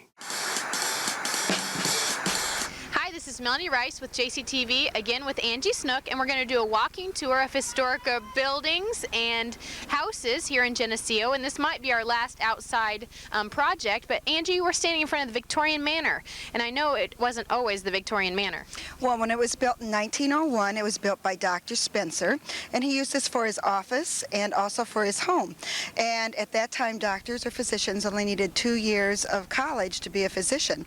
In 1930, then, they passed a law that you had to have 4 years of college, but he was grandfathered in, so he was still here as a physician for many, many, many, many years. One thing it did state that he did not do major surgery, so we're glad to hear that. Yes, so only 2 years of college. And this has been several things, hasn't it? It has. Through the years, Dr. Spencer was here for his offices, then it was apartments, and now it's Victorian Manor. And there were 2 other restaurants, I believe, before Victorian Manor was here. Also, originally, before they put in the streets, when the old brick streets were here, there was a great big cement embankment in front of it. It said Dr. Spencer on it, and there was a place for the horses to be tied up to the 2 posts that are here. Which sounds pretty logical. Yes, because that would be earlier days when there weren't all the cars that we have today. That's right. And next door we had the VFW, and I know that's probably historical too. Well, originally when the house that Mr. Richards built that we have for the museum, the only other thing on this block or building was the VFW, and it was the First Methodist Church, and it was there until it burned, and then later it became the Teutonia Society, which was run by the Germans, and it was a place so that they could come and learn about their ethnic background and play games and tell stories and keep their German ancestry alive. Then after that, people probably remember it as the Wigwam, and that was the first place where movie theater in Geneseo, and so a lot of people remember that with the outdoor theater as well as the indoor theater. So this was an outdoor theater? Yes, it was an outdoor theater as well, so it's kind of fun. And it's not like we think of a drive-in or anything, but the movies were shown outside. Okay, well that's very interesting, and now it's a VFW. And has the building changed a lot then? It really hasn't changed very much at all. It's been covered up with new siding, but the structure of the building is very much the same as it was. Okay, and sometimes that's hard to imagine with all the new things that are on it. If we could take the outside off, the core would probably look very much like it was. Okay. We're in front of the Congregational Church, and I know people know a lot of history about it, but I bet there's things that people don't know about it. Well, probably they don't know that first the Congregationalists and the Presbyterians went to church together, and it wasn't later until 1854 that the Presbyterian Church decided to go on its own, and their first building they met in was where the First Baptist Church is now. And the first original church, as many people know, it was just a log cabin, and it had a canvas roof, and they used it for a church and a school and for all their activities. But then in 1855 they built this building, and it wasn't exactly like this, but it had the church pillars and the steeple, and then later they did remodeling, and it was really a radical remodeling in about 1924, and added the back wing to it. And it is the founding church. It also was the instigator of the first school, so the new school that was built next door was called the Geneseo Seminary. And grades, first grade through high school were there until the central school was built, and that's where Mabel Brown now lives. Okay. And then the elementary school's children went to that school. Also, there was a pavilion on the side of the seminary school that had speakers come in and talk to the people of Geneseo. And one of the ironic things was that we think so much about Abraham Lincoln and his part in Geneseo, but also in 1858 he was to speak at a special ceremony in Geneseo, and he didn't show up. And to this day, no one knows why he didn't show. So actually, Abe Lincoln has never been here. Well, he's been here, but not to speak that night. Okay, all right. Well, that's very interesting. Also, then later this school was built, and it was built originally for a high school around 1910, and it also burned, and there's been additions put on. And there's a lot of history surrounding the old school, and there'll probably be future history as it's for sale. Okay. We're in front of Hartman House, and this for sure has not always been Hartman House, but it's a beautiful house. And you know what? I've seen a lot of prints that have this on it too. Well, it's very popular. This house actually wasn't built until 1901, which many people think would be earlier. It's of Queen Anne design with the double porches and the curved porches and all the bric-a-brac on it. So it's probably been photographed a lot, as well as on postcards and in magazines. It's originally the Howard Deming house, and probably many people in Geneseo think of the Demings of Edwin Deming, who was an early Indian painter. He has become very famous over the years. He did oil paintings of Indian scenes and early Indian cultures, and he even has works in the Smithsonian in Washington, D.C. This is on South Center Street, but originally this street was called Mechanic Street, and the homes on this street weren't built until 1870s and 80s and up to 1900, because this was the original part of the city block.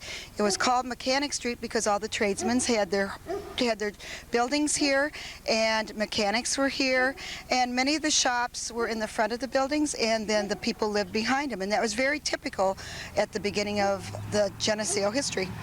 So during the time this was Mechanic Street, was this house here? No, it was not. Also, about this house, which is kind of interesting, then Grace Deming lived here after 1930, and between 1930 and 1940, she had a tea room in the first story of this house. And I've even had people who have visited say they remember going to the tea room with their moms and dads or grandmas and grandpas. So it's always had a special place on this block. Okay, and now it's a bed and breakfast. And there's a beautiful house next door also that I'm sure has a lot of history in it. Well, this is the Francis H. MacArthur home. It was built in 1876. He was a Civil War veteran. He's also an early lawyer in Geneseo and a justice of the peace, and he dealt also with insurance and real estate, so he had a lot of different hats he wore. The beauty of this house is further enhanced by its grace and its elegance. It's very simple, but it has a beautiful wraparound porch that is oval in design, and it has a lot of grace to it, and it's one of them that people love to walk by and just look at and see the different features that it has. Okay, and 1876 is pretty old. Yes, it is. So it's one of the earlier ones on this block. Yes, it is. Now we're in front of the Mead Drugstore, and I do remember a little bit of history about this, but I'm sure there's plenty more that you can tell us. Well, it was built in 1858 or earlier. We're not sure of the date on it. It's simple balcony drugstore building, and it's the lone survivor of all the other buildings that were on this street, because this was, as we said, primarily storefronts, and it has become a home. It was a rental property. It's been sold over the last few years a couple of times. It's really one of the few distinct old storefronts that we have left in Geneseo, and it's also probably one that people remember the most because of the balconies and the wrought iron. I don't know if that was originally on it. We do see in many of the early pictures that the wrought iron was on the front of it, so it had to be pretty early.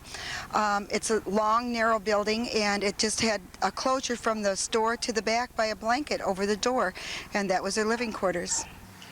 So this is all original then?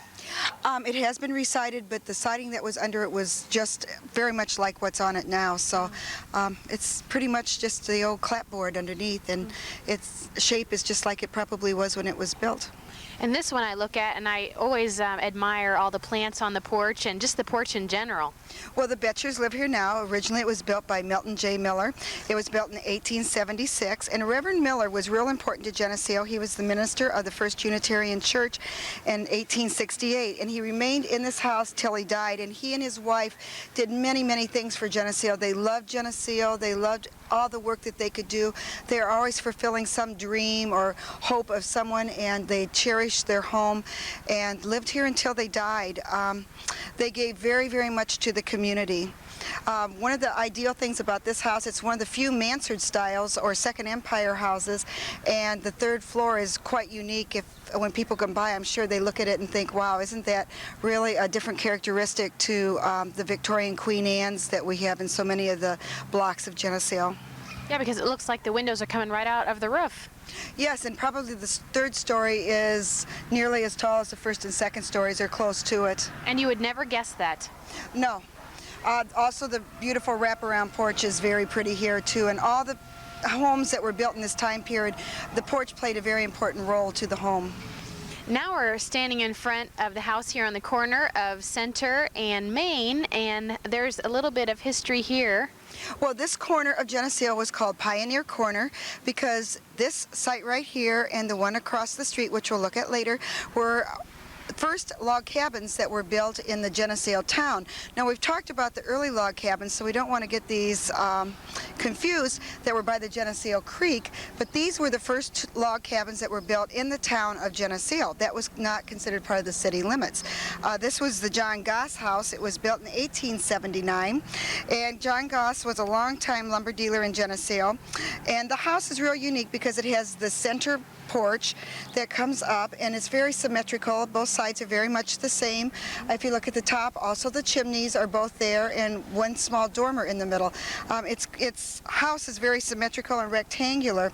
It's also very pretty for its simplicity, and also if you look at the lines at the roof, it has neat, I'm trying to think what I would call them, that hold the ceiling. Right. I see what you're saying. Keith is getting it for us. That's all right. You don't have to explain it. I'm trying to think of all That's okay. Right. No, that's okay. But it's very unique in its own way. And compared to the other houses on this block, it's very, very simple. The lines are very simple, but it's very elegant as well. And Angie, what Keith is looking at right now is the site of the second log cabin, correct? Well, actually, this is the first log cabin, and the other one is across the street, and there were 3 built. The other one was built where the first Lutheran church is. And this was quite unique because there were 19 people living in the first log cabin, and they were built with logs, and they were chinked together with mud, and the roofs were of slats, and they were held down by poles because at that time there weren't any nails in Geneseo. So these were very early primitive log cabins, and to have 19 of the first people of Geneseo living in there, the 2 Cones family and the Stewart family living in there, was quite an endeavor for the first winter. And this house was the first frame house in Geneseo. Yes, this was built by C.C. Merriman House. It was built in 1859, and this house is closely tied to Geneseo's colony days. The Deacon John Ward built the first frame house here, and he kept the first store, and he also separated his front of his house from the back part by his living quarters by a blanket. In 1859, the buyer sold his Delaware plantation to buy this house, and when he originally moved here and it had been sold, just until a few years ago, some of the original furnishings were still in the house. And it's pretty much the same as it was. I know that the people who lived here now have redone a couple of the rooms when I had their children in preschool, but it's very much the original structure. Okay, and it really is, it's for sale, so hey. There's an opportunity for a colony home in Geneseo. Right. Okay. And this is the Allen house that we're standing in front of now. It has a lot of early history significance because it was part of the Underground Railroad. Also, it was one of the largest homes in Geneseo, and it had the full 3 stories with the turret on the side. Also, it was embellished by lots of stained glass windows all around the house, and its surroundings with trees and gardens made it quite beautiful for the community as well. Because it was part of the Underground Railroad, it played a major part in Geneseo, and as far as the Geneseo people were anti-slavery from the very start. Many of the other homes that we talked about as we went around the square were also part of the Underground Railroad and supposedly had tunnels running from one place to the other. And there's a lot of history here in Geneseo that we are trying to find out more information on as far as the Underground Railroad goes. Also behind this house was a very ornate old barn that was torn down, and it was absolutely magnificent. We have pictures also of it. And you could probably look at those pictures in the museum, right? Yes, we have them in the museum, and also the library has some of the pictures as well. Okay, good. Well, I appreciate you taking the time to do the walking tour. I think people will be very interested. Well, I'd like to add, if they are interested in taking the walking tour, taking a group, I would be glad to take small groups through as a part of the Historical Association. But also, you can pick up a brochure at the Chamber of Commerce office or one at the museum and go on a tour yourself these beautiful fall days. It's a perfect thing to do. Okay, well, thanks a lot for your time. Thank you. And this has been Melanie Rice with JCTV and Angie Snook with the Historical Society.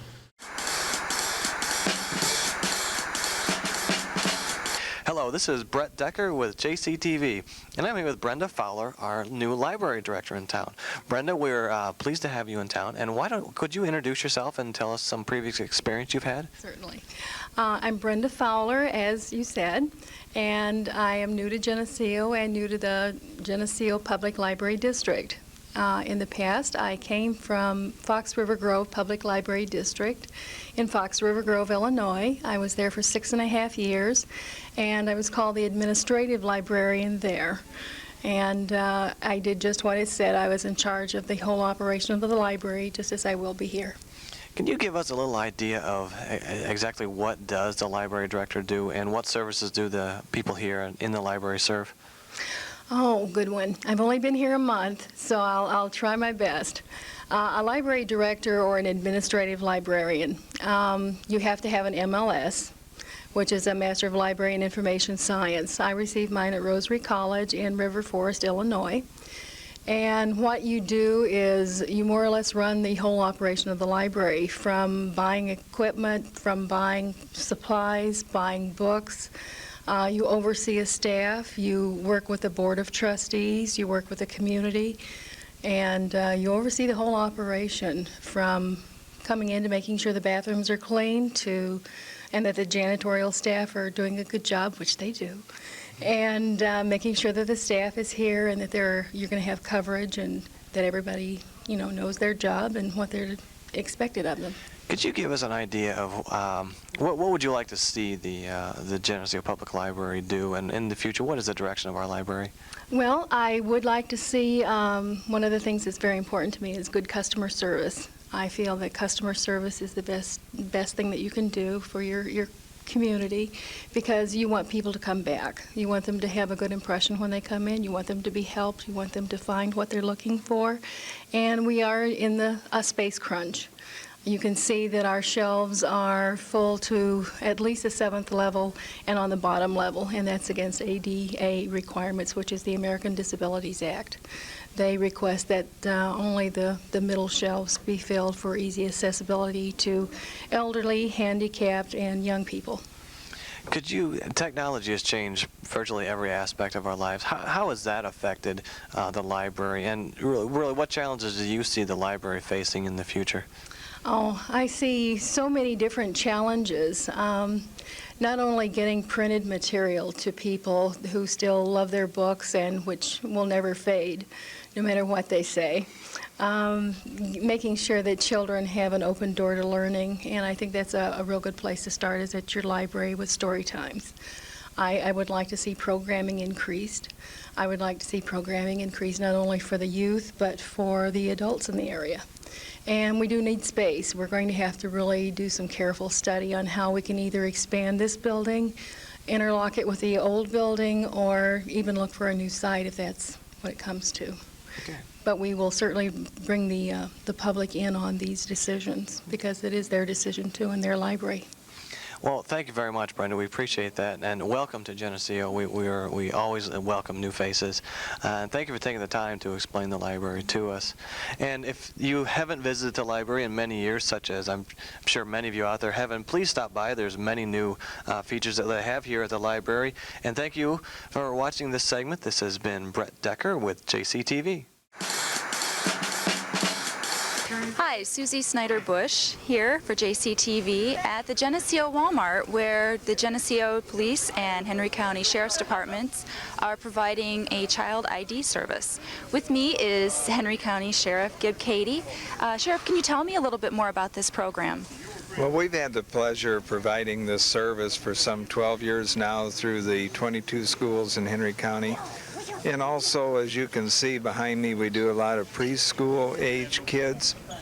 And the Child ID program, unfortunately, has been used for many times and many purposes throughout the years, and especially because of the child exploitation and missing children scare and the different things that we've had happen in our society today. It's very important that this service is provided. And to be quite exact about it, the law does say, and it's under the Child Protection Act, that the sheriff of the county, when requested, shall provide this service. And so it's been our pleasure to do this for many years, and it has saved one life that we know of, and has been used many times with lost or children in different, large areas like shopping malls and things of this nature. So I don't think we know of all the situations that it's been applicable, but we know of a lot of them, And of course, that makes all this very worthwhile.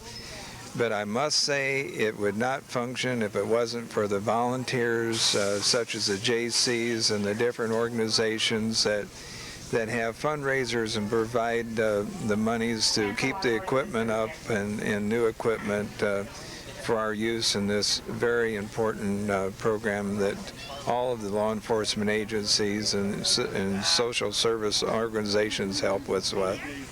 Can you tell us what kind of information is on the cards and how you utilize the cards when needed? Well, we stay with the basics, you know, the name, full name, date of birth, address, phone number, nicknames, if there's any scars or tattoos on the person's body that needs to be put on there for you know, identity. But one of the things that they have the opportunity to put on there, and of course not all the people have this, but if there is some type of a physical defect or some type of health problem, why that should go on there also, which is very important, and especially like I said in the case where we saved this 12-year-old boy's life. But also who to notify in case of emergency, grandma, grandpa, close relative, their phone number, things like this. And then also we provide space on the back for a thumbprint for identification purposes if needed. Is this a card that the child carries themselves, or does the parent carry it for them? That's one of the disappointments with the program that we've seen is parents will only get one card for the child, and usually the parents keep that in their billfold. Our application of the program, as we've seen it used over the years, it is very, very important that the child have one, plus the parents. Now, like with our grandkids, we have 10, 12 cards of each child made so that every grandma and grandpa or uncle or aunt or anybody who is taking over the physical custody of that child has the opportunity to have one of those cards. And so if the child ever came up missing or whatever, they can hand us one of those cards and they can go ahead and be the emotional mom and dad that they should be at the time, and you know, and so we can do that by having that card available by everyone. And so we recommend lots of cards for each child, but unfortunately, like I said, we usually just see one card that the parent has, and the child doesn't have the opportunity of having one then.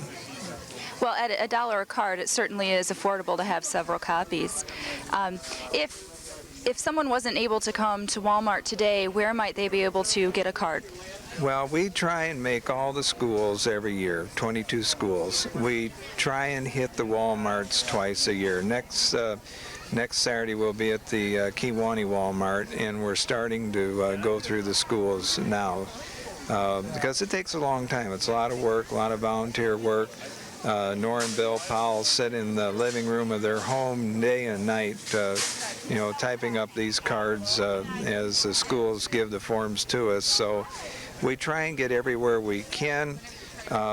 Some groups and organizations get caught. A lot of parents found out last spring where their children were in a softball league. They found out late in the game that they were supposed to have a child or a photo ID to go outside of town and play. We're providing the same ID for senior citizens. We've got senior citizens who are flying out of here to a large major airport and then finding out they need the second ID to get back on the plane and fly home. And so they'll call from like the Miami airport and say, how am I supposed to get back home? They want a second ID. So really the child ID program, these ID cards have really accelerated and gone to all age groups too. So, but I'm making a very long answer to your very short question, and that is we try and get everywhere we can to get this service provided. Okay, well, we really appreciate all the effort you put into this program, and we hope that anyone that has the opportunity to take advantage of the program certainly does. Thank you. Thank you. This has been Susie Snyder-Bush for JCTV. See you next time. Hello, this is Brett Decker with JCTV, and I'm with Dr. Stacy McConkey, who is our pediatrician in Geneseo. And Dr. McConkey, it's my understanding that there is a new service going to be provided at the hospital. Yes, as of November, we'll be starting to do some universal hearing screening on all the babies who are born at the hospital in Geneseo. Okay, and will every baby be screened, and how will that happen? All babies born at Hammond Henry will be screened prior to leaving the hospital. The way that's going to be done is with a new machine that the auxiliary is helping us purchase. It's called an automated brainstem response hearing screener. The machine works by attaching these little disposable earphones to the baby. Then the sensor pads are applied to the baby's scalp with kind of a sticky pad.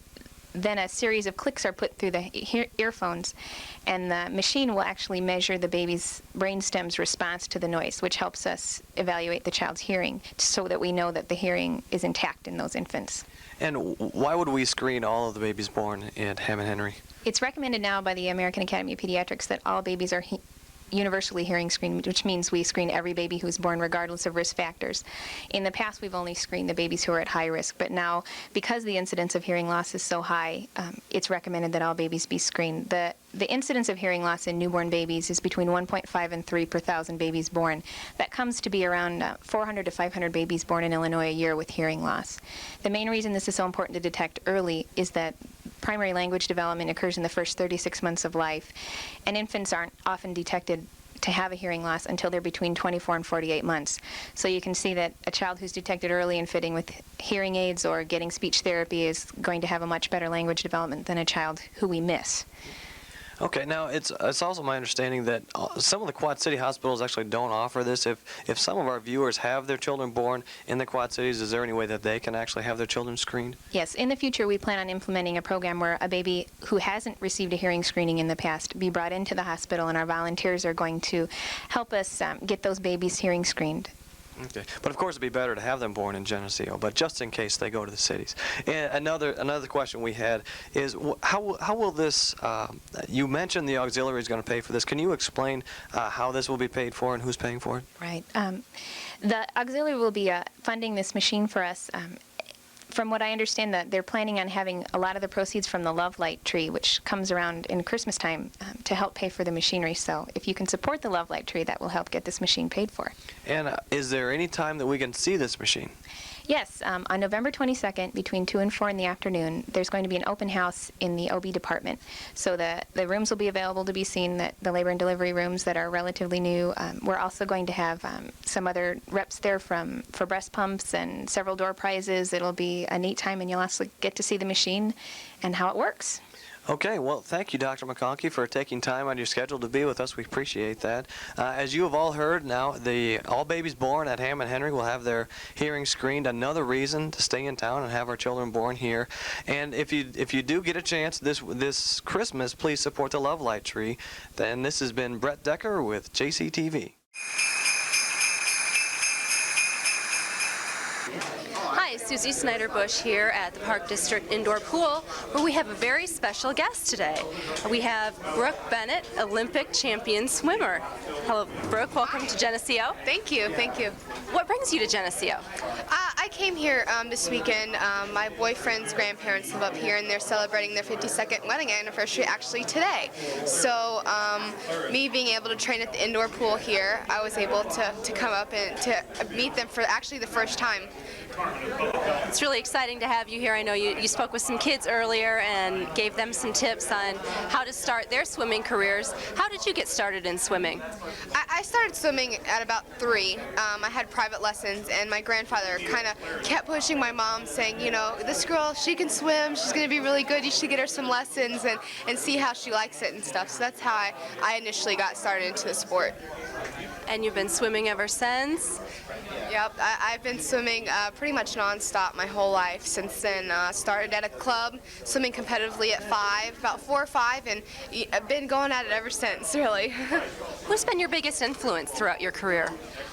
A lot of different people have come and gone through swimming, but I have to say the biggest influence has to be Janet Evans. I saw, like, the first Olympics I watched was the summer of '88 in Seoul, and she was a distance swimmer.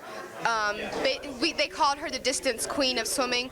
She holds still 3 world records in the events that I swim, the 400, 800, and 1500 meter freestyle. So I always looked up to her abilities and how she accomplished those at such a young age, but kept succeeding at 24 when she retired after the Olympics in '96. And you were at the Olympics in '96. That's when you won your gold medal. Can you take us back there and let us know what you were thinking when they handed you that gold medal? It was really a big shock, and my body kind of went numb, and I was like, wow, is this really it? I mean, I have done all these years of training. I have worked so hard for this, and you're telling me that I really did it now? And it didn't really set in completely until I kind of went up on that award stand, and they put this medal around my neck, and I'm looking at this thing, and I'm thinking, you know, wow, this medal is mine. I won this. I did this myself. I achieved this. Nobody made me do it. I did it out of the pure love of the sport. And it was just amazing. And to this day, I still look at it, and I can still go back in my mind and see that and hear the crowd and hear the national anthem being played in the background. It was one of the best days of my life. I bet. What do you do now? Where do you go from here? Well, I came back and I took 2 months off after the Olympics and got back into it again, started training hard, and I went to the World Championships in January of this year in Australia, and I won the 800 and I got second in the 400 meter freestyle. So, you know, continuing on, hope to go in the Olympics in 2000 again, hopefully in the 400 and the 800 meter freestyle. I'd like to swim both of those. Okay. Now, I know you already talked to some young swimmers here in Geneseo today, but for those that couldn't be here today, what would you tell some aspiring swimmers? What kind of advice would you give them? I have to say, in any sport, not just in swimming, you have to enjoy it. You know, to be the best in whatever you do, you have to over-accomplish many people, because there's many people wanting to do exactly what you want to do, be, you know, number one, want to get their hand on the wall first, and unfortunately there's only really one person that can do that. And to love the sport and to enjoy it and to want to do it kind of can put you over them. And that's always how I looked at it, even on those rough days where you didn't want to get up at 4:30 and you didn't want to, you know, work that hard, and you just thought if you did one more lap you were just going to die. And that's where I just kind of just dug down deep inside and just got everything out of me that I possibly could. And I just stretch it to enjoy it and have fun, because that's really how I've gotten through it and all the hard work and years and stuff. Well, that's some good advice. Thanks so much, Brooke, and I hope you enjoy your stay here. Thank you. Thanks. This has been Susie Snyder-Bush with JCTV. See you next time.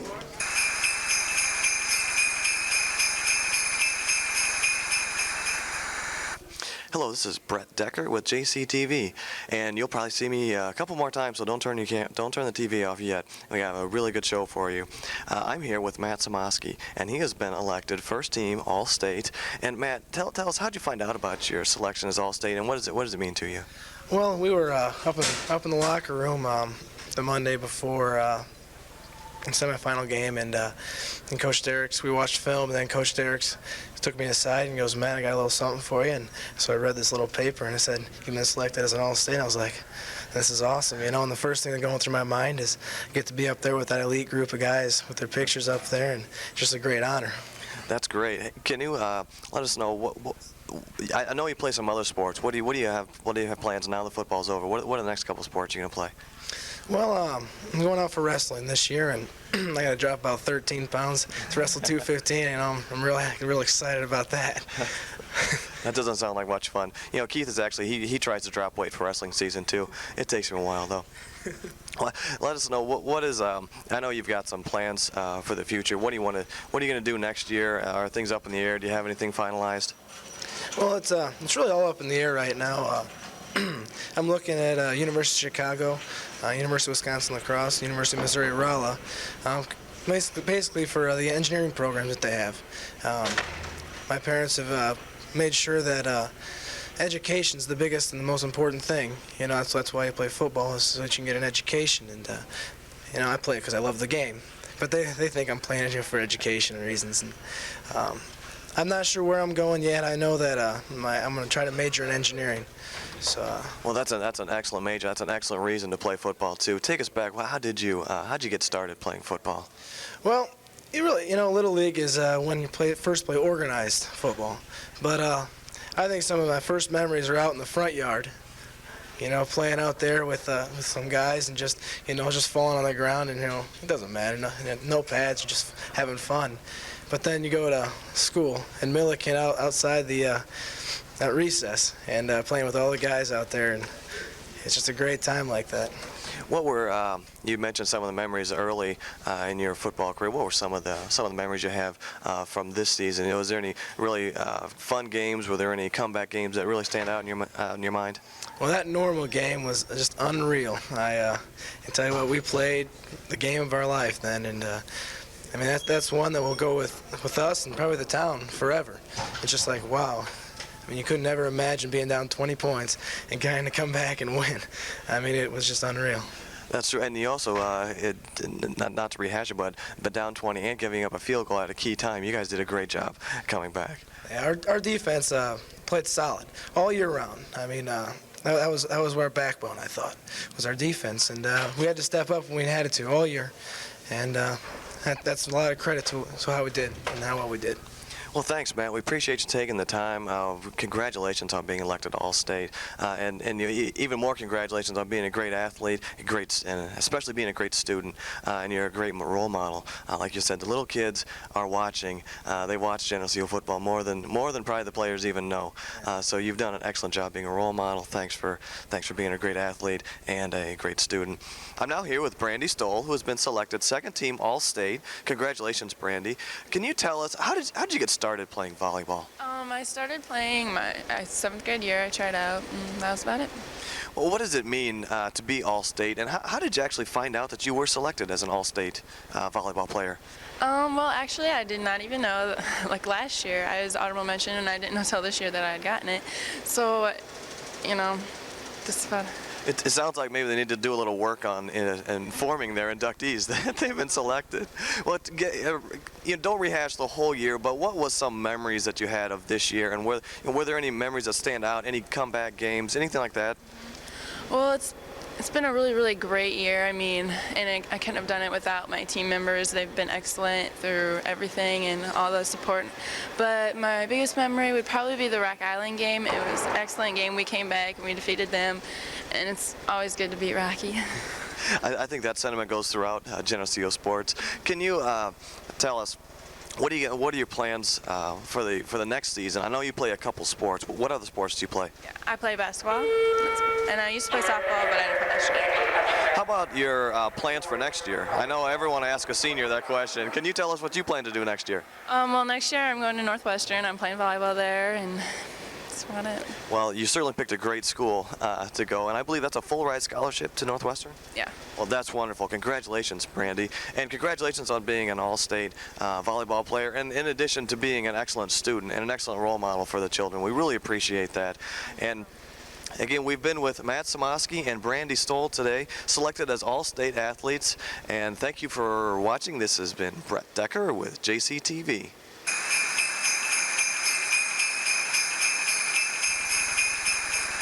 This is Melanie Rice with JCTV here with Angie Snook, and we're inside this month. We have been doing some shots outside, but we're in the Historical Museum, and we're ready for Christmas and for the Victorian Walk. And Angie, you have it decorated beautifully. Well, this year is special because I'm here full-time, and so I have a lot of time that I can spend on looking for authentic decorations and preparing the house for the holidays. And this staircase is just gorgeous. Now, would this be something that we'd probably see normally if, this was back in time? Well, yes, because one of the things people did is they saved their hydrangeas, their dried flowers, and they used them for decorating throughout the year, but mostly for Christmas. So that's what I did this year when my hydrangeas were blooming. I waited till they got to the right color that I wanted to go with our entryway, and I saved them and dried them and used them in here, and I'm real happy with how it turned out. Also, they used a lot of beads and a lot of swagging, and usually they use their own greens, which, because of fire purposes, that we all use artificial greens Right. now. And where would they get the greens then? They would just put them together themselves then? They would twine them together themselves, and they didn't use as much roping as we do now, or as fluffy as we do now. And they used a lot of cedar, which is a flatter leaf, and are very pretty, and I do see it in a lot of florists right now. But we have our artificial greens, and the new artificial greens look very nice compared to the original ones. Yes, they do. And you have some pretty authentic ornaments that you wanted to talk about from Poland, right? Well, Mary Kay McNamara just brought in some Polish ornaments that she had at their dime store here in Geneseo, and they're very, very pretty. And in Poland is where they made the very fragile ornaments, and many of them were made there. And these were still in their original box, still wrapped in their paper, and so we thought they were really special to have out. And they're anchored down real well, so people can look but not touch. Good. And you guys will be open during Victorian Walk so everyone can see this beautiful place? Yes, we won't be open our regular hours from 1:30 to 4:30, but we will open at 4:30 and be open until 8:30 or 9, however it goes through. It is a big place, so if we close the doors at 9, we'll probably still be in here much later than that. Okay, wonderful. Now, Angie, I know that you're not very tall, and this mirror is huge. How did you get all those decorations up there? On a very tall ladder. This is our pier mirror, and there were two originally in the house, and Rosalie Theed left us this one in the entryway, and we're very happy she did. It's original to the house, and so it's from about 1867, and it even has the original glass and marble shelf, and the holiday time is a perfect time to show it off with all the lights and the flowers. I wonder sometimes if it goes missed when people come in and are so overwhelmed with everything else in the entryway with the stained glass and the cornices, and so we really wanted to accent the pier mirror for the holidays so people could actually get a real look at it, and it was a real important piece for this house. And it's called a pier mirror because? That's the company it was made by. Okay. Okay, Keith is panning on the birds here on top of the bookcase. You want to talk a little bit about how they decorated for Christmas with birds? Well, they used a lot of taxidermy, especially pheasants, and the snow owl is absolutely beautiful. And so we added those to the library and accented them with the greens as they would look if they were outside. People used a lot of antlers and deer heads to decorate for the holidays, especially in the early years when it was a more primitive time. And many of these things were an important part of their hunting season during the year for food, and then they would save the skeletons and the heads, and they would stuff them and use them as part of decoration. And it probably meant a good hunting year, really, is what they were probably trying to show people. Right, and it's also a very German tradition, and we had a lot of German ancestry around this area, so there are probably quite a few homes that still do use taxidermy and decorate their homes with it. Okay. And over here, I remember this when we were at the old museum. This is just a very lovely nativity scene. It's a German nativity scene that we've had for a number of years, and this is a perfect spot to have it and to accent it. And where it was before is kind of around a corner, and people couldn't really enjoy it and look at it as they can here. I think my favorite part are the little lambs that are actually covered with actual lamb skin, and those are also German and very precious to us. Okay, well, you've done a very nice job putting this all together. And Keith is looking at the only corner here in the museum, and you have it decorated probably pretty authentically. Yes, using flowers and dried flowers and candles, which they would have used, and hydrangeas. And it's true, this is our 1846 corner cupboard, Swedish corner cupboard. And what's ironic, out of our 27 rooms, this is the only place that this cupboard will fit. So we really wanted to highlight it over the holiday season so people will be able to see it and enjoy it. And the fireplace has played a big part of their lives, and you have that decorated very nicely. There's some probably pretty interesting glass there. Yes, Jiminy Lane Hale last year, right before Victorian Walk, gave us these absolutely beautiful cranberry bracket lamps, and they do go on brackets, and we will eventually get them put up, but they have a poinsettia design on them, and so we wanted to use them last year and have them still up and part of the display. They're absolutely beautiful and very appropriate for the season. Also, the old fans are on the mantle, and the lace and the beading, and that would be very typical of Victorian times. Also dried flowers, and if you walked into an old home at this point in the late 1800s, you would probably see very much what we're looking at today. We're looking at the big chandelier that's in this room, and you've got it decorated very nicely. Well, yes, this chandelier was originally in the Hall House in Chicago, and then it was at the Presbyterian Church, and it was given to us as a gift. And they used to decorate their chandeliers and gas lights as well. If you notice, there's not a Christmas tree in our formal parlor. They were more decorated with the swags, the dried flowers, the fireplaces, and one maybe small Christmas tree would be in the home. They didn't go out and cut down the trees as we do today, and it wasn't as big a significant part of the Christmas holidays as it is for us today. And this stairwell on the other side of the house looks very different than the one to the entrance that we came in. Well, this is the 1855 section to the house, so it was in the pre-Civil War era, and so it would have been decorated a lot differently than what the other side from the 1867-68 time period. The greens are very plain, a few flowers and a couple of old, well, they're not old to us, but they would have had the old horns, and so it's much less fancy, but yet its style is very much appropriate for the type of stairway that it has and for the wallpaper in the background. It looks just a little bit more plain.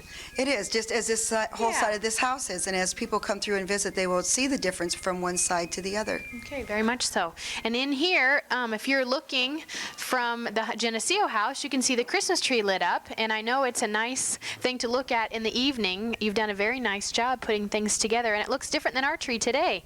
It does, and one of the things that the people used to do is put their Christmas cards in their Christmas trees, and so we have all the beautiful old Victorian Christmas cards as part of the tree and part of the decorations. Also on our Christmas tree are many old ornaments and some fans and different lighting, and it's fun to look at all the old Christmas presents that the boys and girls would get on Christmas morning. Not nearly as many as what our children expect, but for the time this would have been a very wonderful Christmas morning.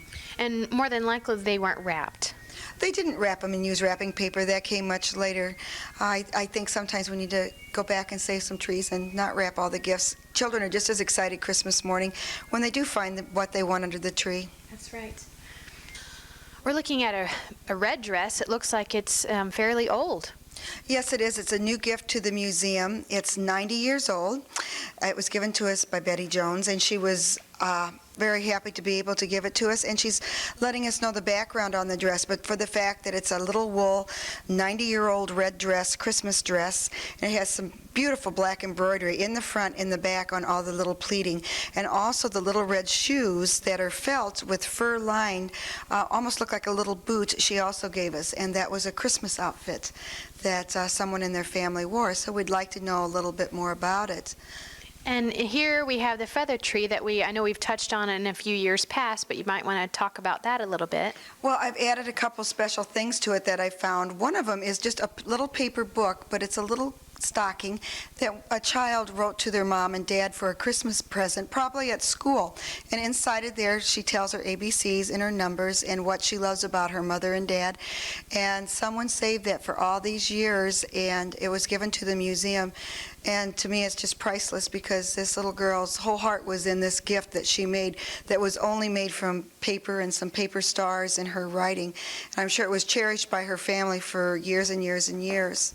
And on the top of the tree is something kind of special. It's a German Santa, which doesn't look like our Santa. And it also has a little porcelain hands and face. And it's real special, too. And this is our feather tree that we've talked about in years past. But it's an extraordinary feather tree because of its size and its height and its age. And it's still in wonderful condition. And on the mantle of one of the fireplaces here, we have a Dickens village, kind of, but probably a lot older. Yes, this is how the original villages were. They were made out of very hard pressed board, but they were covered with paper, and that's the houses that you would have. And our villages now, our Dickens village, were taken from these, and we have a number of other boxes or homes that are on display in our other display in the other room.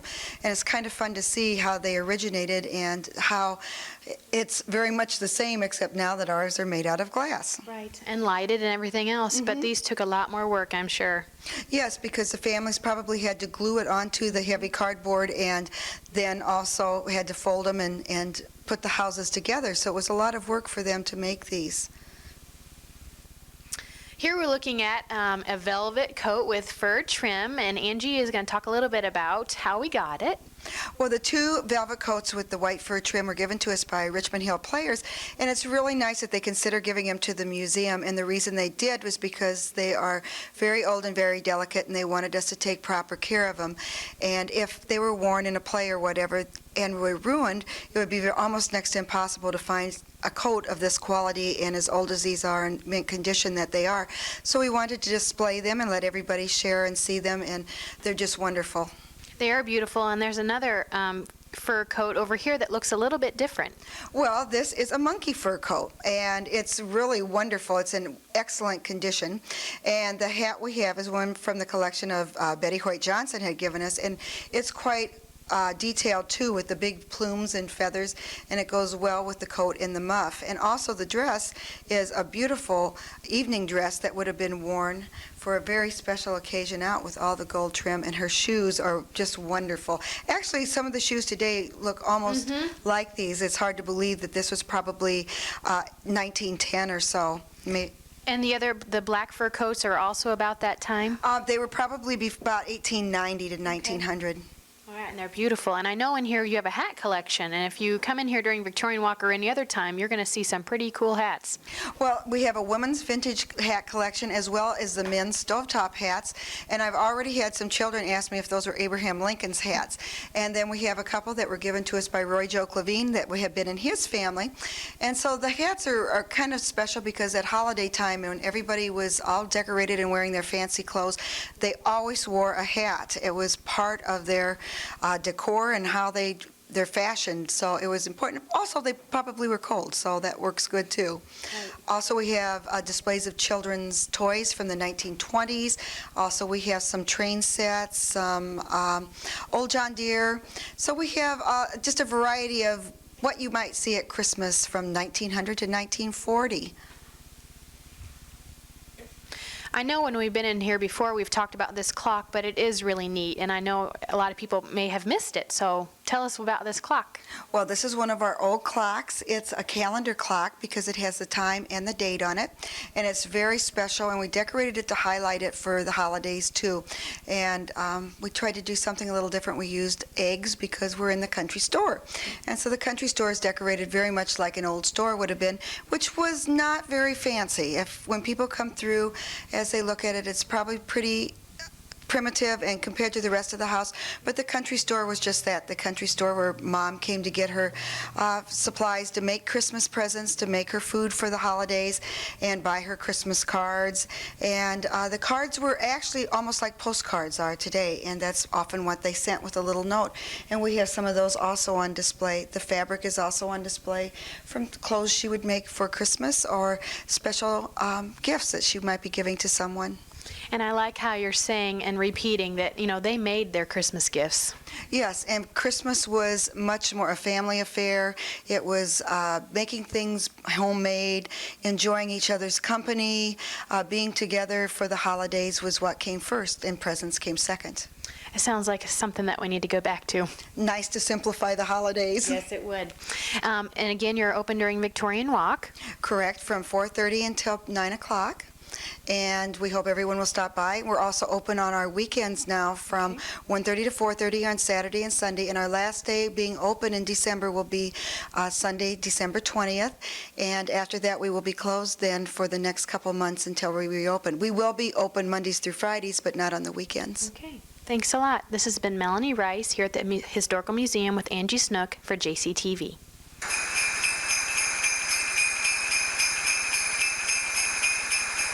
Hello, this is Brett Decker with JCTV, and I'm here with Paul Doc Yackley. And Doc, you are now a co-author of a book. The book is called Miracle on Wheels, and the book is about the creation of the Winning Wheels facility in Prophetstown. Could you give us a little brief synopsis of the book? Well, it started out as a dream of a young man by the name of Mike Mackey, who had lived in nursing homes with the elderly. And he thought there ought to be a better way, and when he moved to Prophetstown, he got people to help him do this.